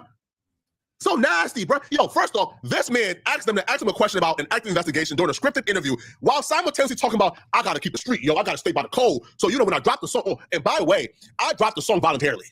I dropped the song because I wanted to profit off of it. I wanted this conversation to be out there. I wanted this conversation about Draco the Ruler's death to go mainstream. While my homies and people around me, including myself, is being investigated for a murder. But I also wanted to tell without fully telling. I wanted to tell in the most gangster way possible is what I'm hearing. Come on, bro. It's time for me to speak my piece, From Complex Music, what would you say is the most legendary rap beef of all time? Yo, this is yo, I ain't gonna lie, yo. Fan, listen, man. Fan, listen, bro. There's a lot of people who are blaming me for why, these people are being investigated. Now, listen, I'll take it, okay? I'll take it. But when I dropped my video, I told everybody this too. When I dropped my video, I told everybody. I said, listen, what I'm doing is not snitching because the detectives and everybody I spoke to in law enforcement says, this is what's going on. So I'm not revealing no new information to them. They already know who murdered Draco. They already know all the information. I'm just telling you guys what's about to come. And they told me, oh, nah, you capping, bro. Nobody told you that. Nah, man, there's no investigation. Nah, you wilding, bro. Nah. And then I drop it. And then everything I said was going to happen is really happening. Yo, you should be ashamed of yourself, man. Yo, Snoopy Badass. Yo, I watched, there's a video of Snoopy Badass of him predicting all of this too, by the way. So there's a video of Snoopy predicting all of this. Let's check it out. So here's Snoopy, and he's predicting all of this too, by the way. I think this is from last year or so, I think. So yeah, Snoopy Badass had an interview with Witty Apparatus where he predicts YG being detained, YG being talked to about the Draco the Ruler murder, and how he believes YG and the Bloods are going to be arrested for Draco the Ruler's murder soon. Now, Snoopy Badass is a Blood from Compton, right? He's a Compton Pyro. YG is also a Compton Pyro, and this is him predicting. I feel bad for him, bro. I feel bad for YG because be taking these words on who's a real and who not. YG really took these words that Munchie B got these bodies and he's a real. Now he's seeing he should have went with his own gut. Gang, I'm gonna keep it real, homie. If you gotta get put on Rolling 60s, if you gotta get put on Inglewood Family, and I'm to the out of state niggas, bro. If you gotta get put on any one of these LA gangs to make yourself feel like a gangster, you're not a gangster, bro. Because and that goes for the out of state, and that goes for the from LA. Because a lot of from LA is getting away with, bro. And I'm not talking about literal. I'm just talking about just being busters, hiding behind a stamp. These gangs like Rolling 60s, Inglewood Family, just all these gangs, LA got history, bro. They got decades old history that dates back to the 70s and the 60s, bro. And these didn't have nothing to do with the work they put in, the pain they put in, how they got their name spread all across the United States without the internet. You know how much footwork they put in that took, bro? Even with the Treetop High Rules, bro, with YG, bro. You know how much footwork the OGs and the founders put down to spread that shit to get a reputation. Now we got these bloggers like Munchie B, mark-ass rappers like YG.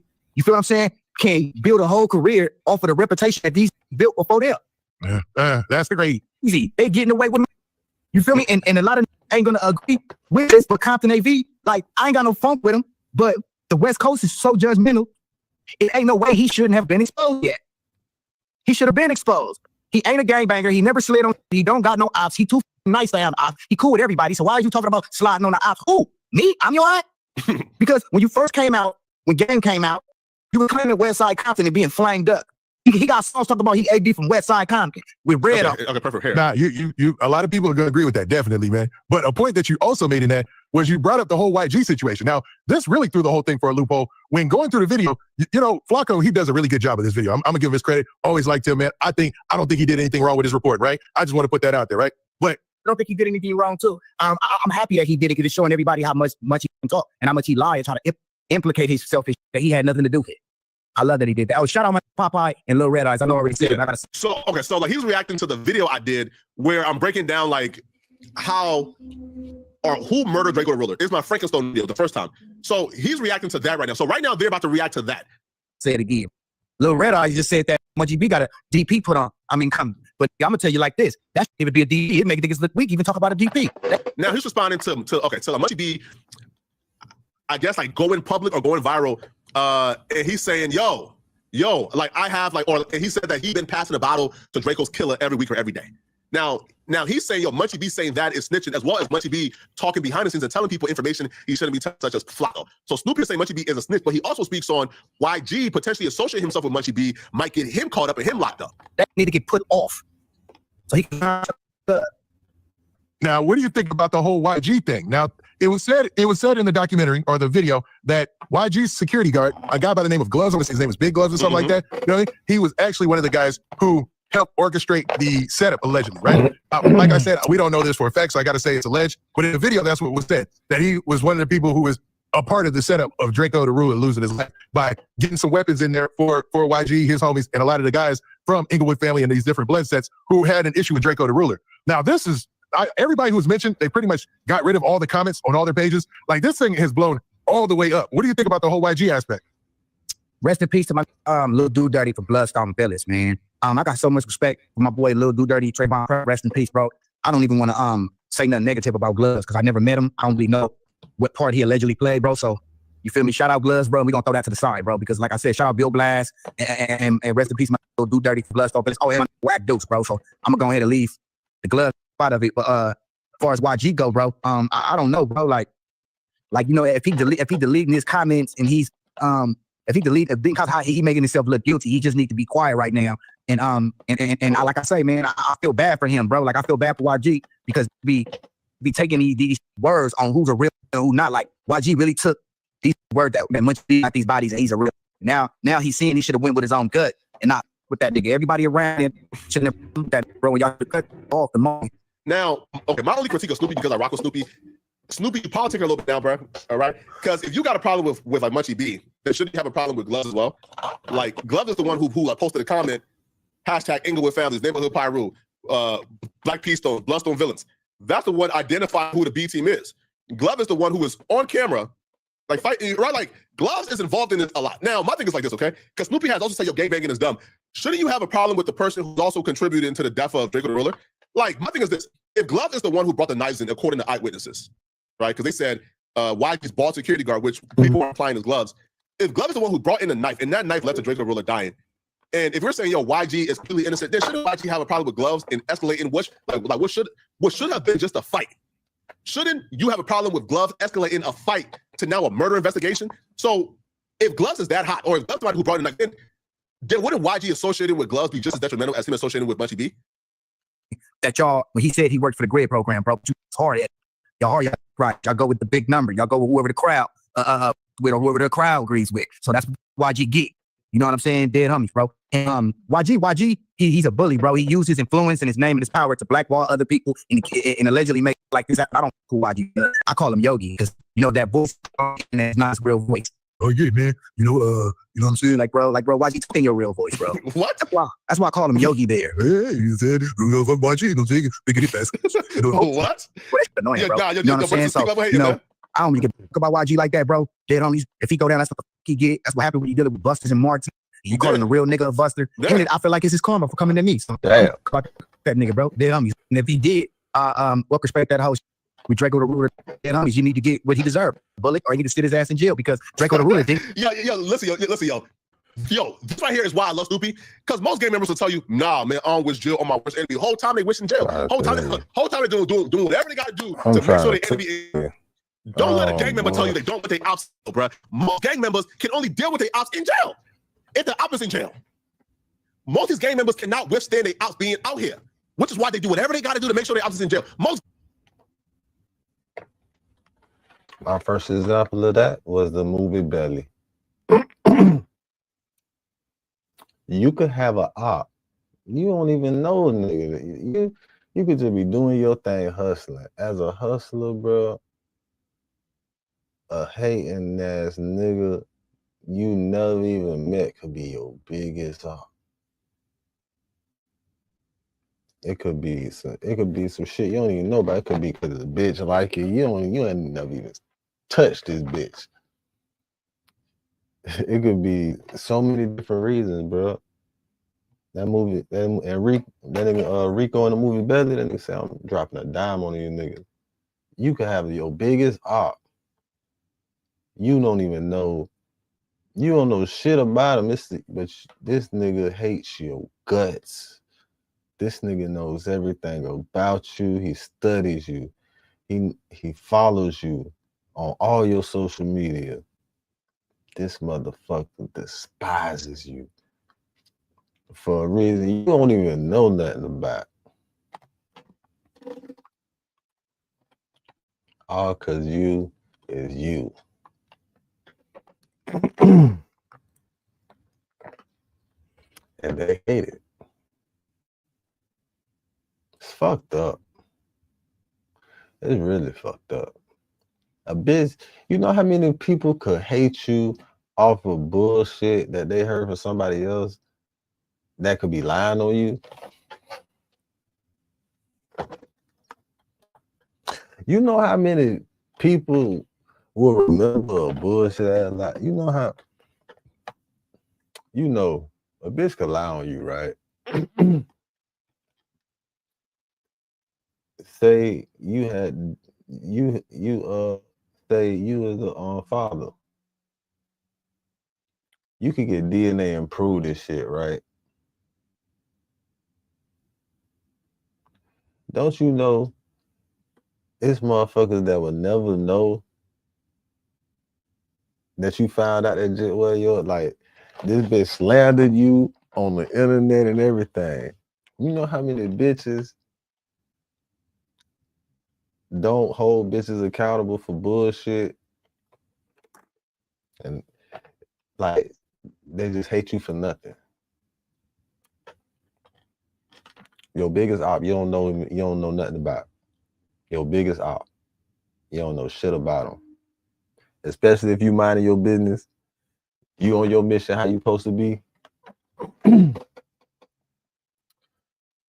op that you know about, that you know what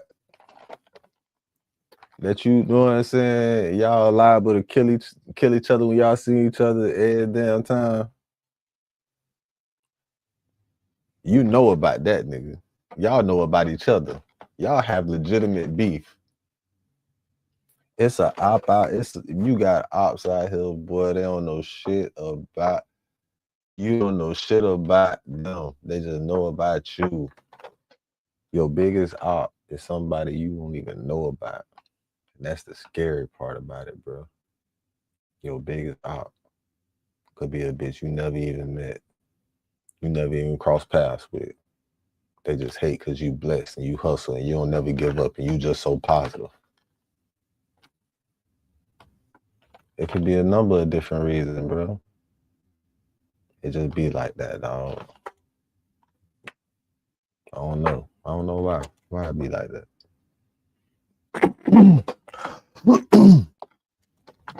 Your biggest, like that movie Belly, Rico said, I'm finna drop a dime on them niggas.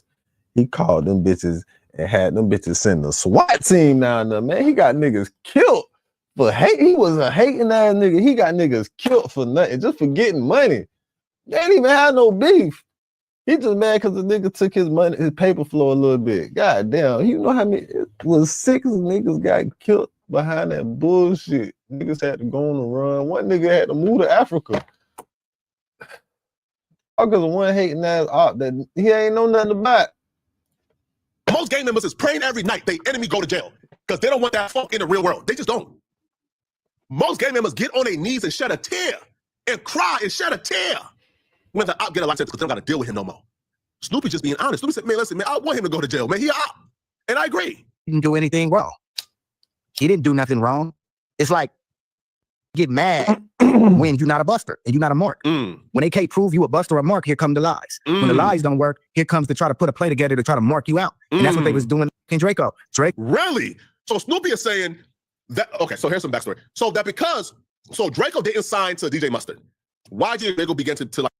When the hate don't work, they start telling lies. Boy, that shit is so real, boy. I gotta remix that bitch.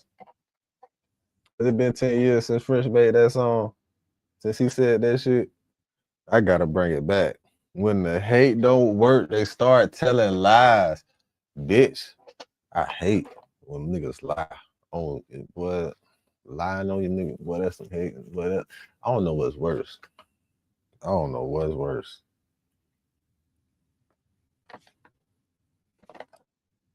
to like beef because YG was Team Mustard.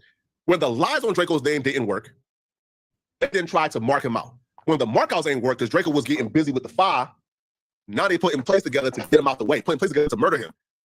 Hey, listen, man, Snoopy, tell us Snoopy, man, tell us more, man. Tell us more about why they tried to murder Draco, man. Tell us more, Draco man. didn't do anything wrong. The only thing I don't agree with what Draco did was dissing Inglewood. And the reason I'm gonna say that is because tell us more, Snoopy. Munchie B's a nobody, bro. 70% of the Inglewood families don't even give a fuck about him like that. And the only niggas that care about him are the busters. You know what I'm saying? So for me, I lost my train of thought. You were talking about the fact that YG, you know what I'm saying, should have even with Munchie B. And then him, coming at you and messing with Munchie B kind of led to this situation. And now, when things are on the table, and a point it came back. So Munchie B should have never ever, not Munchie B, yeah, but Draco the Ruler should have never ever dissed Inglewood. I just wish he would have never did that because. But I'll be real, listen, by the time he dissed in Inglewood, it was too late, right? Like it happened, shootings already had, by the time he dissed Inglewood, it wasn't already too late. Well, didn't he diss Inglewood after he got out of jail? Right? If he dissed Inglewood after he got out of jail, I think at that point it was already too late. Like at that point, if that was just a matter of time. I don't know, man. I don't know. That's difficult to say, bro. That's very difficult to say. That's very difficult to say. Because it's like that's difficult to say. We'll never know because he did this Inglewood.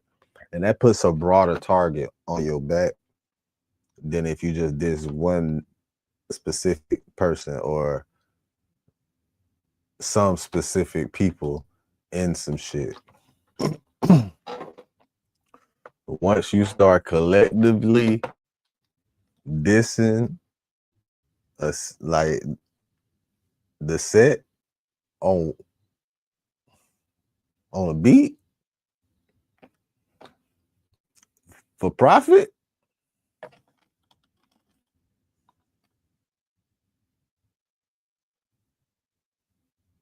damn well he wasn't supposed to go to that guy.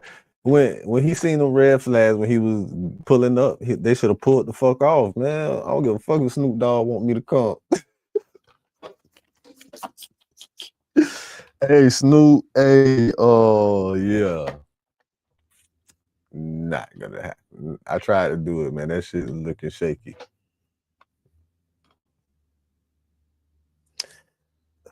Oh, that shit is like, it's like when Snoop Dogg was finna diss Death Row. You feel me?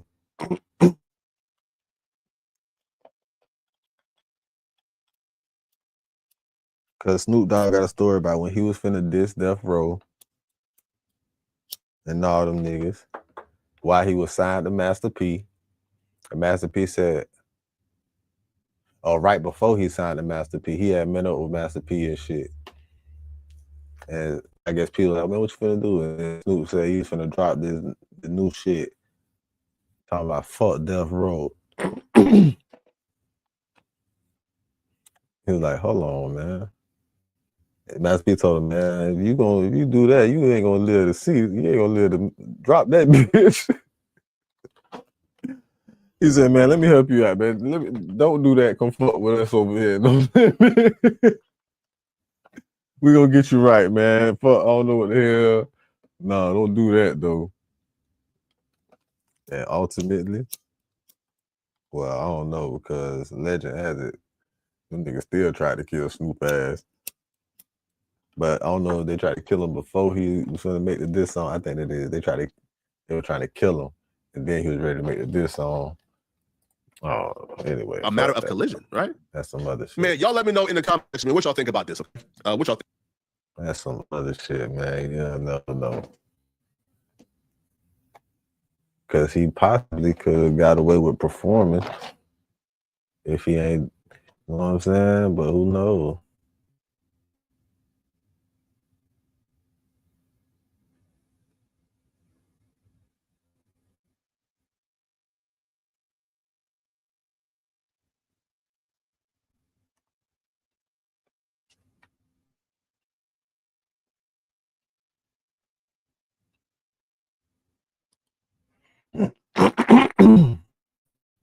Be back. You can leave it on. I'll be back, chat.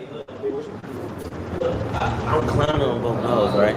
I look back, I see bang, butt ass. He's about to get in the shower though.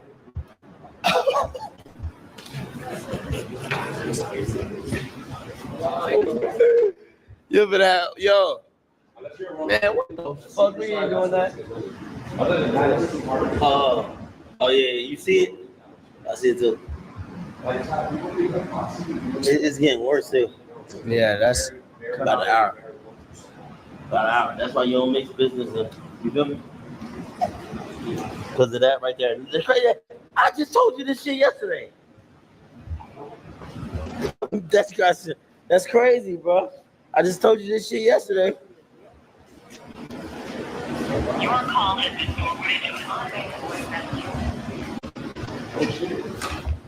You always played the dice, huh? Yeah. Oh shit. What's the most you've lost? In one setting? Yeah. 2.3 million. Be back. You can leave it on. I'll be back, chat. I'm clowning on both those, right? I look back, I see.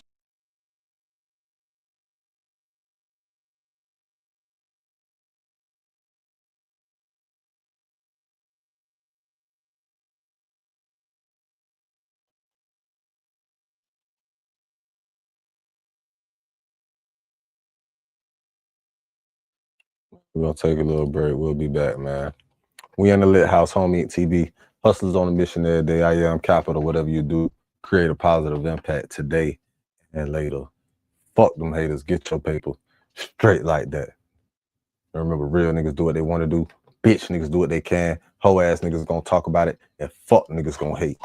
Regardless. I promise you that. So do your shit to the motherfucking fullest, nigga. And we'll be right back after these messages.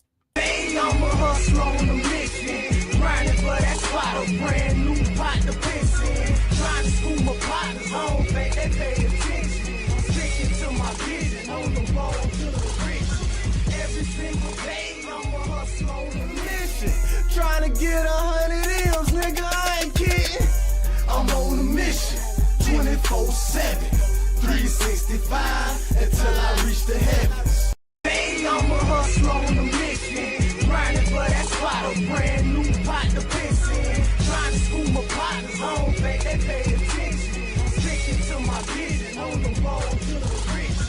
Every single day, I'm a hustler on a mission, trying to get 100 M's, nigga, I ain't kidding.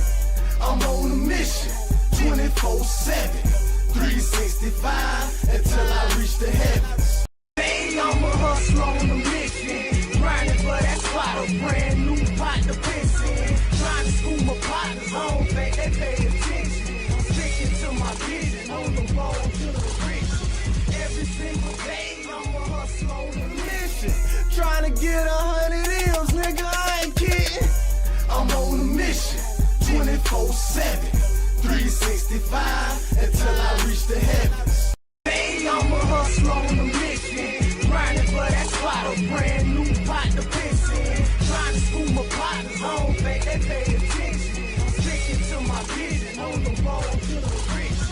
Every single day, I'm a hustler on a mission, trying to get 100 M's, nigga, I ain't kidding. I'm on a mission, 24/7, 365, until I reach the heavens. I'm a hustler on a mission, grinding for that spot, a brand new pot to piss in. Trying to school my partners, I don't think they pay attention. I'm sticking to my vision, on the road to the riches. Every single day, I'm a hustler on a mission, trying to get 100 M's, nigga, I ain't kidding. I'm on a mission, 24/7, 365, until I reach the heavens. I'm a hustler on a mission, grinding for that spot, a brand new pot to piss in. Trying to school my partners, I don't think they pay attention. I'm sticking to my vision, on the road to the riches. Every single day, I'm a hustler on a mission, trying to get 100 M's, nigga, I ain't kidding. I'm on a mission, 24/7, 365, until I reach the heavens. I'm a hustler on a mission, grinding for that spot, a brand new pot to piss in. they pay attention. I'm sticking to my vision on the road to the riches. Every single day I'm a hustle on a mission. Trying to get 100 M's, nigga, I ain't kidding. I'm on a mission, 24/7, 365 until I reach the heavens. Hey, I'm a hustler on a mission, grinding for that spot, a brand new pot to piss in. Trying to school my partners home, they pay attention.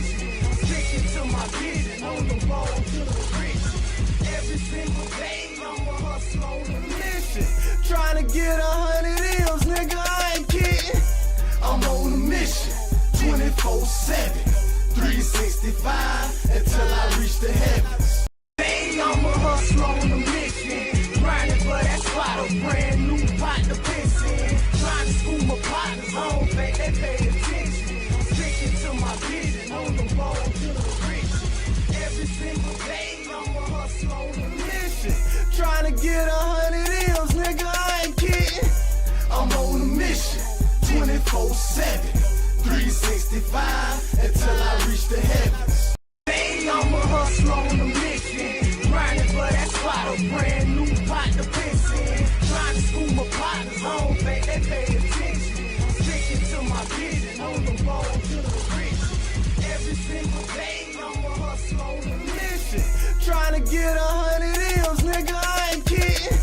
I'm on a mission, 24/7, 365 until I reach the heavens. Hey, I'm a hustler on a mission, grinding for that spot, a brand new pot to piss in. Trying to school my partners home, they pay attention. I'm sticking to my vision on the road to the riches. Every single day I'm a hustler on a mission, trying to get 100 M's, nigga, I ain't kidding. I'm on a mission, 24/7, 365 until I reach the heavens. Hey, I'm a hustler on a mission, grinding for that spot, a brand new pot to piss in. Trying to school my partners home, they pay attention. I'm sticking to my vision on the road to the riches. Every single day I'm a hustler on a mission, trying to get 100 M's, nigga, I ain't kidding. I'm on a mission, 24/7, 365 until I reach the heavens. Hey, I'm a hustler on a mission, grinding for that spot, a brand new pot to piss in. Trying to school my partners home, they pay attention. I'm sticking to my vision on the road to the riches. Every single day I'm a hustler on a mission, trying to get 100 M's, nigga, I ain't kidding. I'm on a mission, 24/7, 365 until I reach the heavens. Hey, I'm a hustler on a mission, grinding for that spot, a brand new pot to piss in. Trying to school my partners home, they pay attention. I'm sticking to my vision on the road to the riches. Every single day I'm a hustler on a mission, trying to get 100 M's, nigga, I ain't kidding. I'm on a mission, 24/7, 365 until I reach the heavens. Hey, I'm a hustler on a mission, grinding for that spot, a brand new pot to piss in. Trying to school my partners home, they pay attention. I'm sticking to my vision on the road to the riches. Every single day I'm a hustler on a mission, trying to get 100 M's, nigga, I ain't kidding. I'm on a mission, 24/7, 365 until I reach the heavens. Hey, I'm a hustler on a mission, grinding for that spot, a brand new pot to piss in. Trying to school my partners home, they pay attention. I'm sticking to my vision on the road to the riches. Every single day I'm a hustler on a mission, trying to get 100 M's, nigga, I ain't kidding. I'm on a mission, 24/7, 365 until I reach the heavens. Hey, I'm a hustler on a mission, grinding for that spot, a brand new pot to piss in. Trying to school my partners home, they pay attention. I'm sticking to my vision on the road to the riches. Every single day I'm a hustler on a mission, trying to get 100 M's, nigga, I ain't kidding. I'm on a mission, 24/7, 365 until I reach the heavens. Hey, I'm a hustler on a mission, grinding for that spot, brand new pot to piss in. Trying to school my partners home, babe, they pay attention. I'm sticking to my vision on the road to the rich. Every single day I'm a hustle on a mission. Trying to get 100 M's, nigga, I ain't kidding. I'm on a mission, 24/7, 365 until I reach the heavens. Hey, I'm a hustle on a mission, grinding for that spot, a brand new pot to piss in. Trying to school my partners home, babe, they pay attention. I'm sticking to my vision on the road to the rich. Every single day I'm a hustle on a mission, trying to get 100 M's, nigga, I ain't kidding. I'm on a mission, 24/7, 365 until I reach the heavens. Hey, I'm a hustle on a mission, grinding for that spot, a brand new pot to piss in. Trying to school my partners home, babe, they pay attention. I'm sticking to my vision on the road to the rich. Every single day I'm a hustle on a mission, trying to get 100 M's, nigga, I ain't kidding. I'm on a mission, 24/7, 365 until I reach the heavens. Hey, I'm a hustle on a mission, grinding for that spot, a brand new pot to piss in. Trying to school my partners home, babe, they pay attention. I'm sticking to my vision on the road to the rich. Every single day I'm a hustle on a mission, trying to get 100 M's, nigga, I ain't kidding. I'm on a mission, 24/7, 365 until I reach the heavens. Grinding for that spot, a brand new pot to piss in. Trying to school my partners home, babe, they pay attention. I'm sticking to my vision on the road to the rich. Every single day I'm a hustle on a mission, trying to get 100 M's, nigga, I ain't kidding. I'm on a mission, 24/7, 365 until I reach the heavens. Hey, I'm a hustle on a mission, grinding for that spot, a brand new pot to piss in. Trying to school my partners home, babe, they pay attention. I'm sticking to my vision on the road to the rich. Every single day I'm a hustle on a mission, trying to get 100 M's, nigga, I ain't kidding. I'm on a mission, 24/7, 365 until I reach the heavens. Hey, I'm a hustle on a mission, grinding for that spot, a brand new pot to piss in. Trying to school my partners home, babe, they pay attention. I'm sticking to my vision on the road to the rich. Every single day I'm a hustle on a mission, trying to get 100 M's, nigga, I ain't kidding. I'm on a mission, 24/7, 365 until I reach the heavens. Hey, I'm a hustle on a mission, grinding for that spot, a brand new pot to piss in. Trying to school my partners home, babe, they pay attention. I'm sticking to my vision on the road to the rich. Every single day I'm a hustle on a mission, trying to get 100 M's, nigga, I ain't kidding.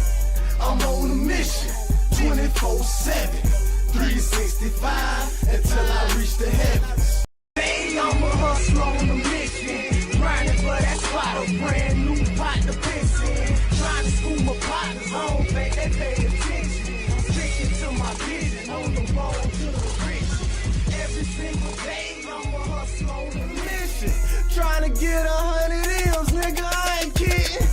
I'm on a mission, 24/7, 365 until I reach the heavens. Hey, I'm a hustle on a mission, grinding for that spot, a brand new pot to piss in. Trying to school my partners home, babe, they pay attention. I'm sticking to my vision on the road to the rich. Every single day I'm a hustle on a mission, trying to get 100 M's, nigga, I ain't kidding. I'm on a mission, 24/7, 365 until I reach the heavens. Hey, I'm a hustle on a mission, grinding for that spot, a brand new pot to piss in. Trying to school my partners home, babe, they pay attention. I'm sticking to my vision on the road to the rich. Every single day I'm a hustle on a mission, trying to get 100 M's, nigga, I ain't kidding. I'm on a mission, 24/7, 365 until I reach the heavens. Hey, I'm a hustle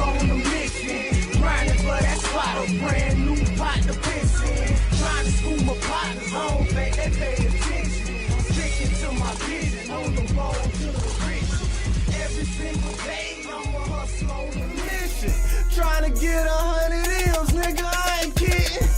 I'm on a mission, 24/7, 365.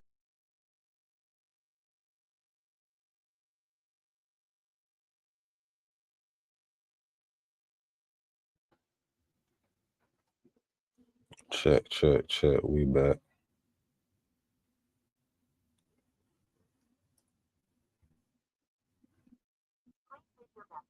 Had to locate my phone. I still ain't found that bitch.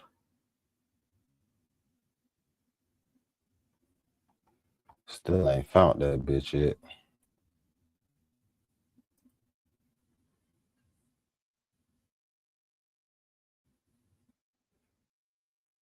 That bitch ringing, so it gotta be on. Cause I toast that bitch over here. Jerry won a UFC bet with Bet365. His hand's been raised like a winner ever since. New customers bet $10, get $150 in bonus bets.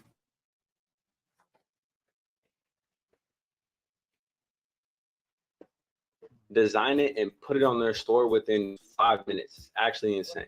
But before I get into that, I feel like the number one problem with brand owners nowadays in 2026 is that their inventory is not landing fast enough. Plus, shipping costs are through the roof. So that's why I'm using print-on-demand companies for a few of my products for my next collection. Now, the cool thing about print-on-demand is that I can choose my blank, design it on the platform, integrate it into my Shopify website, and then ship it out to the customer without even seeing it. And that company that I'm speaking about is TapStitch. So let's connect my store real quick. I'm gonna connect to Shopify. I'm gonna install TapStitch into my Shopify store. Check this out, y'all. Super crazy. And boom, just like that, I connected my Shopify to TapStitch. Okay, cool. And then you can choose from between small and 2XL, which a lot of brands are using, right? Small to 2X. So we're gonna hit design now. And you can also create images with AI. As you can see, we are here in the design studio. Put it on the bottom. I think that's super dope. I feel like a lot of brands put it up here. Brands put it up here near the pocket area, which is cool, it's fine. Now we're gonna see how much it actually costs to get this sample shipped to my door. Now we have the sample right here in our cart. Price doesn't change. So $33. This is no discount code, nothing. As you can see, 60% chance that this will be ready in 9 days. That's pretty fast, y'all. And if you've been working with cut-and-sew manufacturing in China, this might be a better alternative for you. Found my blank, designed it, added to my cart, $33 for a sample, meaning that if I wanted to run a pre-order on this product, so make sure you guys hit that first link in the description to go check out TapStitch.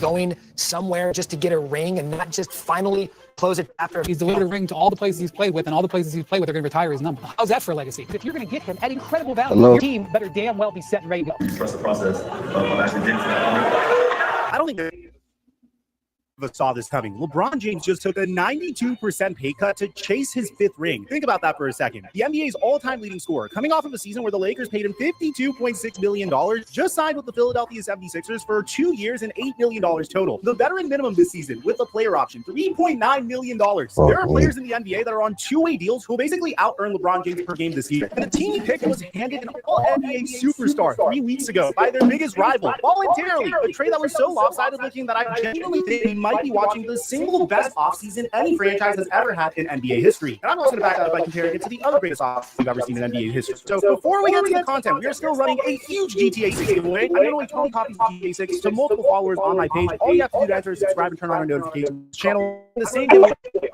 Yo.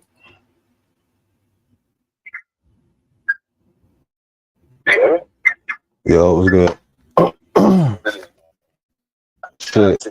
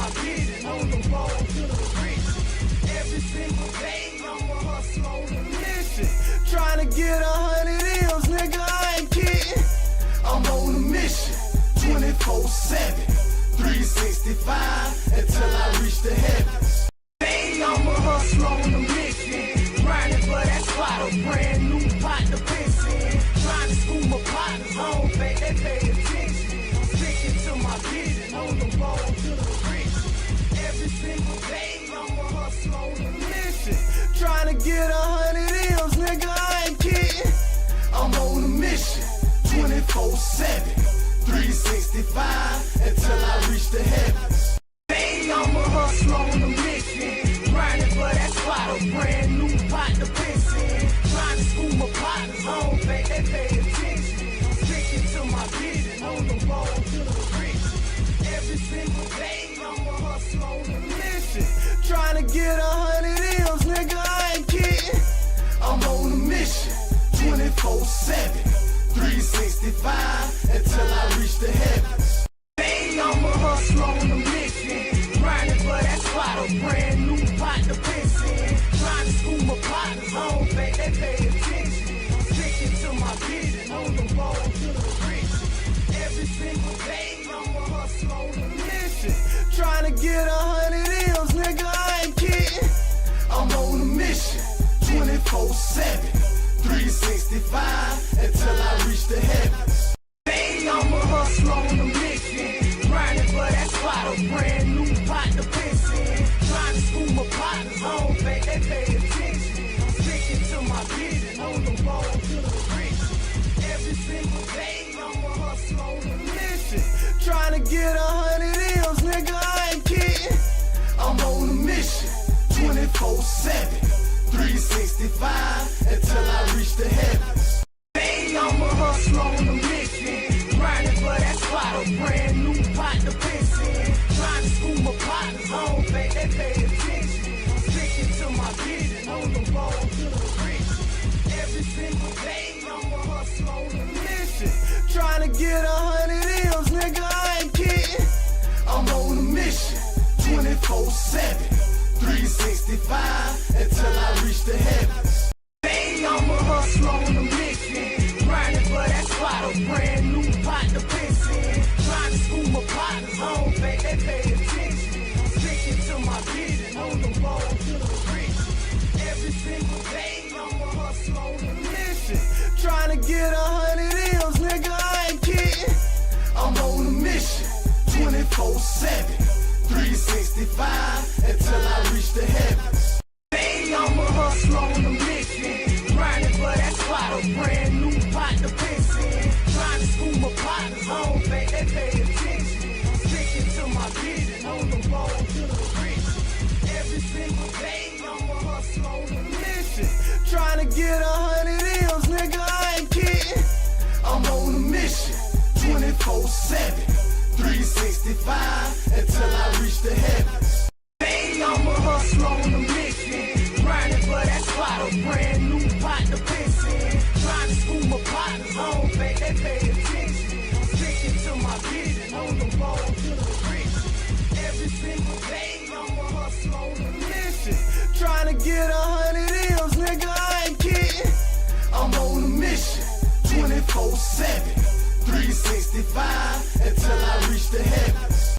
Hey, I'm a hustler on a mission, grinding for that spot, a brand new pot to piss in. Trying to school my partners, I don't think they pay attention. Sticking to my vision on the road to the riches. Every single day I'm a hustler on a mission, trying to get 100 M's, nigga, I ain't kidding. I'm on a mission, 24/7, 365 until I reach the heavens. Hey, I'm a hustler on a mission, grinding for that spot, a brand new pot to piss in. Trying to school my partners, I don't think they pay attention. Sticking to my vision on the road to the riches. Every single day I'm a hustler on a mission, trying to get 100 M's, nigga, I ain't kidding. I'm on a mission, 24/7, 365 until I reach the heavens. Hey, I'm a hustler on a mission, grinding for that spot, a brand new pot to piss in. Trying to school my partners, I don't think they pay attention. Sticking to my vision on the road to the riches. Every single day I'm a hustler on a mission, trying to get 100 M's, nigga, I ain't kidding. I'm on a mission, 24/7, 365 until I reach the heavens. Hey, I'm a hustler on a mission, grinding for that spot, a brand new pot to piss in. Trying to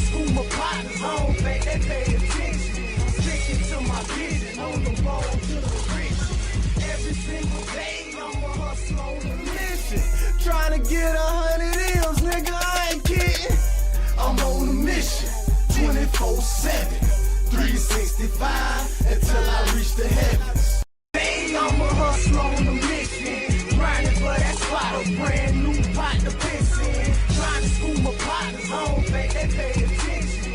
Sticking to my vision on the road to the rich. Every single day I'm a hustle on a mission. Trying to get 100 M's, nigga, I ain't kidding. I'm on a mission, 24/7, 365 until I reach the heavens. Hey, I'm a hustle on a mission, grinding for that spot, a brand new pot to piss in. Trying to school my partners, I don't think they pay attention. Sticking to my vision on the road to the rich. Every single day I'm a hustle on a mission, trying to get 100 M's, nigga, I ain't kidding. I'm on a mission, 24/7, 365 until I reach the heavens. Hey, I'm a hustle on a mission, grinding for that spot, a brand new pot to piss in. Trying to school my partners, I don't think they pay attention. Sticking to my vision on the road to the rich. Every single day I'm a hustle on a mission, trying to get 100 M's, nigga, I ain't kidding. I'm on a mission, 24/7, 365 until I reach the heavens. Hey, I'm a hustle on a mission, grinding for that spot, a brand new pot to piss in. Trying to school my partners, I don't think they pay attention. Sticking to my vision on the road to the rich. Every single day I'm a hustle on a mission, trying to get 100 M's, nigga, I ain't kidding. I'm on a mission, 24/7, 365 until I reach the heavens. Hey, I'm a hustle on a mission, grinding for that spot, a brand new pot to piss in. Trying to school my partners, I don't think they pay attention. Sticking to my vision on the road to the rich. Every single day I'm a hustle on a mission, trying to get 100 M's, nigga, I ain't kidding. I'm on a mission, 24/7, 365 until I reach the heavens. Hey, I'm a hustle on a mission, grinding for that spot, a brand new pot to piss in. Trying to school my partners, I don't think they pay attention. Sticking to my vision on the road to the rich. Every single day I'm a hustle on a mission, trying to get 100 M's, nigga, I ain't kidding. I'm on a mission, 24/7, 365 until I reach the heavens. Hey, I'm a hustle on a mission, grinding for that spot, a brand new pot to piss in. Trying to school my partners, I don't think they pay attention. Sticking to my vision on the road to the rich. Every single day I'm a hustle on a mission, trying to get 100 M's, nigga, I ain't kidding. I'm on a mission, 24/7, 365 until I reach the heavens. Hey, I'm a hustle on a mission, grinding for that spot, a brand new pot to piss in. Trying to school my partners, I don't think they pay attention. Sticking to my vision on the road to the rich. Every single day I'm a hustle on a mission, trying to get 100 M's, nigga, I ain't kidding. I'm on a mission, 24/7, 365 until I reach the heavens. Grinding for that spot, a brand new pot to piss in. Trying to school my partners, I don't think they pay attention. Sticking to my vision on the road to the rich. Every single day I'm a hustle on a mission, trying to get 100 M's, nigga, I ain't kidding. I'm on a mission, 24/7, 365 until I reach the heavens. Hey, I'm a hustle on a mission, grinding for that spot, a brand new pot to piss in. Trying to school my partners, I don't think they pay attention. Sticking to my vision on the road to the rich. Every single day I'm a hustle on a mission, trying to get 100 M's, nigga, I ain't kidding. I'm on a mission, 24/7, 365 until I reach the heavens. Hey, I'm a hustle on a mission, grinding for that spot, a brand new pot to piss in. Trying to school my partners, I don't think they pay attention. Sticking to my vision on the road to the rich. Every single day I'm a hustle on a mission, trying to get 100 M's, nigga, I ain't kidding. I'm on a mission, 24/7, 365 until I reach the heavens. Hey, I'm a hustle on a mission, grinding for that spot, a brand new pot to piss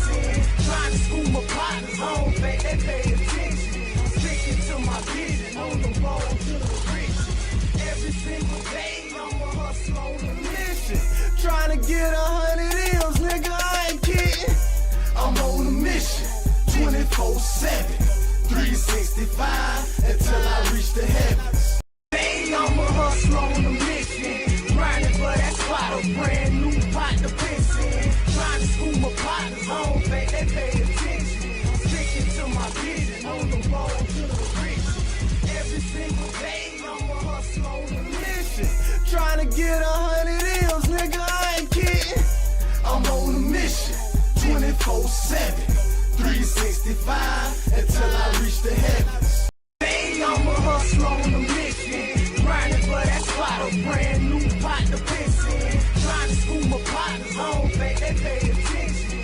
Sticking to my vision, on the road to the riches.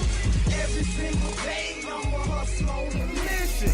Trying to get 100 M's, nigga, I ain't kidding. I'm on a mission, 24/7, 365 until I reach the heavens. Hey, I'm a hustler on a mission, grinding for that spot, a brand new pot to piss in. Trying to school my partners, I don't think they pay attention. Sticking to my vision, on the road to the riches. Every single day, I'm a hustler on a mission. Trying to get 100 M's, nigga, I ain't kidding. I'm on a mission, 24/7, 365 until I reach the heavens. Hey, I'm a hustler on a mission, grinding for that spot, a brand new pot to piss in. Trying to school my partners, I don't think they pay attention. Sticking to my vision, on the road to the riches. Every single day, I'm a hustler on a mission. Trying to get 100 M's, nigga, I ain't kidding. I'm on a mission, 24/7, 365 until I reach the heavens. Hey, I'm a hustler on a mission, grinding for that spot, a brand new pot to piss in. Trying to school my partners, I don't think they pay attention. Sticking to my vision, on the road to the riches. Every single day, I'm a hustler on a mission. Trying to get 100 M's, nigga, I ain't kidding. I'm on a mission, 24/7, 365 until I reach the heavens.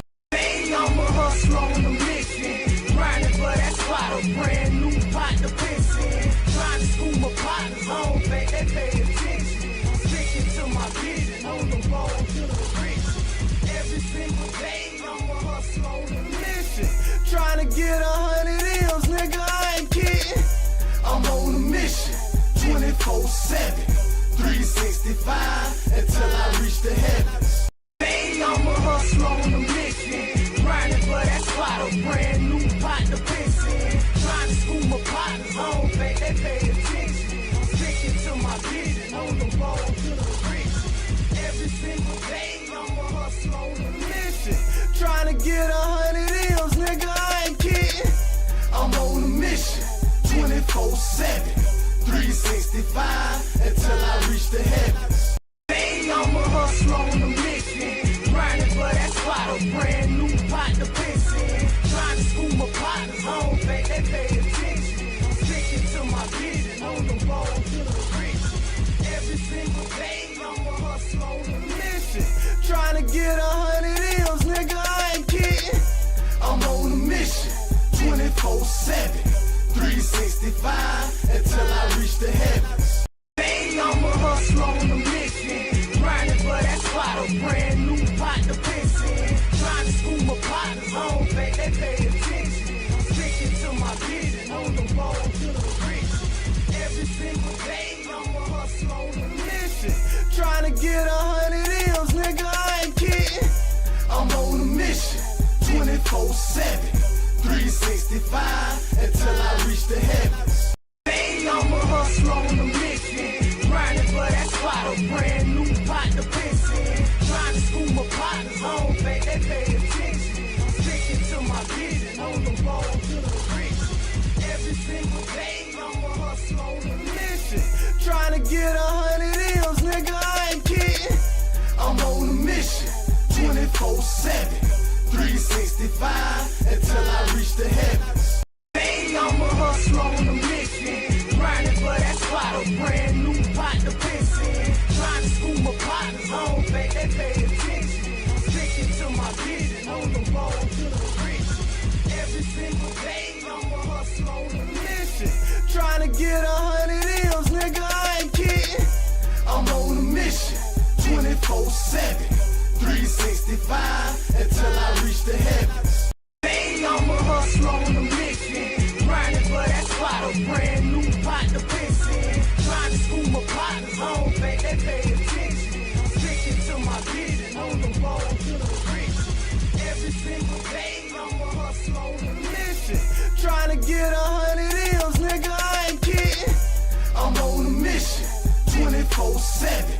365 until I reach the heavens. Hey, I'm a hustler on a mission, grinding for that spot, a brand new pot to piss in. Trying to school my partners, I don't think they pay attention. Sticking to my vision, on the road to the riches. Every single day, I'm a hustler on a mission. Trying to get 100 M's, nigga, I ain't kidding. I'm on a mission, 24/7. 365 until I reach the heavens. Hey, I'm a hustler on a mission, grinding for that spot, a brand new pot to piss in. Trying to school my partners, I don't think they pay attention. Sticking to my vision, on the road to the riches. Every single day, I'm a hustler on a mission. Trying to get 100 M's, nigga, I ain't kidding. I'm on a mission, 24/7. 365 until I reach the heavens. Hey, I'm a hustler on a mission, grinding for that spot, a brand new pot to piss in. Trying to school my partners, I don't think they pay attention. Sticking to my vision, on the road to the riches. Every single day, I'm a hustler on a mission. Trying to get 100 M's, nigga, I ain't kidding. I'm on a mission, 24/7. 365 until I reach the heavens. Hey, I'm a hustler on a mission, grinding for that spot, a brand new pot to piss in. Trying to school my partners, I don't think they pay attention. Sticking to my vision, on the road to the riches. Every single day, I'm a hustler on a mission. Trying to get 100 M's, nigga, I ain't kidding. I'm on a mission, 24/7. 365 until I reach the heavens. Grinding for that spot, a brand new pot to piss in. Trying to school my partners, I don't think they pay attention. Sticking to my vision, on the road to the riches. Every single day, I'm a hustler on a mission. Trying to get 100 M's, nigga, I ain't kidding. I'm on a mission, 24/7. 365 until I reach the heavens. Hey, I'm a hustler on a mission, grinding for that spot, a brand new pot to piss in. Trying to school my partners, I don't think they pay attention. Sticking to my vision, on the road to the riches. Every single day, I'm a hustler on a mission. Trying to get 100 M's, nigga, I ain't kidding. I'm on a mission, 24/7. 365 until I reach the heavens. Hey, I'm a hustler on a mission, grinding for that spot, a brand new pot to piss in. Trying to school my partners, I don't think they pay attention. Sticking to my vision, on the road to the riches. Every single day, I'm a hustler on a mission. Trying to get 100 M's, nigga, I ain't kidding. I'm on a mission, 24/7. 365 until I reach the heavens. Hey, I'm a hustler on a mission, grinding for that spot, a brand new pot to piss in. Trying to school my partners, I don't think they pay attention. Sticking to my vision, on the road to the riches. Every single day, I'm a hustler on a mission. Trying to get 100 M's, nigga, I ain't kidding. I'm on a mission, 24/7. 365 until I reach the heavens. Hey, I'm a hustler on a mission, grinding for that spot, a brand new pot to piss in. Trying to school my partners, I don't think they pay attention. Sticking to my vision, on the road to the riches. Every single day, I'm a hustler on a mission. Trying to get 100 M's, nigga, I ain't kidding. I'm on a mission, 24/7. 365 until I reach the heavens. Hey, I'm a hustler on a mission, grinding for that spot, a brand new pot to piss in. Trying to school my partners, I don't think they pay attention. Sticking to my vision, on the road to the riches. Every single day, I'm a hustler on a mission. Trying to get 100 M's, nigga, I ain't kidding. I'm on a mission, 24/7. 365 until I reach the heavens. Hey, I'm a hustler on a mission, grinding for that spot, a brand new pot to piss in. Trying to school my partners, I don't think they pay attention. Sticking to my vision, on the road to the riches. Every single day, I'm a hustler on a mission. Trying to get 100 M's, nigga, I ain't kidding. I'm on a mission. 24/7, 365 until I reach the heavens. Hey, I'm a hustler on a mission, grinding for that spot, a brand new pot to piss in. Trying to school my partners, I don't think they pay attention. Sticking to my vision on the road to the riches. Every single day, I'm a hustler on a mission. Trying to get 100 M's, nigga, I ain't kidding. I'm on a mission, 24/7, 365 until I reach the heavens. Hey, I'm a hustler on a mission, grinding for that spot, a brand new pot to piss in. Trying to school my partners, I don't think they pay attention. Sticking to my vision on the road to the riches. Every single day, I'm a hustler on a mission. Trying to get 100 M's, nigga, I ain't kidding. I'm on a mission, 24/7, 365 until I reach the heavens. Hey, I'm a hustler on a mission, grinding for that spot, a brand new pot to piss in. Trying to school my partners, I don't think they pay attention. Sticking to my vision on the road to the riches. Every single day, I'm a hustler on a mission. Trying to get 100 M's, nigga, I ain't kidding. I'm on a mission, 24/7, 365 until I reach the heavens. Hey, I'm a hustler on a mission, grinding for that spot, a brand new pot to piss in. Trying to school my partners, I don't think they pay attention. Sticking to my vision on the road to the riches. Every single day, I'm a hustler on a mission. Trying to get 100 M's, nigga, I ain't kidding. I'm on a mission, 24/7, 365 until I reach the heavens. Hey, I'm a hustler on a mission, grinding for that spot, a brand new pot to piss in. Trying to school my partners, I don't think they pay attention. Sticking to my vision on the road to the riches. Every single day, I'm a hustler on a mission. Trying to get 100 M's, nigga, I ain't kidding. I'm on a mission, 24/7, 365 until I reach the heavens. Hey, I'm a hustler on a mission, grinding for that spot, a brand new pot to piss in. Trying to school my partners, I don't think they pay attention. Sticking to my vision on the road to the riches. Every single day, I'm a hustler on a mission. Trying to get 100 M's, nigga, I ain't kidding. I'm on a mission, 24/7, 365 until I reach the heavens. Hey, I'm a hustler on a mission, grinding for that spot, a brand new pot to piss in. Trying to school my partners, I don't think they pay attention. Sticking to my vision on the road to the riches. Every single day, I'm a hustler on a mission. Trying to get 100 M's, nigga, I ain't kidding. I'm on a mission, 24/7, 365 until I reach the heavens. Hey, I'm a hustler on a mission, grinding for that spot, a brand new pot to piss in. Trying to school my partners, I don't think they pay attention. Sticking to my vision on the road to the riches. Every single day, I'm a hustler on a mission. Trying to get 100 M's, nigga, I ain't kidding. I'm on a mission, 24/7, 365 until I reach the heavens. Hey, I'm a hustler on a mission, grinding for that spot, a brand new pot to piss in. Trying to school my partners, I don't think they pay attention. Sticking to my vision on the road to the riches. Every single day, I'm a hustler on a mission. Trying to get 100 M's, nigga, I ain't kidding.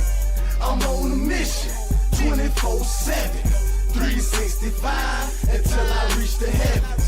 Hey, I'm a hustler on a mission, grinding for that spot, a brand new pot to piss in. Trying to school my partners, I don't think they pay attention.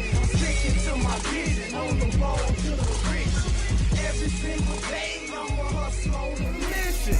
Trying to get 100 M's, nigga, I ain't kidding. I'm on a mission, 24/7, 365 until I reach the heavens. Hey, I'm a hustler on a mission, grinding for that spot, a brand new pot to piss in. Trying to school my partners, I don't think they pay attention. Sticking to my vision on the road to the riches. Every single day, I'm a hustler on a mission. Trying to get 100 24/7, 365 until I reach the heavens. Hey, I'm a hustler on a mission, grinding for that spot, a brand new pot to piss in. Trying to school my partners, I don't think they pay attention. I'm sticking to my vision, on the road to the riches. Every single day, I'm a hustler on a mission, trying to get 100 M's, nigga, I ain't kidding. I'm on a mission, 24/7, 365 until I reach the heavens. Hey, I'm a hustler on a mission, grinding for that spot, a brand new pot to piss in. Trying to school my partners, I don't think they pay attention. I'm sticking to my vision, on the road to the riches. Every single day, I'm a hustler on a mission, trying to get 100 M's, nigga, I ain't kidding. I'm on a mission, 24/7, 365 until I reach the heavens.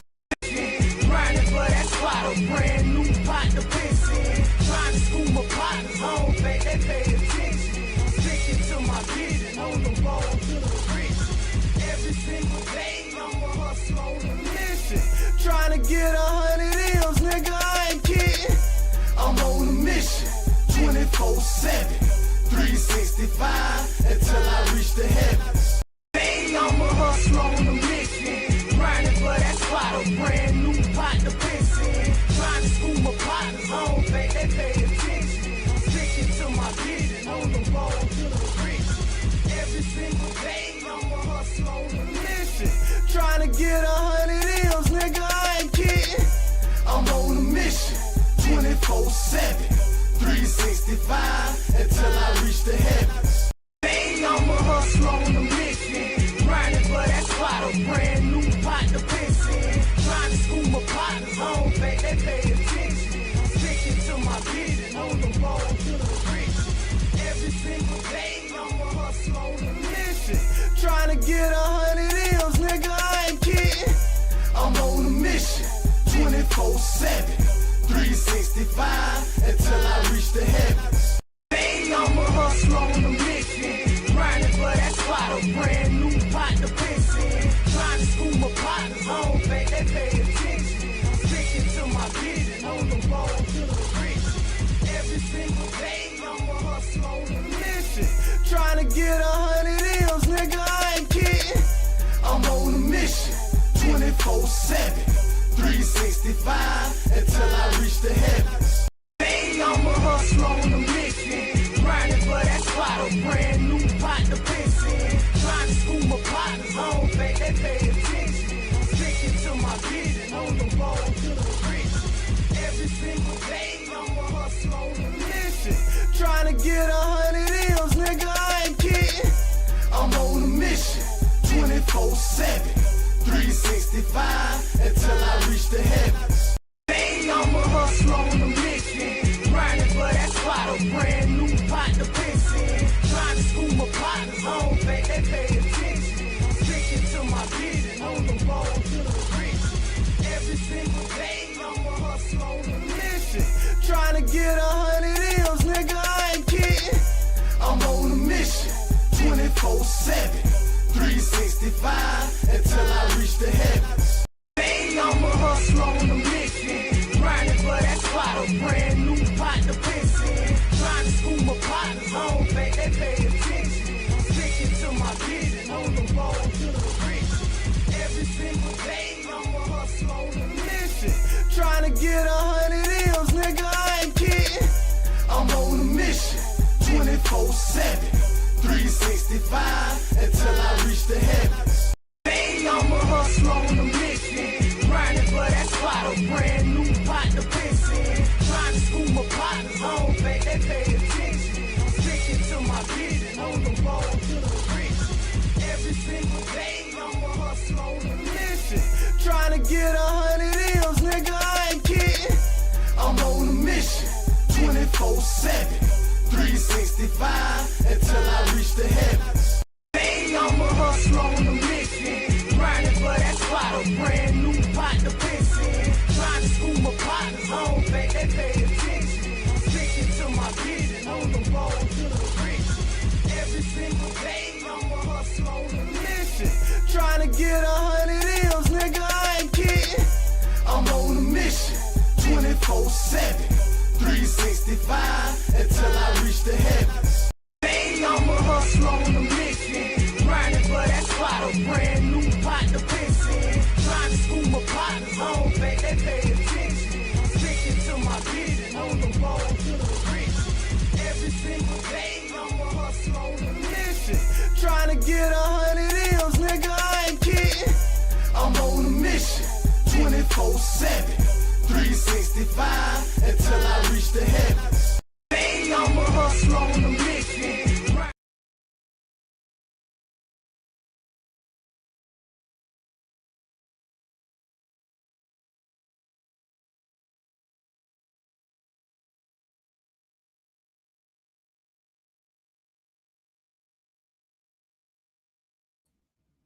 Every single motherfucking day, bitch. I'm a hustler on a motherfucking mission. We in the lit house. Welcome back to the lit house. The lit house. The lit house. Welcome back to the lit house. Lit house. Welcome back to the lit house.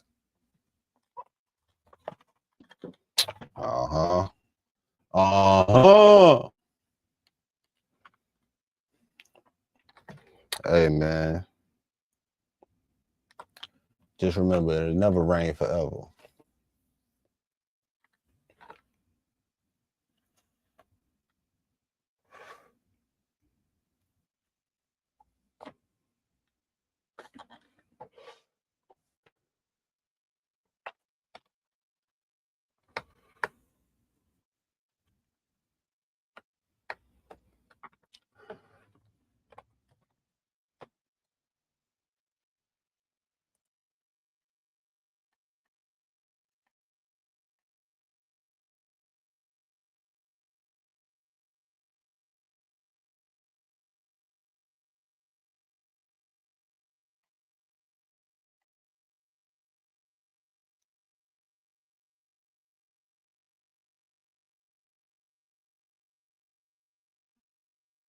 Oh shit, they just dropped part 4. Let's get into it. An hour ago, they dropped part 4. In the race for governor, one conservative has earned President Trump's complete and total endorsement. Time Masterson. President, I didn't come down here to do anything other than to get the truth. Did you kill Nolan? Did you have anything to do with Nolan's death? Did you delete anything out of Nolan's phone?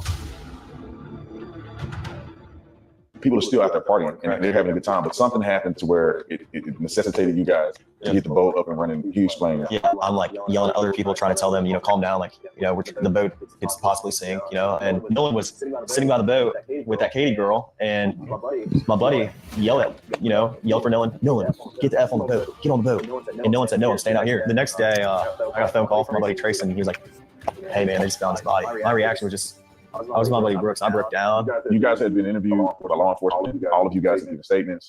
But then I think that there's a part associated with this that's being rumored out in the public. And that is the situation with the cell phone, potential deletion of messages, how the cell phone was retrieved. And I just want you to tell your side of this, because what we're getting from the media is that they literally had, I don't know, you guys into giving it back. You didn't know where it was at. You were hesitant to give the phone over.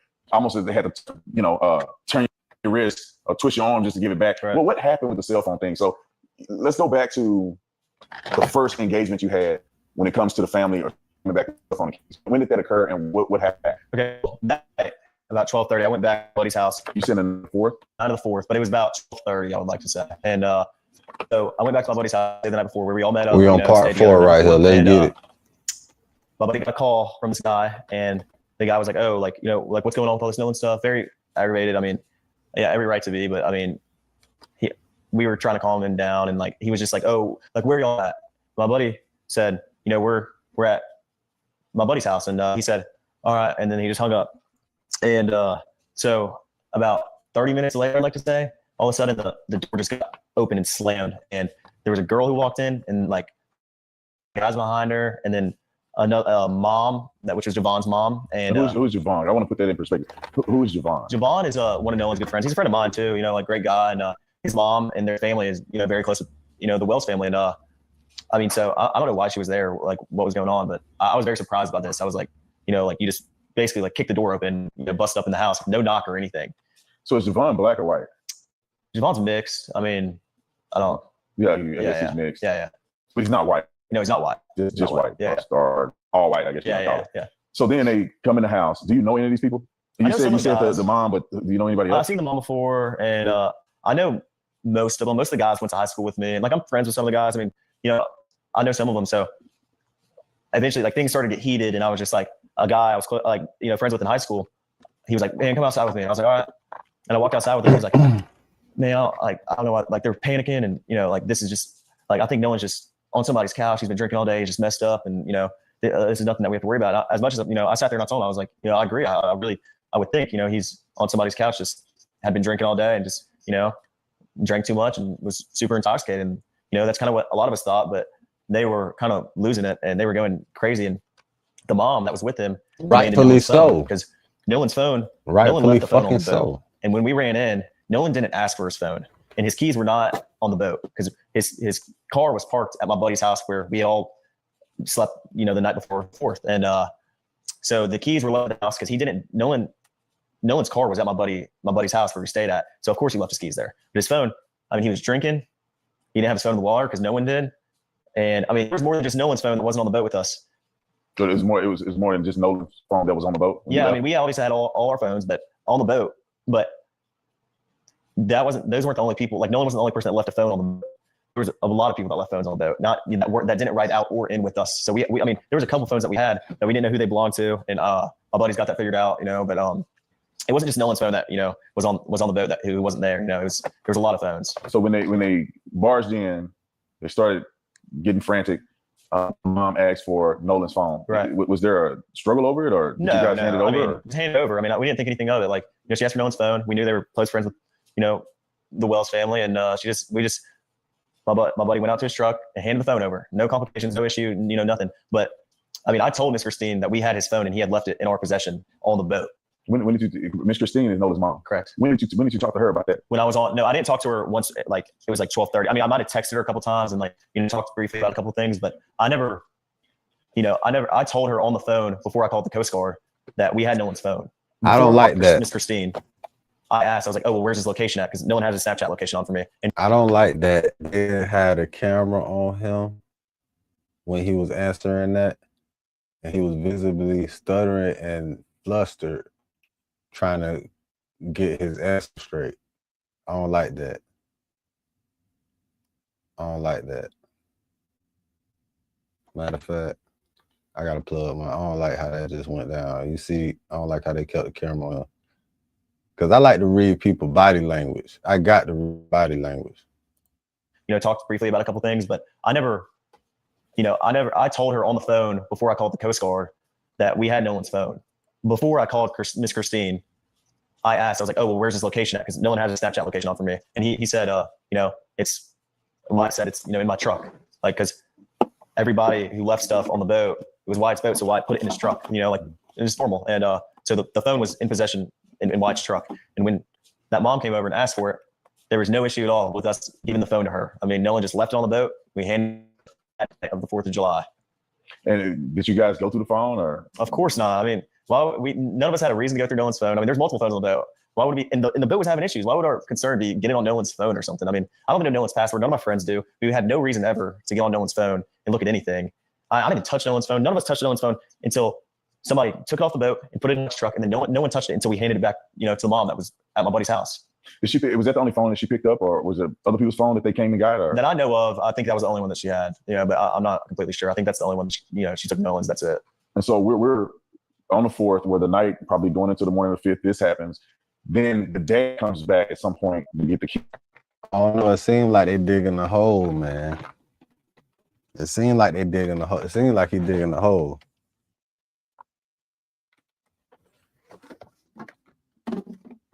It seems like he's digging a hole right now, bro. If I'm not mistaken, there's some details that's gonna he has visibly and obviously shared details that have already contradicted public statements. from other individuals involved around this entire investigation.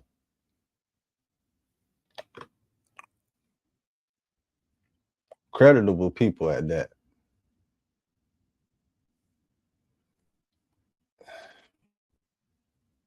And when you a suspect and you give contradictory shit to creditable people and witnesses of certain allegations, and it's so much foul play and bullshit going on, boy, look. This shit don't look good. I feel he digging a hole. Doing he should have never did this interview if he wanted. I don't know what he was thinking about. Keys. Right. What happened there? When was this and what happened? Well, my buddy Brooks. And Buddy right here might be setting him up for the okie doke, just making him feel like he on his side. The entire time he could be goddamn setting his ass up for the kill too. Not gonna bullshit with you. For me and dropped me off at my house, and I woke up to a text the next morning that Miss Christina texted me, and she said, "Hey, Nolan's dad's there is there at my buddy's house to pick up the keys." And you know, I didn't think anything of it. That's what I was praying for, and you know that we were out there and we were doing everything that we could to help out. And when he came to pick the keys up, was there a confrontation? Because I could have sworn I saw on the news that when he came to pick the keys up, it was almost like an altercation because you guys didn't get the keys over. You didn't know where the keys were at. I mean, no, absolutely not. I mean, I wasn't there, but from what my friend told me, they just had to look at Nolan's keys. It's not like, why would we be hiding Nolan's keys? There's no reason to hide anything. You know, this is our friend. We have nothing to hide. I mean, we were trying to help, do everything that we could to help out. All right, so I want to be clear with this one thing, because I know you mentioned before that you have no reason to touch the phone. Obviously, you didn't touch the phone. Right. But is there any chance or any knowledge that you had that anybody deleted stuff from his phone? Absolutely not. Like I said, there was no reason for us to get on Nolan's phone. No one touched Nolan's phone. But nothing. If none of us had touched Nolan's phone, then there's no reason for anything to be deleted. I mean, no one even was in contact with his phone until it was moved from the boat to the truck. And none of us have access to Nolan's password to get on his phone and delete anything. Absolutely not. And we have no reason to delete anything. I mean, there's nothing to hide here. I mean, we have had no reason to delete anything, and we never did. All right, so I have something I want to make sure that we're clear about, because you had mentioned earlier that you saw Nolan cradling Katie. Right. Her name is He's the spokesperson for everybody because he some keeps people in their mind saying they may think he's cradling like a baby. Yeah. He's the spokesperson for everybody involved because he keeps reiterating we. He's saying we. He keeps saying that. So they definitely in it together. If he's a part of it, whoever we is. Like, what is that scenario? Yeah, he was. I mean, Nolan was off. The last time I saw him, like I said, I was off the bow of the boat, and like I said earlier, if you had jumped off the bow of the boat, you were probably about chest or neck deep in water. So Nolan wasn't like carrying her out the water. She's sitting in the water, and Nolan's arms are under the water, and he's carrying her from under the water. But her head's still out of the water. Nolan's head's still out of the water. And I was looking at both of them. So so he's kind of like holding her. Right. Like, in the water, though. I mean, like we wrong, right? Yeah, There's two people in the water. They feeling each other. Right. Like, meaning feeling they like each other. Right. And he's a little more close to her, and they're kind of having a moment. Correct. Not insinuating it's sexual, but no, they're together. They like each other. You're looking at him. You're like, bro, crazy, because you know that he like her and he's hanging out with her. Yeah, right. Exactly. That makes sense. And when was the last time that you saw Nolan? And when was the last time that someone reported to you that Nolan was seen? If that makes sense. Yeah, you saw him at a certain point, but then someone else saw him a lot later when you guys were gone. Right. Okay. So the last time I personally laid eyes on Nolan was at like 3:00, and he was, from the boat with the girl, and that's the last time I saw him. But there were, I've talked to somebody personally that saw Nolan at 6:00, and someone, we weren't even the last people to see Nolan.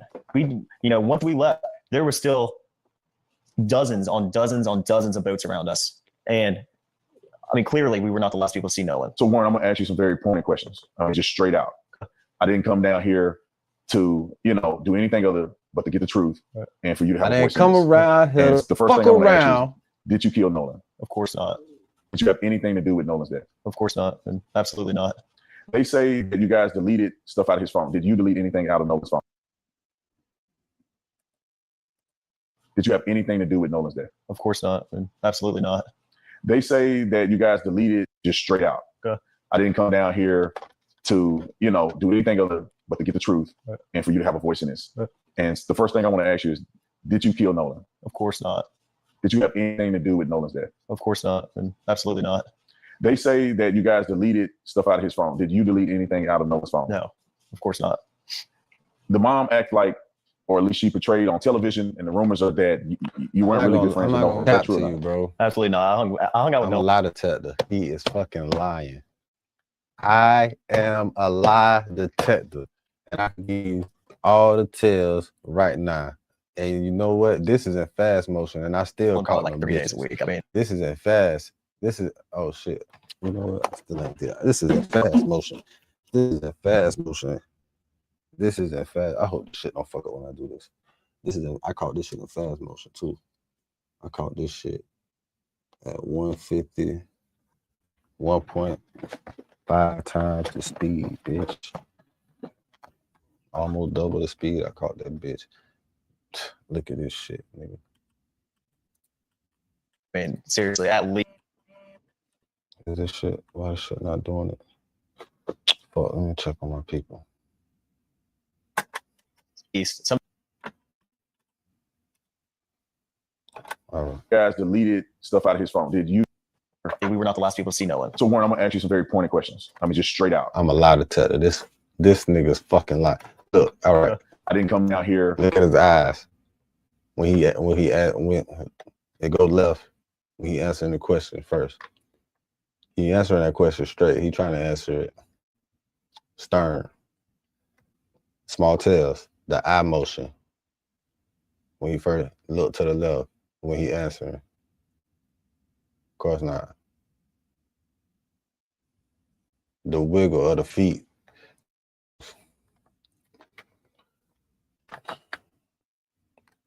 Listen, man. I'm a lie detector. To, do anything other but to get the truth and for you to have a voice in this.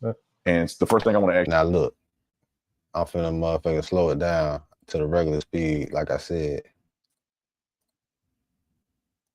Did you kill Nolan? Of course not. Did you have anything to do with Nolan's death? Of course not, and absolutely not. They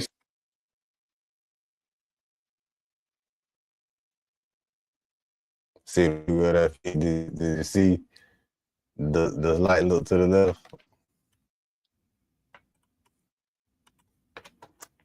But to get the truth and for you to have a voice in this.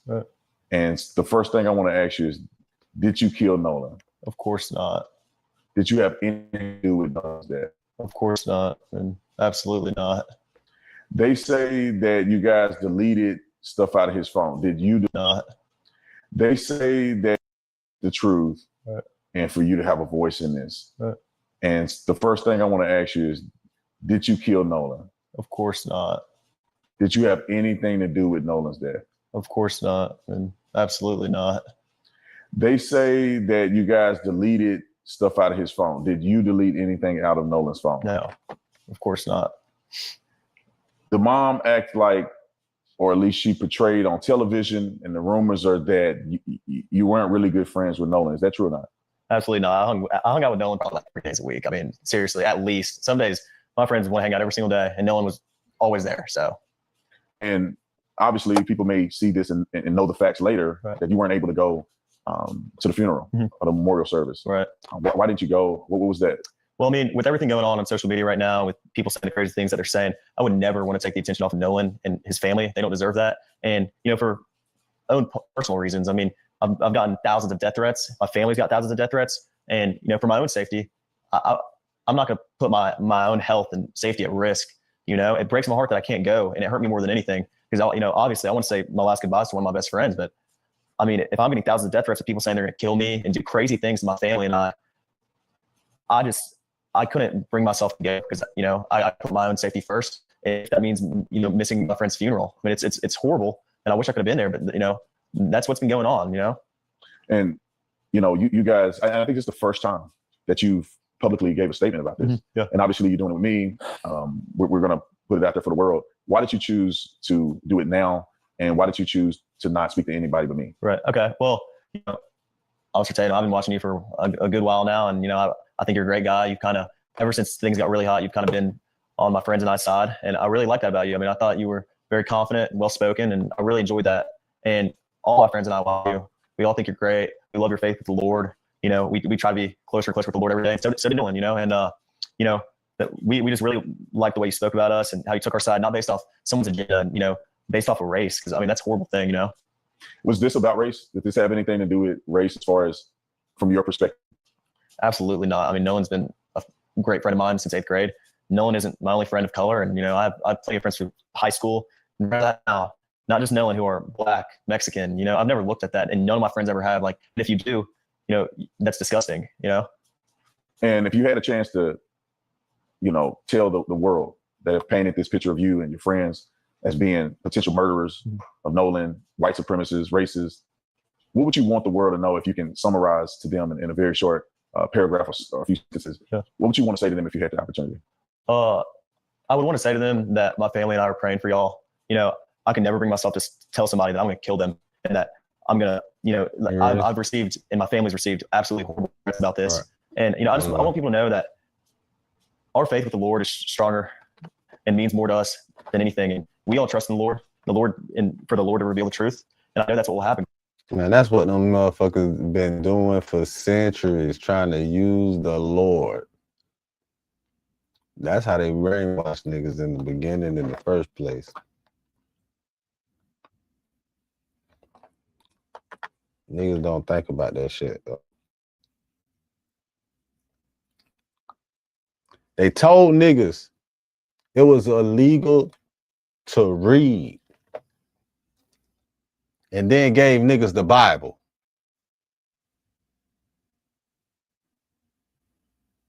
Bitch,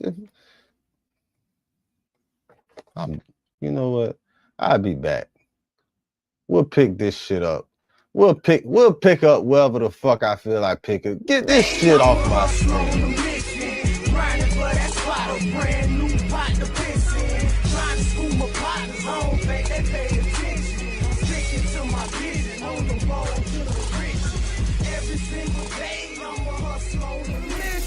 Trying to get 100 M's, nigga, I ain't kidding. I'm on a mission, 24/7, 365, until I reach the heavens. Hey, I'm a hustler on a mission, grinding for that spot, a brand new pot to piss in. Trying to school my partners, I don't think they pay attention. Sticking to my vision, on the road to the rich. Every single day, I'm a hustler on a mission, trying to get 100 M's, nigga, I ain't kidding. I'm on a mission, 24/7, 365, until I reach the heavens. Hey, I'm a hustler on a mission, grinding for that spot, a brand new pot to piss in. Trying to school my partners, I don't think they pay attention. Sticking to my vision, on the road to the rich. Every single day, I'm a hustler on a mission, trying to get 100 M's, nigga, I ain't kidding. I'm on a mission, 24/7, 365, until I reach the heavens. Hey, I'm a hustler on a mission, grinding for that spot, a brand new pot to piss in. Trying to school my partners, I don't think they pay attention. Sticking to my vision, on the road to the rich. Every single day, I'm a hustler on a mission, trying to get 100 M's, nigga, I ain't kidding. I'm on a mission, 24/7, 365, until I reach the heavens. Hey, I'm a hustler on a mission, grinding for that spot, a brand new pot to piss in. Trying to school my partners, I don't think they pay attention. Sticking to my vision, on the road to the rich. Every single day, I'm a hustler on a mission, trying to get 100 M's, nigga, I ain't kidding. I'm on a mission, 24/7, 365, until I reach the heavens. Hey, I'm a hustler on a mission, grinding for that spot, a brand new pot to piss in. Trying to school my partners, I don't think they pay attention. Sticking to my vision, on the road to the rich. Every single day, I'm a hustler on a mission, trying to get 100 M's, nigga, I ain't kidding. I'm on a mission, 24/7, 365, until I reach the heavens. Hey, I'm a hustler on a mission, grinding for that spot, a brand new pot to piss in. Trying to school my partners, I don't think they pay attention. Sticking to my vision, on the road to the rich. Every single day, I'm a hustler on a mission, trying to get 100 24/7, 365 until I reach the heavens. Hey, I'm a hustler on a mission, grinding for that spot, a brand new pot to piss in. Trying to school my partners, I don't think they pay